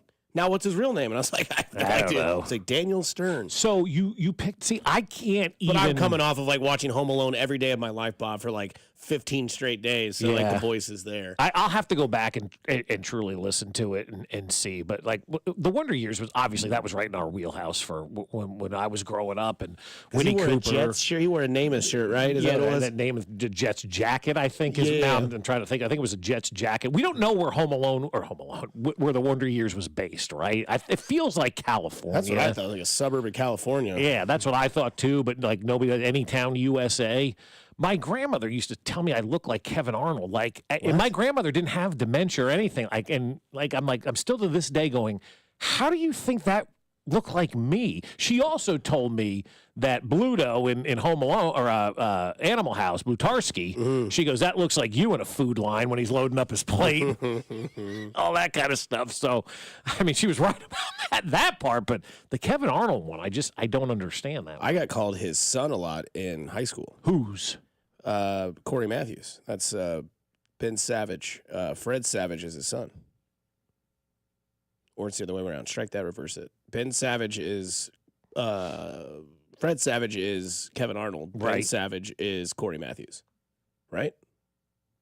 Oh, I can see that. What, me looking like Corey Matthews? Yeah. Thank you. I got called it my whole entire high school career. Oh, yeah, I can definitely see that. Because I used to have a lot of curly hair. I didn't used to cut it the way I did. And so they'd be like, hey, Corey Matthews. From Boy Meets World, right? In Topanga? Yeah, I wish I had a Topanga. And then when I got in college, I looked like Jonah Hill. Oh, yeah, I can definitely see that, too, yeah. Yeah, that's right. I looked like the son of Jonah Hill and Seth Rogen. Did you see that movie that Jonah Hill did talking about being obese? Came out last year. Boy, the one with his therapist? Yeah. Oh, okay. Yes. I did see that. Boy, I'm going to tell you, talk about an emotional watch for me. Absolutely. Holy What's cow. the movie with Brendan Fraser where he plays like a 600-pound man? The Whale. The Whale. He won an Oscar for that. Incredible movie. I need to watch it. Incredible it's movie. Super depressing, but it's awesome. Yes. Is it? But the one with Jonah Hill was like a real life, and I watched that. I'm like, this was me. It really resonated. I was emotional watching that thing, really emotional watching that. So I can resonate with that. But, what were we talking about? Home Alone? Something. Yeah. You guys have, Bob has turned his back to me for the first time in this show's 4 months of running and joined Mac's side to this conversation. I don't know that that's necessarily the case. It's 1,000% the case. I am leaning more towards that side. Okay, because I am your friend, and you had a conversation with your friend that is a Boise State fan, and you had a friend named Mac Morey who's a Boise State fan, and you guys are starting to think, Mac thinks, knows, he believes it, that Genty is the Heisman Trophy winner. And you're starting to come to that side. My friend Mike sends me all this Boise propaganda, right, about for years. This is all for years been going on, right? Big Boise guy. Boise is correct pronunciation. By the way, they were brothers, not father-son. Ben and Fred Savage were brothers. Right. Thank you, text line. Yeah. But so, Friday night the game happens. Obviously, played well. They win their thing. Next morning, I wake up to a slew of texts and, comparisons to him and all this other stuff. Mm-hmm. And I'm like, boy, you're making a really good case for Genty to be the Heisman Trophy winner. And the only thing for me, and I know it's not a team award, but his team is in the playoff and Colorado is not. And that's kind of where I'm caught, if you will. Okay. Like, for me, Travis Hunter dominated on offense, dominated on defense. However you want to use the phrase dominated on defense and offense, right? However you want to use that phrase. The man played like every snap of every game for the most part this year. In the Big 12. In the Big 12, right. Not the Mountain in West. the Big 12. But when I look at the big picture, I'm like, this guy led his team to a championship. They're in the playoff. They have a bye. Colorado's going to the Alamo Bowl. And so... not that should matter, because playing both sides of the ball in college football is pretty spectacular to me, but I understand why more so today than I did a week ago at this time, why there is a little bit of a debate for the Heisman Trophy. I still think Travis Hunter wins it going away, but I can, if you wanted to make the case for Genty to me right now, I'm wide open and I'm listening to that case. Yeah, for me, I think Travis Hunter will win it, but Ashton Genty should win it. This guy's sitting fourth quarters and second halves while his team's up 30. Travis Hunter's up 30 and getting thrown long balls on fourth downs to pad his stats.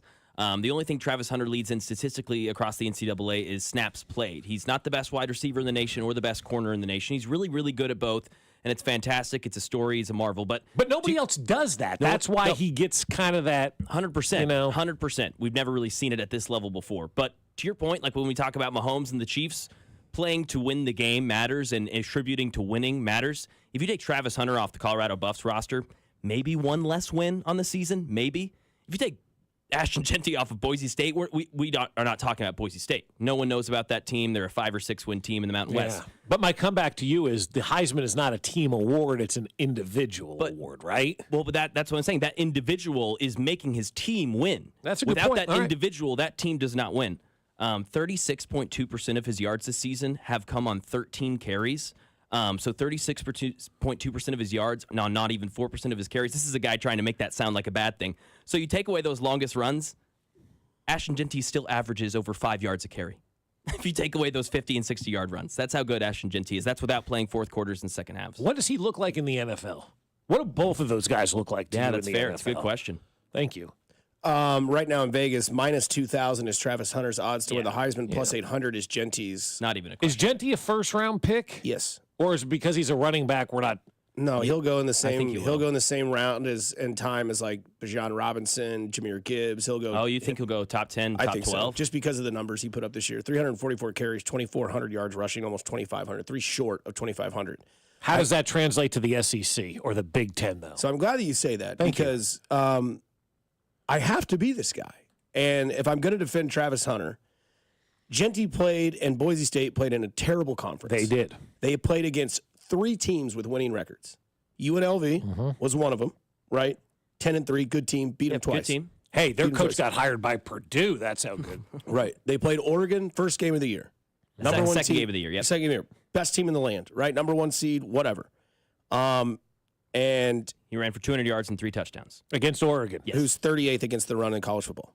Okay, I saw they were 22nd. Either way, Either way, I mean, it's a 117 team. And they give up 126 yards rushing a game. Travis Hunter's doing both sides of the ball. And you talk about the first argument you have, which is Boise State the team they are without Genty? The answer is no. Clearly. Is Colorado the team they are without Travis Hunter? No, they're not. Mac, I think you disagree with that, though. Yeah, don't I do you? think I disagree with that. Yeah. That Colorado's you do not the disagree? team. Yeah, I do think I do. I do think Whatever I do, you said, Bob. Bob, that's what I do, yes. Which, I mean, that's fine. I mean, Genty put up 209 against UNLV. Yep. Put up 226 against Oregon State. Got to play Wyoming, put up 169. Got to play San Jose State. Got to put up 159. Got to play Nevada, put up 209. Those numbers are skewed because they won those games by fair margins, 34-18, 42-21, 28-21, close game against Nevada, but all they had to do was run. They didn't have to throw. But he sat the fourth quarter. Yeah. In 3 of those games that you mentioned. He sat the fourth quarter at 28-21. No, that's what I'm saying. That was the one game that I think that you mentioned that he did not sit. Wyoming, they won 17-13. He didn't sit that fourth quarter. Yeah, that's fair. That's fair. I'm just saying there's 4 or 5 games there where he did not play. Travis Hunter had 1,100 yards and 11 touchdowns. He had 4 interceptions. And that right there, the 4 interceptions is huge. It's massive. And they're not the same team without Travis Hunter. He plays in a tougher conference. He plays against better competition, and he's the better all-around player. He's going to be drafted 1 or 2 in the NFL, and Vegas knows more than we do that the Heisman is deserving to Travis Hunter because of what he has done, what he's doing, and how he did it. Now, again, is he the best corner? No, that's not the argument. Is he the best receiver? No, but he's top 10 in both. Mm-hmm. The other thing, if you're top 10 in 2 positions, I mean, you guys are both making a great case. That's why Division I football in a major conference in the Big 12. Yeah. Travis Hunter played against, let me see here, 1, 2, 3, 4, 5, 6 teams with winning records. Now, again, if you want to argue bowl games, that's where the conference comes into play.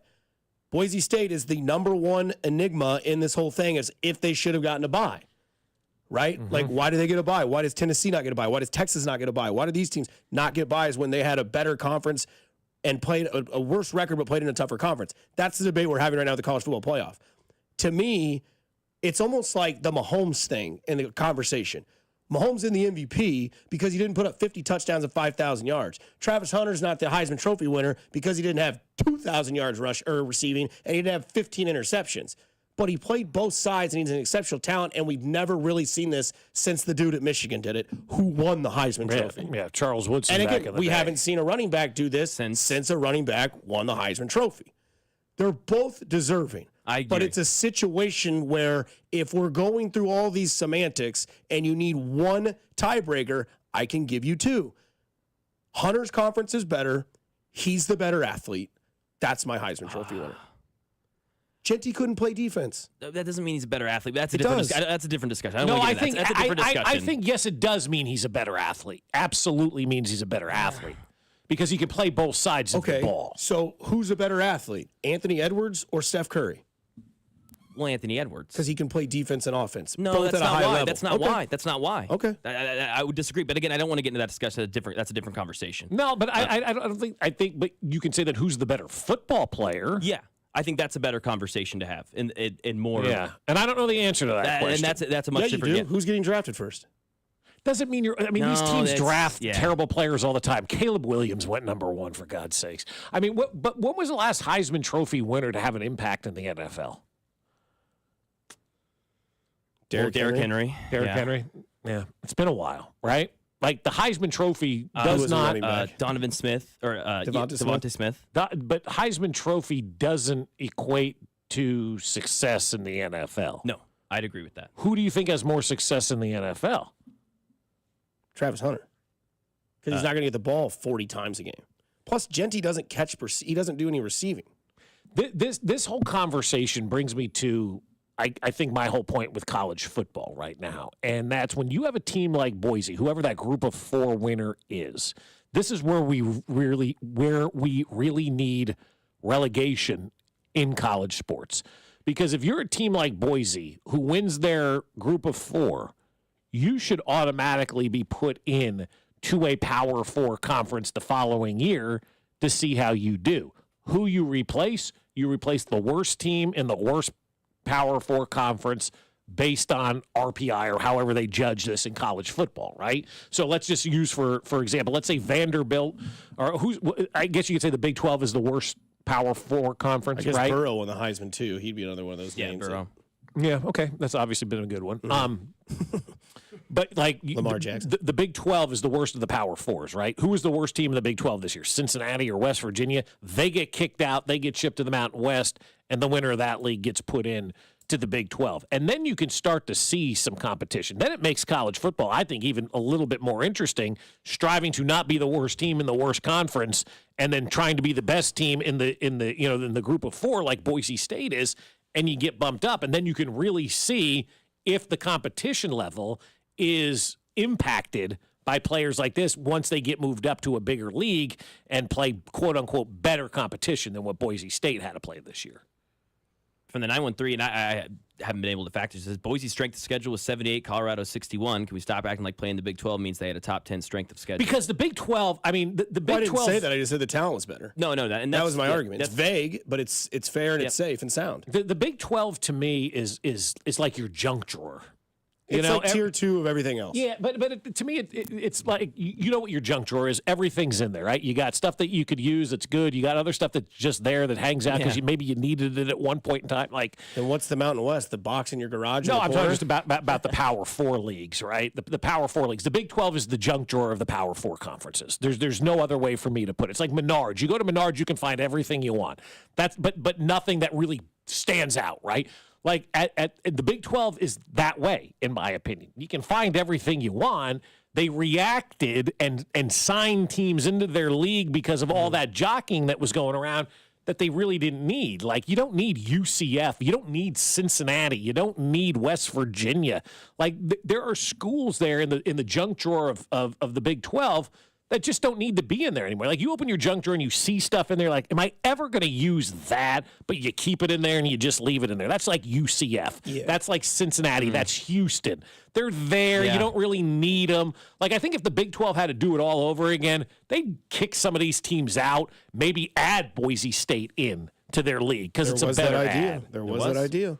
I just find it funny that I have a theory of this too, and I know that people are going to think I'm being a martyr.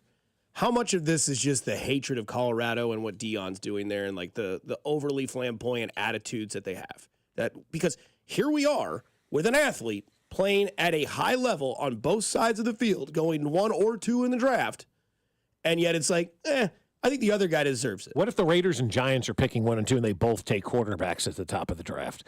Because we think Shador's going to the Raiders, right? Mm-hmm. What's his name from Miami probably going to the Giants? They had the first Cam 2 Warren. Picks.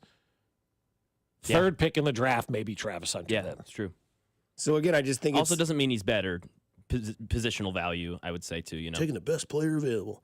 Yeah. No, I think there's a little bit of tainted respect towards Hunter because he is part of that Coach Prime thing. No a lot doubt. of people either 100%. love it or hate it. Because there is no like guy that's like, I'm okay with it. It's either, I'm all about it, or it's like, I can't stand it. Right. And now we have this athlete that's doing things that like you hardly ever see. Mm-hmm. And it's just like, I don't know if he deserves it.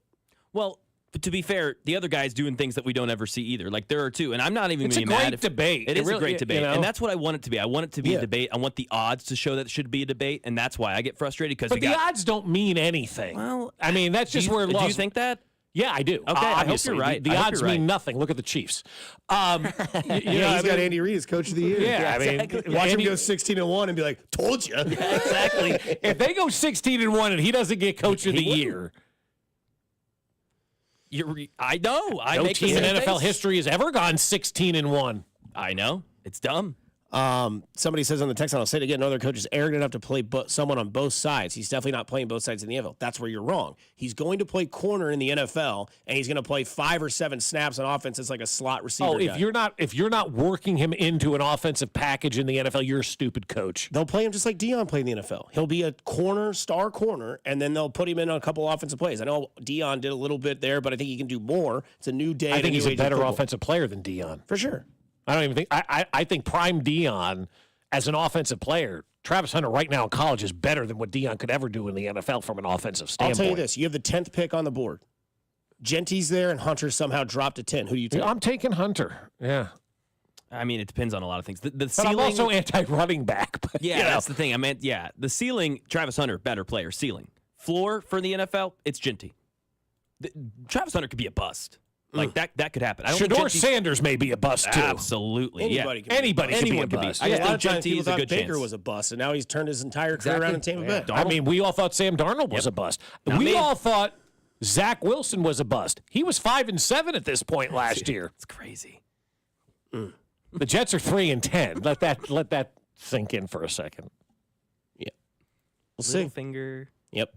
Coming up, there's feuds in sports. We break down our best feuds that we've seen between teammates in sports because one was clearly, evidently obvious yesterday with Jalen Hurts and A.J. Brown. You're listening to Mac, Bob, and Dusty here on 96.5 The Fan, your home, Kansas City Sports. Fesco and Dusty. I can feel it all the way down in my plums. On Kansas City's FM sports station, 96.5 The Fan. Are you going to start the new year dealing with the same old joint pain, losing sleep, not able to take walks, or do what you love because of your knees or your hips? Well, don't do that. Take action now to get the pain relief you deserve for 2025. Call QC Kinetics now and say goodbye to shoulder and back pain. QC Kinetics local medical professionals are waiting for you. Their advanced protocols in regenerative medicine have helped tens of thousands of people, and we're talking about lasting relief. Imagine a new year without those achy joints. No more pain pills, no more steroid shots. QC Kinetics uses the healing properties of your own body to attack the root cause of your pain, revitalizing your joints so you can move again. And this is the future of medicine. If you've been told surgery is your best or only option, you deserve a second opinion. Find out if all-natural regenerative medicine is right for you. Call QC Kinetics now. They're accepting appointments on Saturdays. The consultation is free, and you can use HSA and FSA dollars as well. So get started now. 816-412-6299. That's 816-412-6299. QC Kinetics off 435 in State Line and in Gladstone. 816-412-6299. Listen, you've been making house payments for years, right? And right now your home's value has never been higher, right?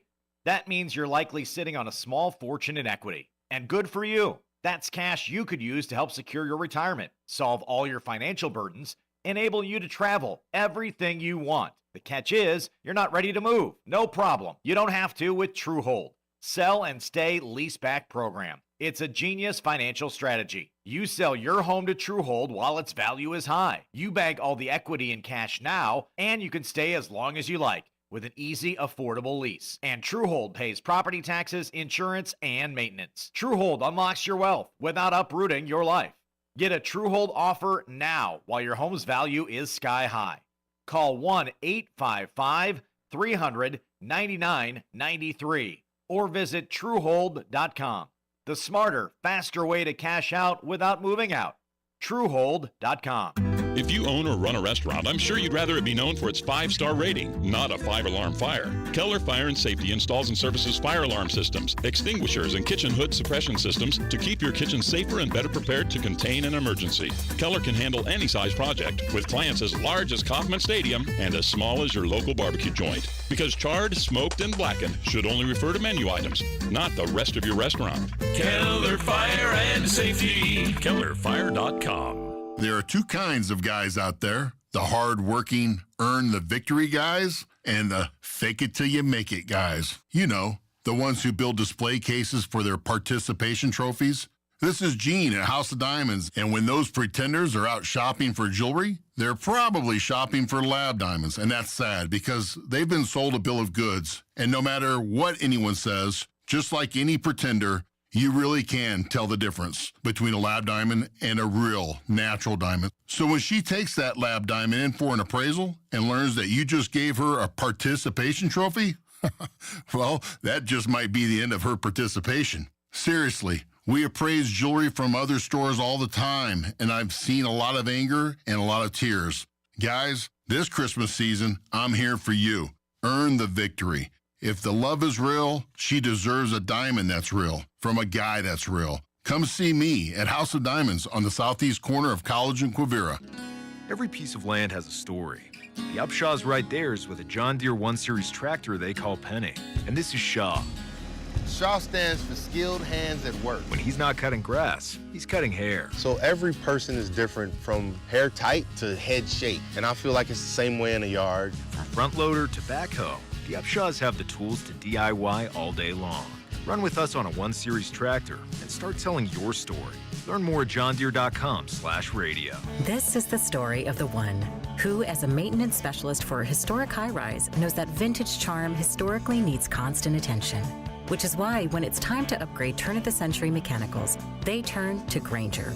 With easy access to 1 million-plus products and the scale to deliver when and where you need them. The right tools and supplies are never far away. So the one can keep that vintage building running like new. Call, click Grainger.com, or just stop by. Grainger, for the ones who get it done. What if you could hear your favorite song for the first time again? Introducing the all-new, reimagined Nissan Kicks. With an available Bose Personal Plus sound system that uses speakers in the headrest to create a 360-degree listening experience. You've never heard anything like this. Reimagine your music and your drive. Experience the all-new, reimagined Nissan Kicks for yourself at nissanusa.com today. Available feature. Bose is a registered trademark of the Bose Corporation. Here's traffic, brought to you by DM Injury Law. Have you or a loved one been in a car wreck? Contact DM Injury Law today and get the money you deserve. Car wreck? Remember, Mike's got this.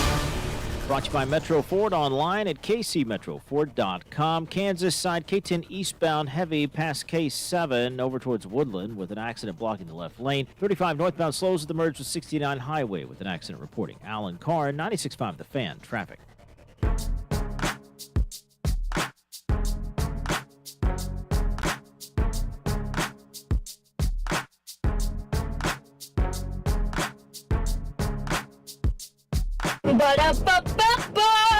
I'm loving it.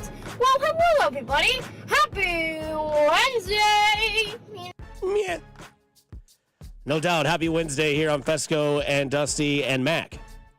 FDM for your radio ears, or you can check us out on Twitch. You can check us out on Facebook, X. You can watch it while you listen, while you're ironing your pants, Steve, before you go to work. We're the easiest show on the eyes on this station, and it ain't even close. A lot of good-looking dudes work here. I thought the transformation over to Missouri with Alex and Carrington's feud, I thought Alex really held that Mizzou look well. Alex is a good-looking dude. Oh, absolutely. I mean, he's in Hallmark movies. Yeah, exactly. Right, none of us Nobody are. else got the call. I was like, okay, before we go into their profile, let's just look at their pictures. Dusty, absolutely not. Looks like Corey Matthews. Cody Tapp, no way. Alex Gold, yes. Yes, absolutely. let's go. Mac, too young. You don't even know what Hallmark is. When's the last time you bought a Hallmark card? Have you ever purchased a greeting card? Oh, for sure. Of course. He's got to get his, No, fiance. see, I use online ones now. It's just so much easier. The mail loses everything anyway, so I create my own. I just send them electronically. I can't tell you how many cards my mother has sent my kids. They come, the money's not in there anymore. Like, I'm not kidding. I saved all my cards from my parents. I have a drawer I have them full too. of them. How long do you save them for, though? Forever is my answer. All right. Best feuds in sports between teammates or former teammates. We brought this up because, was it Brandon Graham? Was that who said that they were boys and now they're not anymore? Yeah, right. And it's like, whoa. Normally that comes from a guy that was there a few years ago. Like, I would be okay if, like, Jason Kelsey said that because he's no longer part of the team per se. I'm sure he's still able to go in there and listen and give advice. But again, a feud between A.J. Brown and Jalen Hurts. Again, here we are, end of the season, Philadelphia, going through drama. Last year, 10-1. All the wheels started to fall off. A.J. Brown was yelling on the sidelines. This year, here we are again. But there are feuds that we've seen in sports before. One that I always remember is Shaq and Kobe. Like, they just couldn't get along, and they won 3 consecutive titles or something. Did they win 3 in a row? Yep. Yeah, they won 3 in a row. But it was never Kobe that was the finals MVP, right? It was always Shaq. Yep. And I think that's something that maybe there's not a feud there yet with your Celtics, but I've always thought there's something between Brown and Tatum. And again, last year, Brown gets the finals MVP.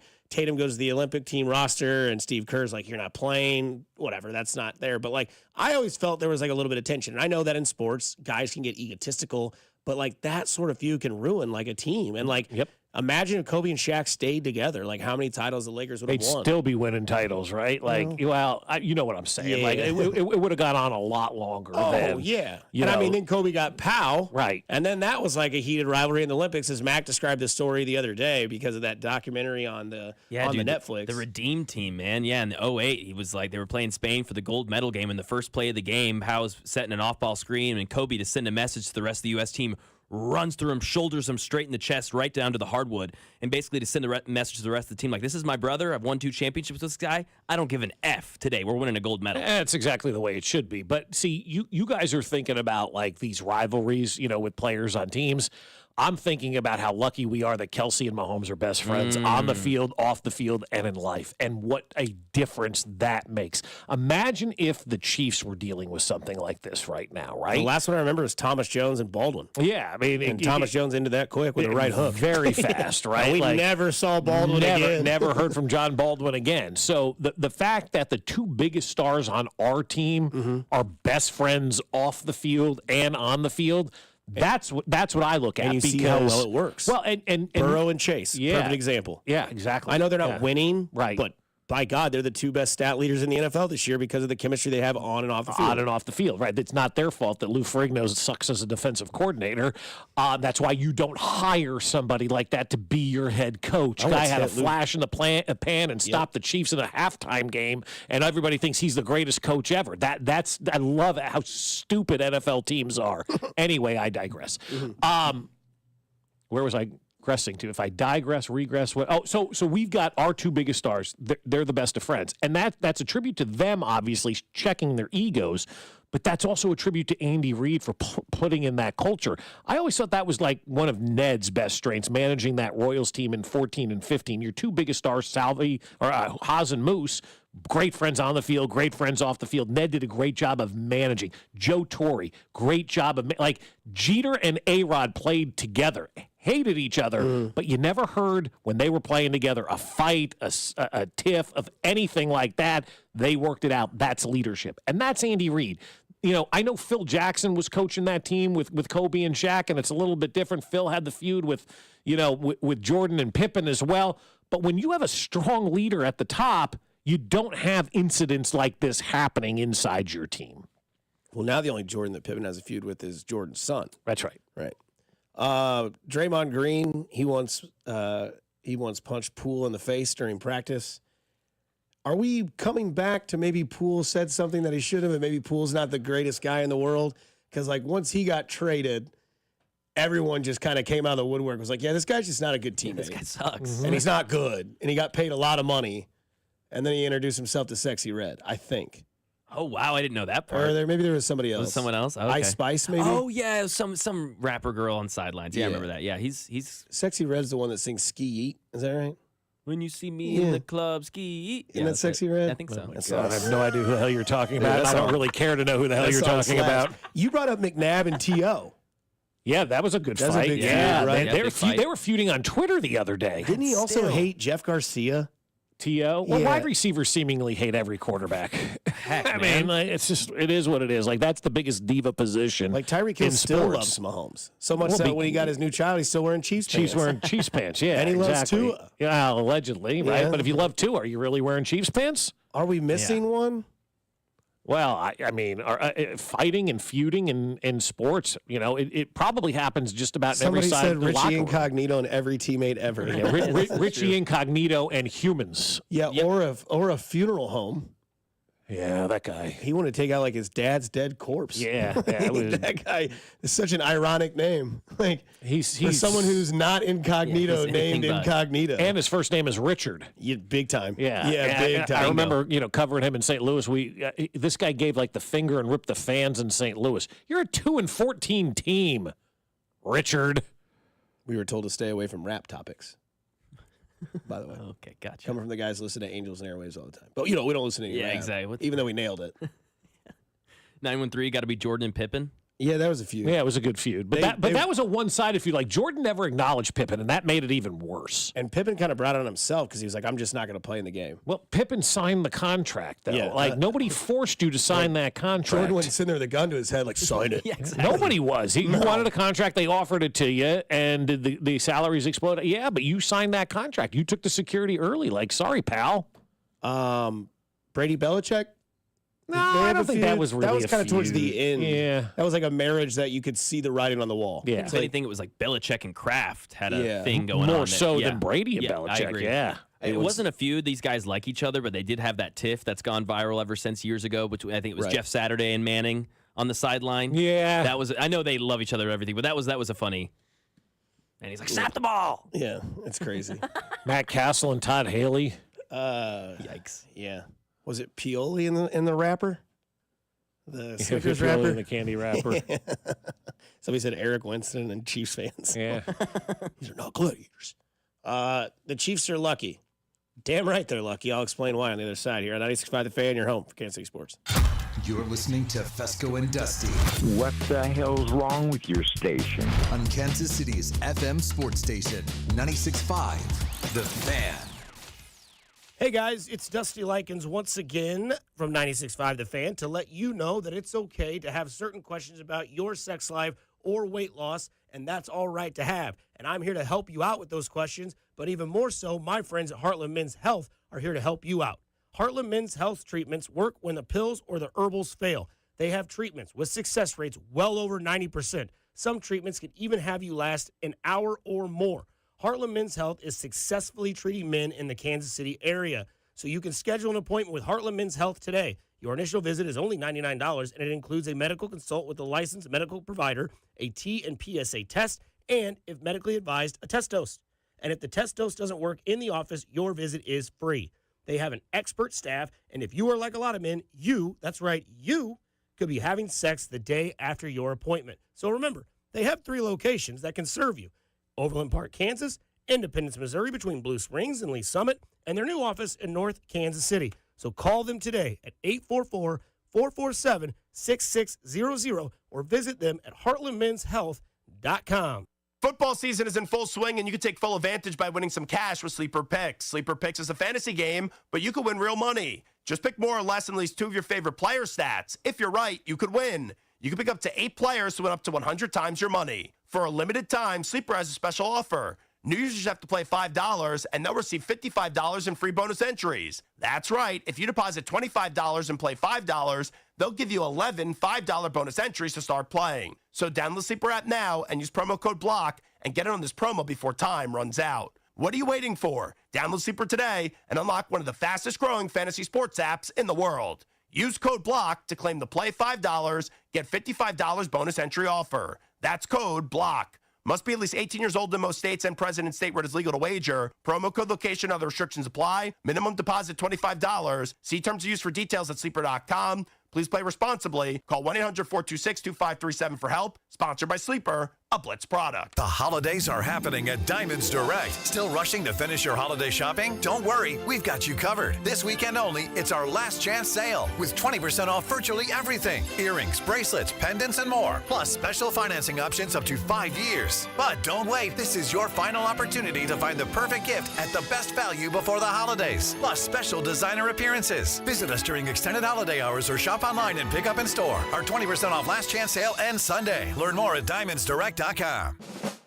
Winchester at Lake City Army Ammunition Plant in Independence is the largest manufacturer of small caliber ammunition for the U.S. military. They're hiring technicians starting at $26.72 an hour with a $1,000 hiring bonus. Excellent day one benefits include medical, dental, educational support, paid time off, and company retirement contributions up to 8%. Join Winchester and serve the U.S. warfighter. It's more than a job. It's a mission.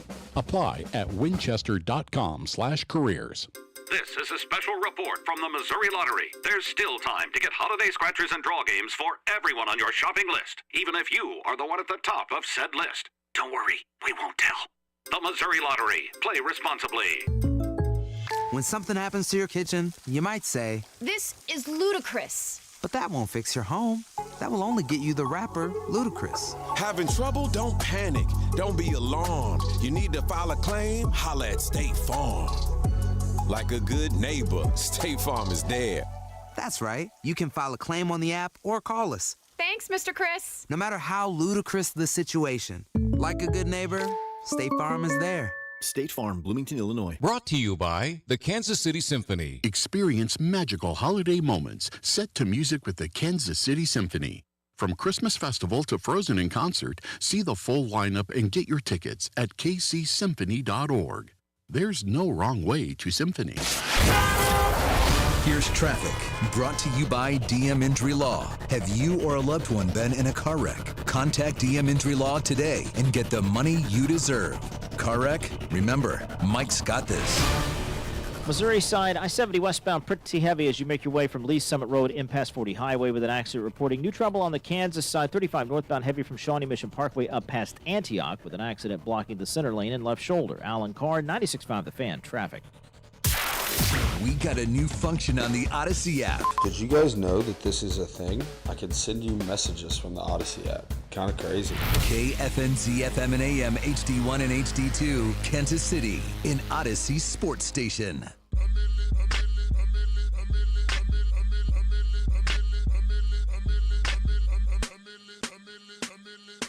Stay away from rap topics. Comes back with rap music. Well done. Did we get somebody on the text line that said that? Yeah. Out. I accidentally hit the word drop in my folder from old. I don't know what these drops are. Now you've been dealt with an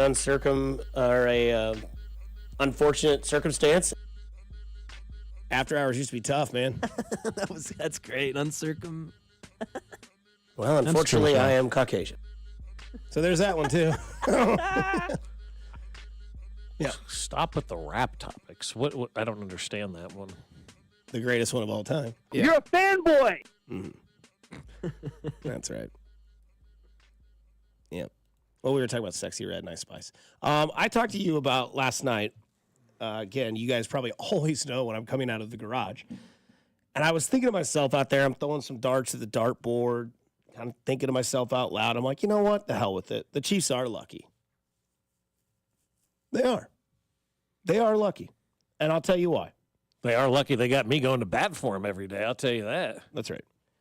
No, the Chiefs are lucky. They're lucky to have Andy Reid. No doubt. They're lucky to have Brett Veach and Mahomes and Kelsey.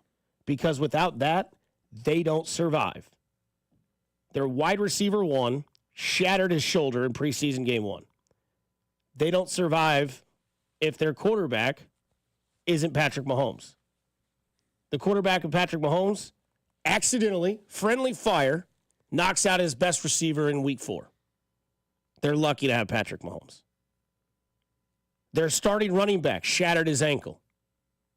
They're lucky to have Patrick Mahomes, who was still friends and mentoring Kareem Hunt, who came in here and took over as the running back. So, yeah, they're lucky.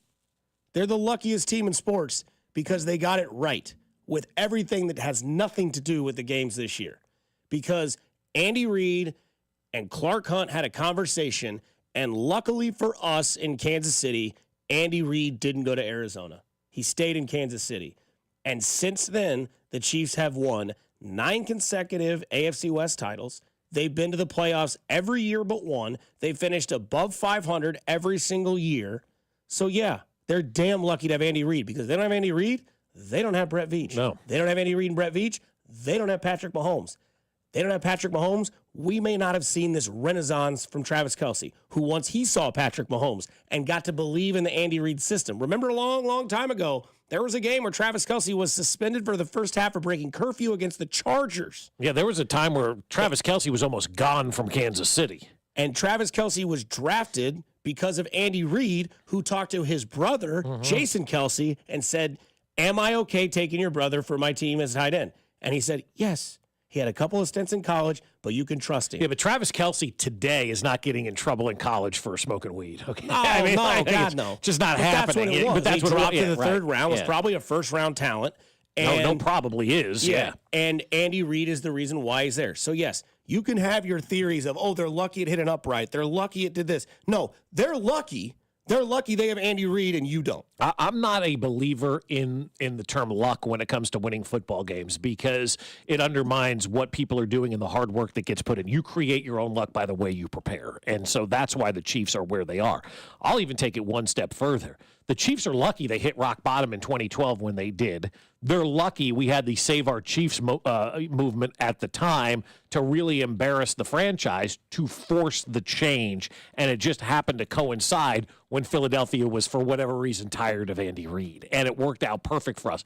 Also very fortunate and very lucky that the Chiefs a few years prior to that had Mark Donovan here in Kansas City, who worked in Philadelphia, who personally knew Andy Reid, who could sell the Hunt family on that. And, oh, by the way, I'll take it even one step further. The Chiefs were lucky that Carl Peterson hired Dick Vermeil in 2001, who was was a mentor to Andy Reid who told Andy Reid, go work for the Hunt family in Kansas City. So, yes, we are very fortunate that we had those things happen in the past to lead us to where we are with Andy Reid. But by no means is what they're doing on the field luck. Luck would be nobody gets hurt.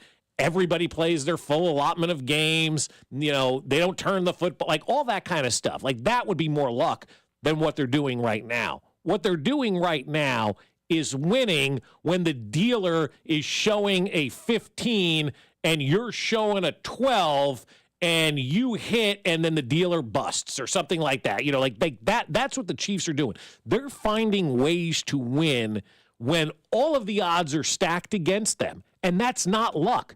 That's preparation. That's understanding your opponent. That's understanding how to make adjustments. That's understanding how to change throughout the course of the game. That's understanding how to win football games. And we hear it all the time. Before you win, you have to learn how to win. The Chiefs know how to win. That's not luck. That's preparation. That's putting together the right game plan, and that's having the proper leadership. And so the luck is that they hit rock bottom when they did, because had they waited a year and hit rock bottom, Andy Reid may be coaching the Arizona Cardinals and having this kind of success out in Arizona than we're having here. So it all comes, full circle and back together. But by no means is this season lucky at all, because the Chiefs have overcome so much adversity and they're the best team in the NFL. Like, is there another team? Like, let's just do the Lions, since they're the hot topic this year. If Amon-Ra St. Brown goes out and David Montgomery goes out, I won't take Jahmyr Gibbs out of the situation. Mm-hmm. Are the Lions the same team? Probably not. Probably not. Now, the Lions have come over a lot of adversity. They've lost a lot of defensive players. A lot of defensive players, I will say that. But the thing I will say about other teams, and I know that that's the Mahomes effect, but again, that's where Andy Reid and everything started. And a lot of people can say, well, Dorsey drafted, Mahomes, whatever. I've got enough stories to know where I know where my belief is. But, yeah, sometimes you have to be the lucky guy that gets the position like they got with Andy Reid. Because I'm like you. I think if Andy Reid goes to Arizona, you don't see the success that you have here. God, no. If Patrick Mahomes doesn't have Andy Reid, you don't have the same sort of, you don't have the same sort of dynasty type thing that there is. And we're probably on our third coach, like Arizona is, since the Andy Reid. They had the guy with the Kangol hat coach out there, right? Well, no, he went to Tampa. They hired some guy from San Diego who I liked at the time. Wilkes. And then they had Steve Wilkes as their coach. Mm-hmm. And then they had somebody else, and then they have this guy. So maybe they're on like their fourth coach now since Andy Reid has been hired here in Kansas City. We would probably be on our third or fourth coach here in Kansas City if everything didn't work out at the time that it did and the script played out for Andy Reid to come rescue one of the premier franchises in the NFL, one of their bell cow franchises, the owner of the franchise that founded the Super Bowl, that created the merger, that did all this kind of stuff. Andy Reid came here and revived one of your cornerstone franchises of the NFL. It's just worked out perfect for everybody. And not only that, but you had mentioned it, last week and a little bit this week. Like, if you don't have that sort of, atmosphere as a coach, your team. Look at Sirianni, man. Mm-hmm. That team is falling apart in back-to-back seasons where they have been one of the best teams in the NFL, and it just doesn't happen because there's no stability from the inside out. Yeah. And like Andy Reid, people ask, why does he go to St. Joe? Because it starts there. Like, guys live in a dorm room together. You think, oh, that's cool. That whole thing doesn't work. Bull crap. Yeah. Like, you're putting Leo Chenal, who's a third-year guy, with a rookie offensive lineman. How does that work? I don't know, but when they leave that room at the end of camp, they know everything about each other. And that builds. And they hate it in the moment, but appreciate it after. Again, back to this SI article on Patrick Mahomes. Right. They talked about, running, 25 offensive plays. They call it go win a game drive in training camp. And they run basically 25 plays. Nobody takes a break. Nobody gets out. And the article said something to the effect of these guys would trade their Super Bowl rings for a glass of water at this point in time. And they hate it and they resent it. But when there's 4.5 minutes to go in a game and you need to drive down and win, you do it. When you go into overtime and you need a drive to win a game, you do it. So please stop with the effing luck, you losers. It is preparation for this team in St. Joe that leads them to where they are. And I know that just bothers people because there's nothing to quantify it with, but hard work pays off. Hard work matters. Putting in the time, doing the right things, doing the little things, doing them again to make sure you get them right, being perfect, it all matters. And that's why they're doing what they're doing. Has nothing to do with luck or the script or the refs. They just work harder than you. When your team's, going to training camp and not working hard, the Chiefs are up there busting their ass, hating Andy Reid, but understanding it's going to pay off. And how many times has it already paid off this year? I'll just look on the board and I'll go, it paid off in the game against Tampa. It paid off in the game against Denver. It paid off in the game against Carolina. It paid off in the game against the Chargers. Like, those drives at the end of the game are successful because they sweat their ass off in St. Joe, resenting Andy Reid, but knowing in January, December, November, that's all going to pay dividends. That's what it is. It's not luck. People have got to stop using the Chiefs are the lucky mantra because it's ignorant. They might have gotten lucky with Humphreys in the hamstring, and they might get lucky with Hollywood Brown coming back from injury quicker than we might have thought as well. Yeah, and that's the good news from the people I talked to. The Humphreys MRI came back, and it's a strain, not a tear. They expect him, obviously, to miss this game, but expect him, hopefully, to be back by the Saturday game against the Houston Texans. So they're only looking at, right now,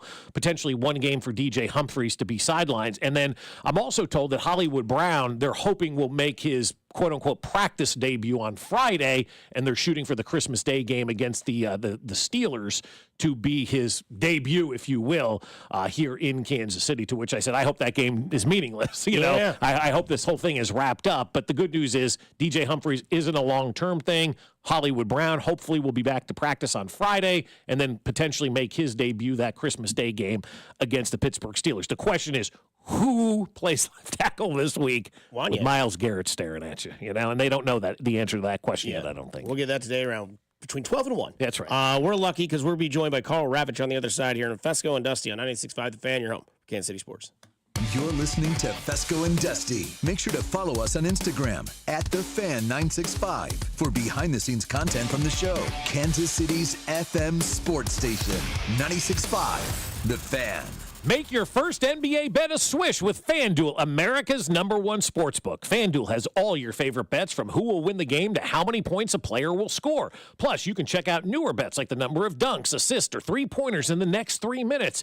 It doesn't matter if you tap into FanDuel before the game starts or after it's already tipped off. You can pick up a W whenever. And now is the perfect time to get in on the action. Right now, new customers can bet $5 and get $150 in bonus bets if your first bet wins.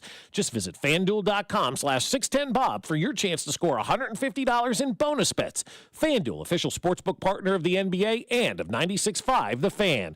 21 and present in Kansas. First online real money wager only. $5 first deposit required. Bonus issued as non-withdrawable bonus bets which expire 7 days after receipt. Restrictions apply. See terms at sportsbook.fanduel.com. FanDuel is offering online sports wagering in Kansas under an agreement with Kansas Star Casino, LLC. Gambling problem? Getting help is your best bet. Call 1-800-522-4700 or visit ksgamblinghelp.com. It's Thirsty Thursday at Hy-Vee. Time to stock up the bar and fill up your tank. Earn 50 cents per gallon fuel savings on every $50 purchase of wine, beer, hard seltzer, and spirits. Mix and match all your favorite libations and get a 50-cent fuel saver with every $50 purchase. Stack up the savings and your next fill-up could be free. Don't miss Thirsty Thursday at your Kansas City, Missouri Hy-Vee. Product or promotion differs by location. Offers valid where legal, available while supplies last. I can't wait to watch the Chiefs go up and down the field and score a ton of points this year. And now I have even more reason to cheer on the Chiefs. I just head to Hy-Vee the day after any game and score savings at the pump with my Hy-Vee Perks card. Win or lose, I earn fuel saver discounts equal to the Chiefs score based on the amount I spend. If the Chiefs score 42 points, I save 42 cents a gallon when I spend $42. The more we score, the more I save. Only at Hy-Vee. Offer good in-store and online. Some restrictions apply. See store for details. It's a Red Friday on 96.5 The Fan and the other place, especially with these amazing game day specials. 14-inch two-topping pizzas for just $12 and $4 domestic OP cups. The other place with 5 great Kansas City Metro locations. It's better over here. If you're 55 and up, T-Mobile has an exclusive rate plan just for you. Right now, get 2 lines of talk, text, and data for just $30 a line. That's a 45% savings versus Verizon and AT&T. Plus, you can get one of the latest 5G phones free when you add a line. That's right, a free 5G phone. Experience all this and more on America's largest 5G network. So why wait? At T-Mobile, customers 55 and up can get 2 lines of talk, text, and data for only $30 a line. Just go to T-Mobile.com/choice55 or visit your local store to make the switch. With AutoPay using debit or bank account plus taxes and fees, 45% off 2 lines versus AT&T Starter and Verizon Welcome. Plan benefits vary. Free phones up to $300 off with 24 monthly bill credits and qualifying new line for well-qualified customers plus tax and $35 device connection charge. Contact us before canceling entire account to continue remaining bill credits. Bill credits end if you pay off device early. See details at T-Mobile.com. Football season is in full swing, and you can take full advantage by winning some cash with Sleeper Picks. Sleeper Picks is a fantasy game, but you could win real money. Just pick more or less than at least 2 of your favorite player stats. If you're right, you could win. You can pick up to 8 players to win up to 100 times your money. For a limited time, Sleeper has a special offer. New users have to play $5, and they'll receive $55 in free bonus entries. That's right. If you deposit $25 and play $5, they'll give you 11 $5 bonus entries to start playing. So download the Sleeper app now and use promo code BLOCK and get in on this promo before time runs out. What are you waiting for? Download Sleeper today and unlock one of the fastest-growing fantasy sports apps in the world. Use code BLOCK to claim the play $5, get $55 bonus entry offer. That's code BLOCK. Must be at least 18 years old in most states and present in state where it is legal to wager. Promo code location, other restrictions apply. Minimum deposit $25. See terms of use for details at sleeper.com. Please play responsibly. Call 1-800-426-2537 for help. Sponsored by Sleeper, a Blitz product. Okay, so that's with bacon, cheese, lettuce, tomato, grilled onions, ketchup, and hold the pickles. You know what you like. You wouldn't order your burger just any way. Why should your sports talk be any different? With Chapters on the free Odyssey app, you can choose the topics that matter to you most. Whether it's reactions, matchup previews, injury updates, or team news, quickly find what you really care about. Your football talk, your way. Download the free Odyssey app and start listening today. Today, expect sunny skies with a high of 35. Weather brought to you by Staples. Your local Staples store has hot deals and super low prices throughout the store on everything for your business. Save even more with the Easy Rewards program at Staples. You're listening to 96.5 The Fan from the Mission Plumbing, Heating, and Cooling Studios.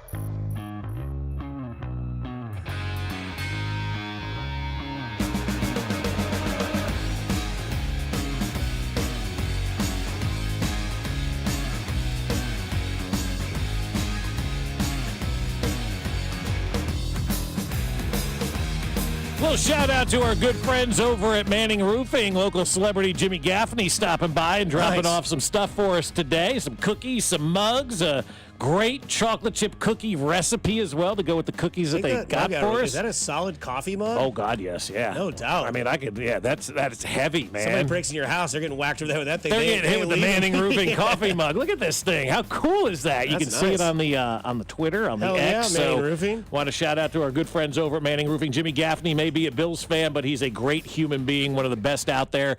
And those are the folks at Manning Roofing, man. Every time I hang out with them. Are they based in Lee Summit? Yeah, I was they gonna say, are. I see They're them all not the far time. from you. I know exactly where they are then because I always see the orange truck. Yeah, they're not. There's one that somebody must live real close to me that works for Manning. Well, their office is right. I don't know the name of the street, but we're like right there before you kind of get into downtown Lee Summit. By Flora Farms. Exactly. That's where I always see it. That's exactly where I'm it always is. like, hey, that's me, it's Pop's guy, that's our guys. Whatever road that is in Lee Summit, they're right in there. But great human beings. Brian Manning, the owner, is a wonderful dude, and Jimmy Gaffney, their director of great things, I guess you could call him, is just awesome as well. So shout out to them for a great holiday little gift for us. Enjoy your cookies, Mac. If your mom lets you have cookies, I don't know what her rules are on sweets and things, but we are lucky to be joined by what I would consider the chocolate chip cookie of baseball. You can't go wrong with it. It's always there for you, and it's pure. Carl Ravitch joins us here on 96.5 The Fan. Mr. Ravitch, how are you on this Wednesday? No, I'm doing great and probably a little better now. I don't think in the 30-plus years that anyone has ever referred to me as a chocolate chip cookie. So I'm feeling pretty good about things. I think that's a solid, Chips Ahoy, always, Oreo. But I'm good. I'm all about a chocolate chip cookie. What other cookies have you been referred to, though? None. No, none. None. All right. This is number one. This is number one. I mean, I've been referred to a lot of things. Cookies, never. Chocolate chip cookies, of course, never either. Chips Ahoy, you mentioned, the chewy or the regular? Good question. I would say that when I was growing up, it was the homemade Toll House cookies. Oh yeah. Very, very few chips. I'm much more of a batter guy. In fact, we would take the batter from my mother's pan and basically put it in some saran wrap and put it in the refrigerator and just eat the batter, which clearly is as healthy as anything you could ever do as a kid. No doubt. My kids do that to this day, though, Carl. Like, I'll come home, I go, what are you doing? They're making cookie dough. I go, why? So we can eat it? That's like, right. we're not even thinking about baking cookies. It's all about just eating the dough. Right. Yeah, and the ice cream industry hopped on that. I mean, that is chocolate chip cookie dough. It's not cooked. It's raw dough, and it's real good. So, yeah, but I went through a Chips Ahoy soft phase, but I think that was just a phase. We all were raised on just hard chocolate chip Chips Ahoy cookies, and so I went back to that. The blue bag, baby. That's where it was at for all of us growing up. Yeah. Speaking of batters, a lot of us in Kansas City would love to see them add a batter to their lineup. What have you kind of heard, or what's your ear to the wall with Royals talk? Because from what we've been seeing and been told, it seems pretty quiet on the Kansas City front. Yeah, it does, and I don't know. I don't know how we're gonna clearly look back on these 2024 winter meetings as the winter meetings of Soto, but it's quite clear that it is another stark reminder of the distinction between teams that are willing and able and want to spend exorbitant amounts. It's not only that we have sort of a first class group of teams, but there's obviously a first class group of players.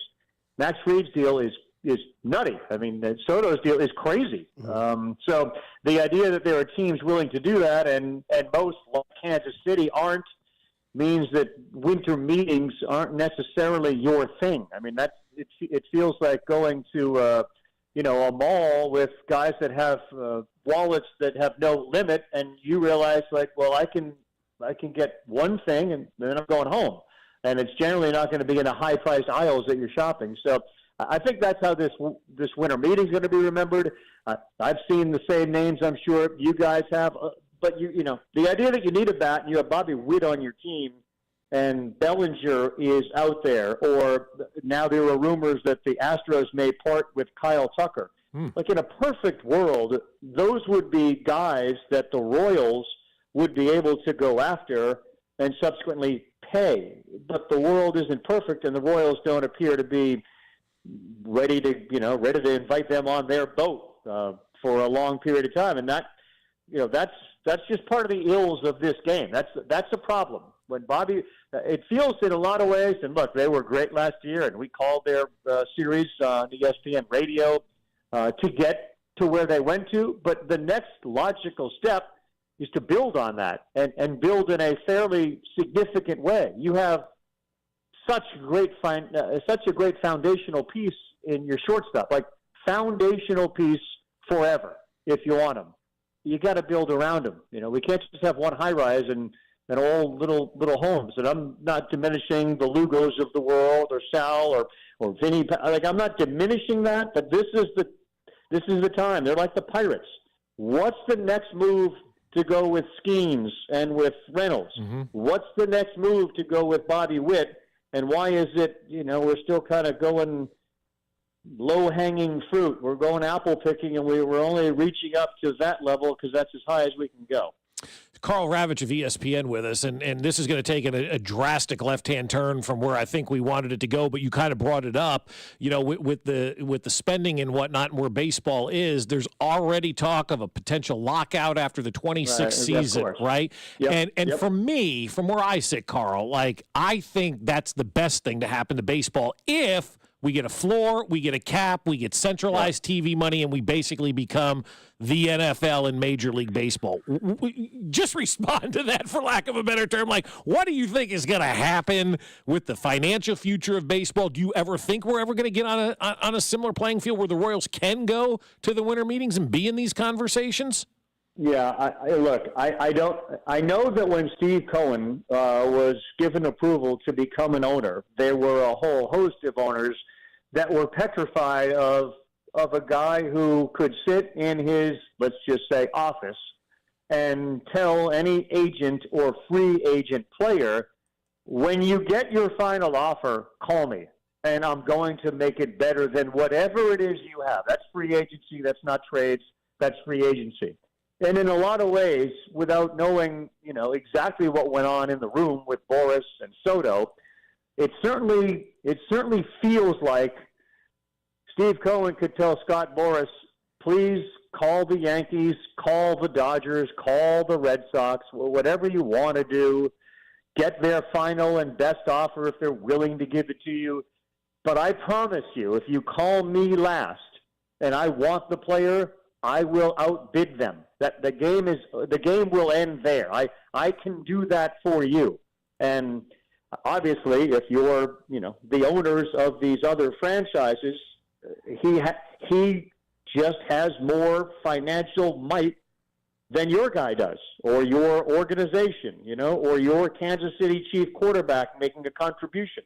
He's got more, and he's got a generating revenue machine, irregardless of baseball. That, again, this is it's an insult to call it a hobby. The guy loves the game. He is passionate about it. He's clearly willing to spend all that money, but that was the fear. And now, I think we may be in a situation where we have a commissioner who's told everybody he's leaving the game. I'm done after 4 more years, I believe it is now, where his level of is a little less. And maybe he is going to try to do what I think when he worked, as the lead legal guy for Selig, to really push for a salary cap. And the problem with all of that is you have the strongest union, or one of, in all of the United States, saying, we're not doing that. We're never going to do that. And, what does that day look like where you, honest to God, have a group of owners saying, we're not moving forward without a cap, and a group of players that say, we're not moving forward without with no salary cap? It does feel like the things that need to be in place for that day to happen are there. Will it? I can't answer that. Clearly, we've gotten to the brink before, and we've missed, considerable chunks of seasons. I don't know, but I think what this early part of this winter meeting has shown us is, again, I don't know how many times you need to be hit on the head with a hammer to realize it's not functioning, and yet the pushback. Well, the Royals got into the postseason. Let's see what the Pirates do. We haven't had a repeat winner. All those things, but it's pretty easy to look at, when this is all said and done, the teams that you believe are going to be in the postseason, and the 3 elements that you need are good players, good luck, and good health. And you can't control 2 of the 3 of those. But if you have some of each, and certainly the good players, you know where they're going to end up. They're going to be in that 90-win category. Right now, Atlanta's going to be there. The Yankees are going to be there. The Dodgers are going to be there. The Mets are going to be there. The Phillies are going to be there. You know that stuff. And look, the goal is to get into the tournament. But I do, to answer your question, think things are in play and in place for something like that to happen. Some interesting stuff. The phenom, or the rookie prospect out of Japan. I've seen some reports that maybe it's not a big market team that he goes to. Of course, where I saw this was the fact that there's a possibility that maybe he goes to like a small market to kind of have a soft landing. Normally when Japanese pitchers come over, right, they go to like the big teams, right? Like the Angels, if you're Shohei Ohtani. But could you see maybe this working out for Kansas City, or am I just, eating in one hand, or doing one thing in one hand and wishing the other? Yeah. And it's going to be New York, it's going to be LA, it's going to be Philadelphia, something like that. Right. Yeah, I would say B. I think it's all well and good. And we've heard this before about Japanese players. Mm-hmm. Some want to be their own show. Others want to be with, fellow Japanese players. I think in the beginning we tend to hear like, I'm not sure that he wants to go play with Shohei Ohtani. I'm not exactly sure that he wants to play with Kikuchi, whoever it may be. And we kind of think, maybe he ends up in Kansas City or Cincinnati or Pittsburgh. And it's just hard when you look at MLB.com and Sasaki in play for Reds. We're going to try and do our best. I assume 29 other teams are going to try to do their best.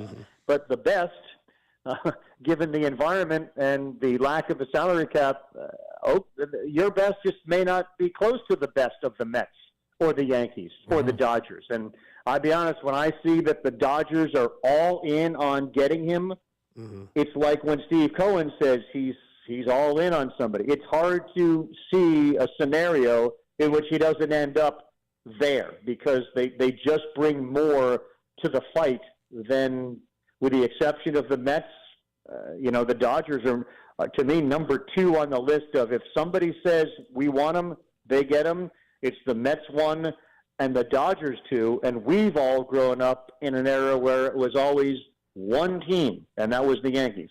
Do you think the Yankees can be better without Juan Soto? 100%. Okay, I do Yes. too. Like Max Fried being added in is a great start. 100%. You get Arenado potentially. I don't think they don't seem to be in that pool, but certainly they're talking about a Kyle Tucker deal. Like, look, to me, what happened, guys, with the Soto situation is, the Yankees, it appears, and I know, Jeff Passan and others have said that they were fairly close in numbers. Soto's decision, to me, regardless of what he or Scott or anyone says, in the end, if you are the jilted bride who gets left at the altar, it becomes very personal. And the Yankees are going to take this very personally. And look, they don't need any motivation to try to win World Series. They do it better than anybody. However, you've now thrown in this element in the city of New York with a superstar player who left, and Brian Cashman and company in the front office have obviously $700 and something million to spend. Yeah, I always maintained that the Soto deal back to the Yankees was not in the best interest of the Yankees because it doesn't feel like, unlike the Dodgers or the Mets, that if you got Soto, you still were going to go out and spend more. And that, again, that's the ultimate card that Steve Cohen has. Just because we got Soto doesn't mean, and I think it's the complete opposite, that we're done spending. We now know we got him. We need to do more. So, yeah, I absolutely look at this situation and say they're going to be better off without Soto in New York playing for the Yankees. I'm 100%. I believe that. We're talking to Carl Ravitch of ESPN and Sunday Night Baseball. The people of the 913 want to know, Carl, do you have your schedule yet? And are the Royals going to be on Sunday Night Baseball this year? Honest to God, we don't have the schedule yet. Having Bobby Witt and given the success they had, look, it's an interesting one because those of us that call the games look at matchups probably a little different than our programming department. And this is hardly, criticizing the programming department. Right. They do an amazing job. And at the end of the year, our goal as a network is to generate the games that rate the best. But I promise you, you could ask our programming department. There have been many times, especially second half of the season, where the Royals, the Orioles, the Mariners are all in play and playing against teams that may not be the Yankees or the Dodgers or the Phillies or Red Sox or whatever, Padres. But we sit there and say, but that's the better, more important game. And what you and I would view as more important may not necessarily. It oftentimes conflicts with biggest rating. Yeah, business. Monday Night Football just had a Cowboys-Browns game? Bengals. Bengals. We know that game meant nothing. Right. And yet I'm sure the rating, because it's the Cowboys, like in baseball, it's the Yankees or the Mets or the Dodgers, that's a different conversation with the programming department than Carl Ravitch or Eduardo Perez or or those like you guys who say, well, why the Royals are playing the Orioles? Why aren't we going to Baltimore? Right. Why aren't we? We have that. I promise you, that flag gets raised a lot. I promise you. What are your early expectations for this 24-25 Royals team this year? Now coming up after this last year, they had such a successful season. I like the pitching. Everybody's talking about Crochet, and we all fell in love with Reagan's and what he can do, and Witt's only going to get better. I just wish for me as a guy that has just loved the game and loved being in Kansas City during the World Series years and liked being in Pittsburgh when they were constantly in a wild card game. Those cities are such good baseball cities.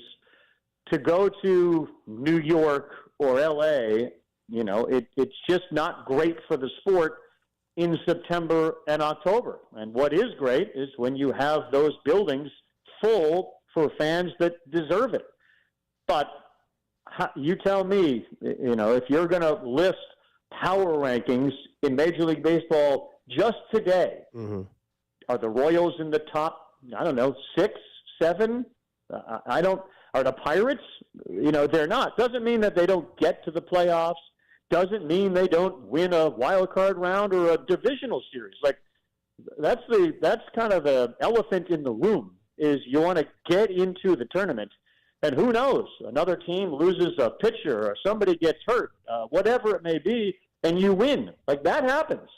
But over the marathon of 162, I find it very hard to believe that the Yankees and the Dodgers and the Mets and the Phillies and the Braves aren't the top 5. Yeah. And if I left somebody out, I apologize. But how dare you? How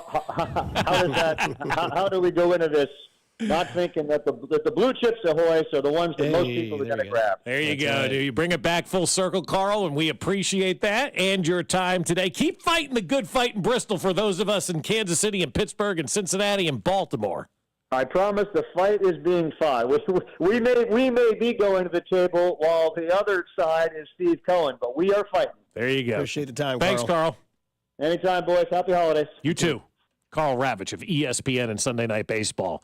Bringing you reality, right? I love it. I love it. I'm just looking at Fesco over there the whole time. He's just got that grin like Tim Curry has in Home Alone 2, where he just realizes he's right. It's yeah, I know. The stage, the team, the market, the money. That's baseball, but that's why why we need a lockout. That's why we need to shut the game down because of what Carl Ravitch just said there. They're going to continue to force feed the Yankees, the Dodgers, the Red Sox, the Mets to everybody who doesn't want it until baseball can get on a level playing field and you could have Green Bay versus Kansas City on Sunday Night Football and the entire world wants to pay attention, where you can put Pittsburgh and Kansas City on Sunday Night Baseball and have everybody pay attention. But that's what baseball needs. And I know people will battle me on this and they won't come back, but if baseball shuts down and reorganizes and does it right, everybody will come back and you will make new fans because people will realize the perception will be, I now have a chance in Kansas City to win every year. I know your answer that I want to ask you guys here in a little bit. I don't know Max, and I know it's going to scramble his brain a little bit, so I want to bring that up on the other side. Plus, there was an announcement today that's official. The NFL will have a Berlin game in 2025. We saw that coming, right? Yeah, of course. Yeah. Any worry the Chiefs go there? I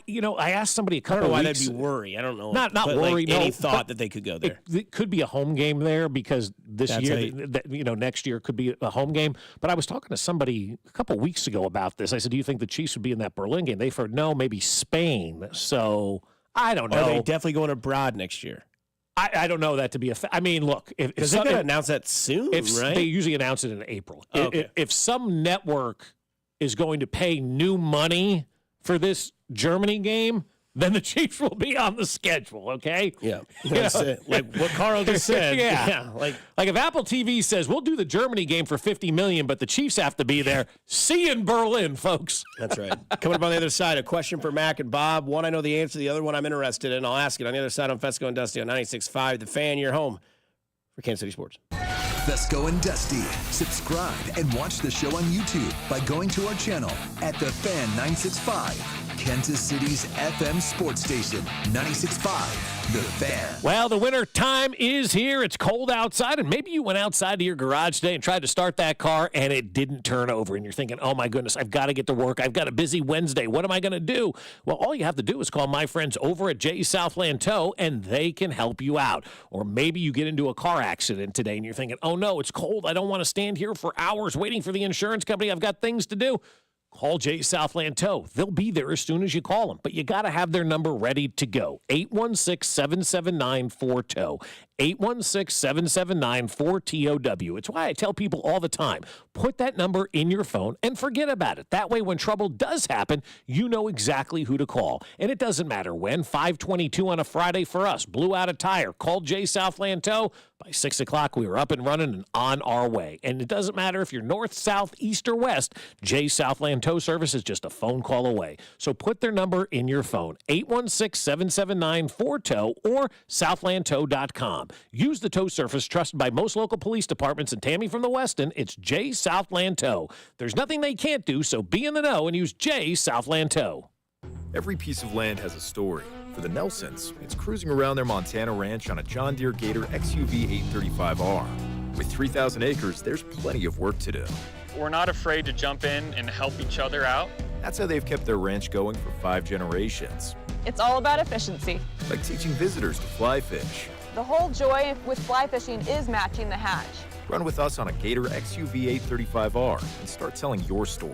Learn more at johndeere.com/radio. It's winter clearance time at Volkswagen Lee Summit. Get up to $5,000 off the 24 Jetta, 24 Taos, and 24 Tiguan, and up to $8,000 off the 24 Atlas and Atlas Crossport. Hurry in before we sell out of 24s. Visit VWLeeSummit.com. Some restrictions apply. See dealer for details. Well, we are headed into the new year, and if you'd like to start the new year without having to make a mortgage payment for a couple of months, then you should call my friends over at Golden Oak Lending. The folks at Golden Oak Lending have helped us out refinance our home a couple of times when we needed it. We needed to take some cash out for some home repairs. We needed to pay off some bills, and Golden Oak Lending was there for us. And they make it so simple. Call Golden Oak Lending today and say, hey, I want to take that free mortgage checkup. I'm interested in skipping a couple of months of my mortgage payment, refinancing, maybe pulling some cash out to pay off some bills, and I heard you are the right guys to do it. And they are. They're going to help you out in a great way because their free mortgage checkup is that. It's free. It is risk-free. There's no paperwork. There's no credit card required.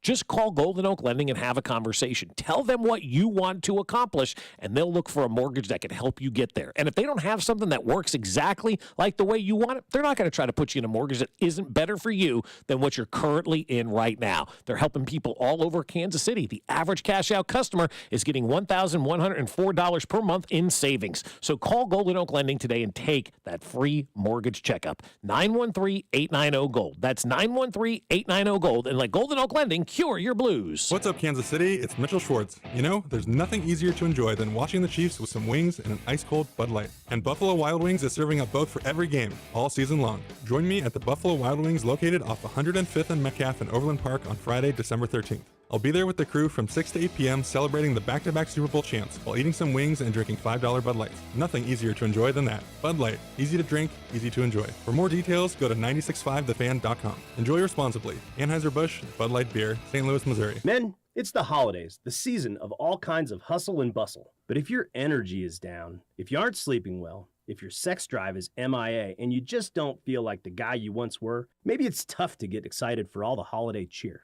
This is Jeff for Heartland Men's Health, and if this sounds like you may have low testosterone. And if so, this is the season for you to get treated.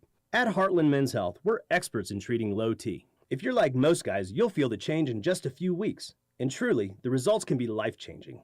You'll have improved mental clarity, your energy will kick up, your workouts will be better, your sleep patterns will improve, and your sex drive will likely heat up as well. So call us, and don't go through another season with low T. Your initial visit is only $99 and includes blood work, a medical consult, and if you start on testosterone the day of your appointment, your visit is free. Call 844-447-6600 or go to heartlandmenshealth.com. That's heartlandmenshealth.com. Heartland Men's Health, a Promenic restorative health practice.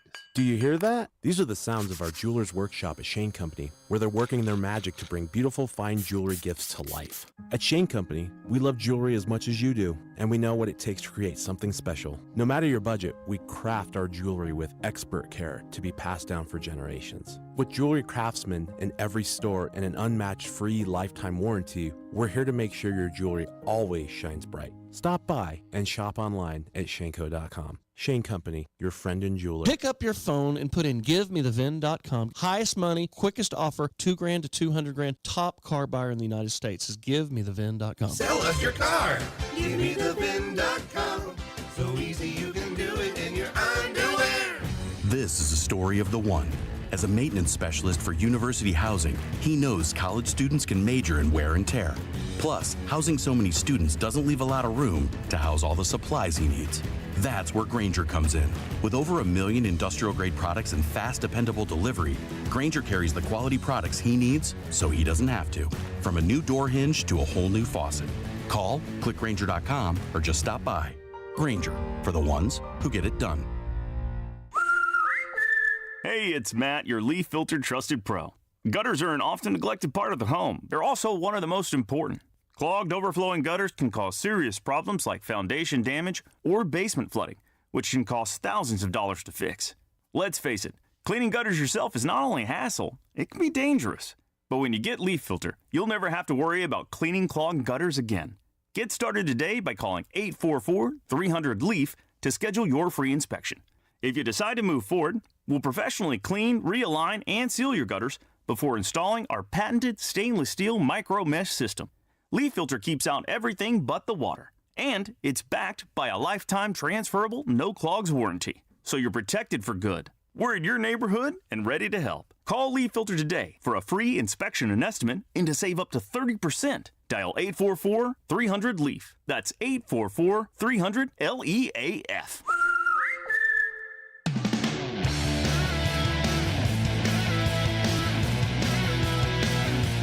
Final segment on a Wednesday, and then, Bob, you get your Thursday wish. No luck involved. That's preparation throughout the week. For Wednesday, then you get Thursday.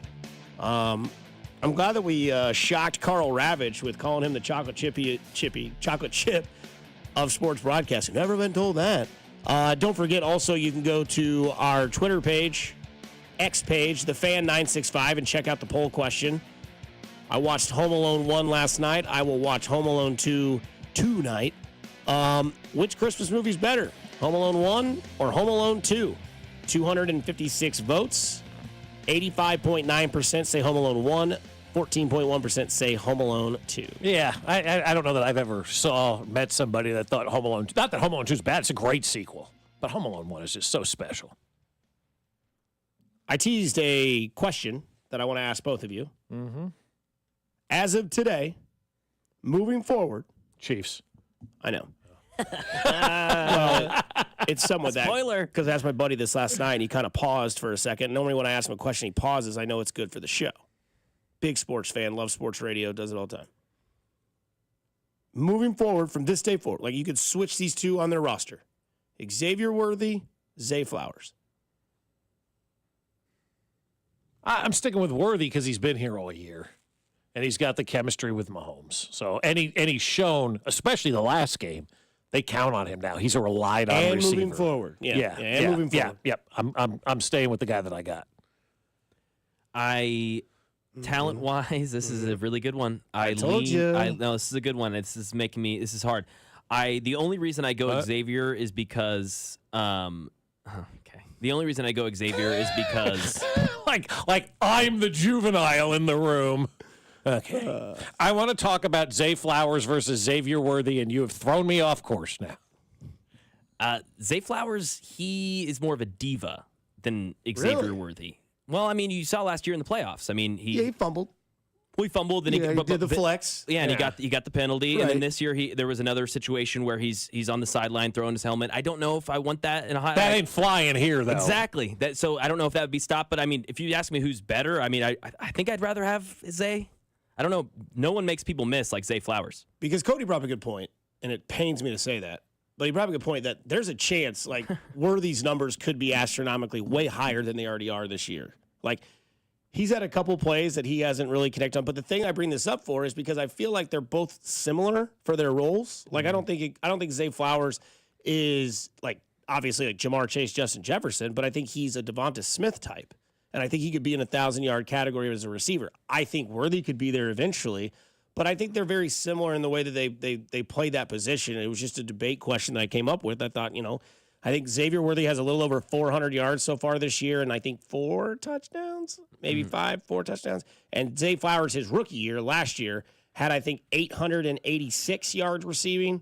Not sure on the touchdown numbers, but, it's, moving forward. Zay Flowers, Xavier Worthy. Does Zay Flowers bring Ronnie Stanley with him? Yeah, that'd be nice. Right. Honestly, because I think if we have a legit left tackle, some of those plays to Zay or to Worthy may go a different direction. Yeah. I think if we redid if you could take anybody from rookie receivers out of last year's drafts, is there anyone you take over, or this past year, is there anyone you would take over Xavier Worthy outside of maybe Malik Neighbors, Marvin Harrison? And I don't even Jr.? know if I would take Malik Neighbors at this point in time. I mean, that guy's doing a lot of running his mouth and not a lot of producing. Now, obviously, he doesn't have a quarterback to throw him the football. But, I mean, I mean, he's, I don't know that I'd take him at this point in time. I would take Marvin Harrison Jr. It's always going to be my first love. Yeah, Malik, Brian Thomas. Yeah, Brian Thomas. Marvin Harrison. He's doing that with Lad Mac McConkey. Jones. Yeah, there's 4 or 5 that I could think of. You would take Lad McConkey over Worthy? Absolutely. So. That's He's really good. we had a good discussion with the boys from 10 to 2, or I did, and that's the perfect receiver I role know, for the Chiefs. it is. Like, Yeah. that's I wanted him exactly really what it bad. would be. Yeah. I mean, it's just over the middle, tough, first down guy, Man who's beater. number 1 in the league in first downs. You add Lad McConkey, that number might go from 52% to 60. Yeah. I mean, that's fair. No, that's a fair point. Obviously, if you could take anybody in the draft last year, it'd be Joe Alt. Yeah, because Oh my I'm gosh. just, I mean, that would be the piss. that's my point. Like, we can talk to her blue in the Yeah. face about this, but if we don't fix the offensive line, Yeah. I don't know that Lad McConkey has the success here. No, it's a moot point. Yeah, I agree. It's such a glaring weakness that is having such a major impact on everything else on this team right now. And I know we live in a hypothetical world, and who would you rather have, A or B? I get that. Right. But I just keep going back to the fact of, can we get an offensive tackle that can play on the left side and give Patrick Mahomes the time to allow Worthy to make these highlight plays? Outside of Joe Alt, is Brock Bowers the answer? If you could have anybody in that draft last year, is outside of Alt, Probably, obviously. yeah. Bowers the next guy? Yeah. Yeah, Bowers, Jared Verse after that probably, just because defense pass rush. Like, But could you Bowers. imagine just like in a fantasy world, if this offense had Bowers, Gray, and Kelsey this year? I mean, He's so much fun. Who's playing left tackle? all 3 tight ends on the Yeah, left exactly. side. Yeah, I'm One in on goes that. out for a route. 100% in block. on that. Yeah. Good, fine. I'm in. Because that's the debate. This text line, the texter at the top brings it up because Zay Flowers, they think, is so far ahead of Xavier Worthy's knowledge of the NFL. That's kind of where the debate Well, started. doesn't he have a year on him? But it was last year's stats that I was doing because last year's rookie Zay Flowers was spectacular. And it's like Worthy looks like now he's finally kind of figured it out with that connection with Patrick Mahomes, which I am interested to see where his future goes because the speed obviously is electric. The football mindset's there, but like, man, Zay Flowers is special. But also, too, like, rookies don't really come in here and dominate. I mean, because they don't have to. You know, like Baltimore didn't have anybody to throw the football to. So that's why Zay Flowers was so big. Like, you come in here, if you're Worthy, you're already behind Hollywood Brown, who we expect to hopefully be back to practice Friday and potentially they're shooting for the Christmas Day game. You were behind him. You were behind last year's superstar. You're behind the tight end, maybe behind Noah Gray when it comes to guys that Patrick Mahomes, Justin Watson. Like, Flowers had to come in and basically be the guy right from the start. Worthy had to come in and just be a piece to an already good puzzle. So I think it's a little bit of apples and oranges as well. Yeah, I agree with that. You could take it the other way, too, and say, okay, well, then that means the whole defense is focused on Zay Flowers. They're not as focused on Xavier Worthy. They're doubling Zay. He had almost 1,000 yards as a rookie on a team that led the league in rushing. So pretty impressive. What do you have, like 886 or 8 something? 858, 77 catches and 5 tuds. 5 tuds. So Xavier should surpass the tuds at least. Well, I mean, there's no guarantees, but Yeah, again, of course. like it's just a I think it really is just a different conversation when you come to Kansas. As long as Kelsey and these guys are all still here, you're not dealing with an empty cupboard where somebody and that's been the beauty of this organization over the last 7 years. Literally, I don't think anybody that's been drafted in the Andy Reid era at any position has had to come in here and be a quote-unquote savior of the franchise. Even Patrick Mahomes taking over an 11-win team and a playoff team, right? He didn't have to come and be the savior of that franchise. They have not drafted anybody that's had to come in here and be this huge difference maker, otherwise the team wouldn't succeed. Rice? I don't think he had to be. Really? Okay. I think he had to be after Christmas. Yeah, the second After half of the Christmas, season. That's what I'm fine. saying. And once they found that out, and they're because like obviously rookie receivers like Andy Reid's offense, it normally is the next year, unless you're Deshaun Jackson and Jeremy Maclin. But Rashee Rice was like, dude, you're all we have. And I know you're young. I know this is your first year, but we got to do it. Right. But and that was late in the year where he had time to get his feet wet. It wasn't like a lot of times for whatever team, baseball's a bad example because you draft a guy in baseball and then you see him like 17 years later. But like in football and in the NBA, you draft these guys in the first round. And if you're a bad team, like whoever the Giants draft for their quarterback or the Raiders draft for their quarterback, that guy is going to have not only the pressure of being a first-round draft pick, but being a quarterback that has to have success on a team that has been terrible for the last decade. Wait a second, man. I was just hanging out at the bars talking to cheerleaders 5 minutes ago, now I got to come in here and be the face of it. Like the Chiefs have not had that under Andy Reid at any position on the field his entire tenure here. That's wild to think about. That's right. It's always fun to end the show. Fun. I don't know. We always seem to, but always, as I say, go do something nice for somebody out there today. You never know. It could change their day, week, month, or year. It's simply cool to care. Kansas City, stay kind, stay safe. Enjoy Cody Gold and Drew from 10 to 2, and listen to my guys Mac and Drew from 6 o'clock to 9 o'clock tonight. Or no, 7 to 9. You're listening to Fesco and Dusty. I just want to say how awesome. Jabra Enhance over-the-counter hearing aids and stop missing the important moments. Save $300 on Enhance Select 500 hearing aids automatically at checkout. Just go to JabraEnhance.com/radio. That's JABRA Enhance.com/radio. JabraEnhance.com/radio. It's football time at BetMGM. Use code KOSTOS, KOSTOS, and receive up to $1,500 back in bonus bets if you don't win your first bet. When you register with BetMGM, you'll get instant access to a variety of parlay selection features, live betting options, original bets, and the best daily promotions in the business. Use code KOSTOS, KOSTOS, and get up to $1,500 back in bonus bets if you don't win your first bet. BetMGM and GameSense remind you to play responsibly. See BetMGM.com for terms. 21 years of age or older. New customer offer. This U.S. promotional offer not available in Mississippi, New York, Nevada, Ontario, or Puerto Rico. Gambling problem? Call 1-800-GAMBLER. Available in the U.S. For New York, call 877-8-HOPE-NY or text HOPE-NY 467-369. For Arizona, call 1-800-NEXT-STEP. For Massachusetts, call 1-800-327-5050. For Iowa, call 1-800-BETS-OFF. For Puerto Rico, call 1-800-981-00.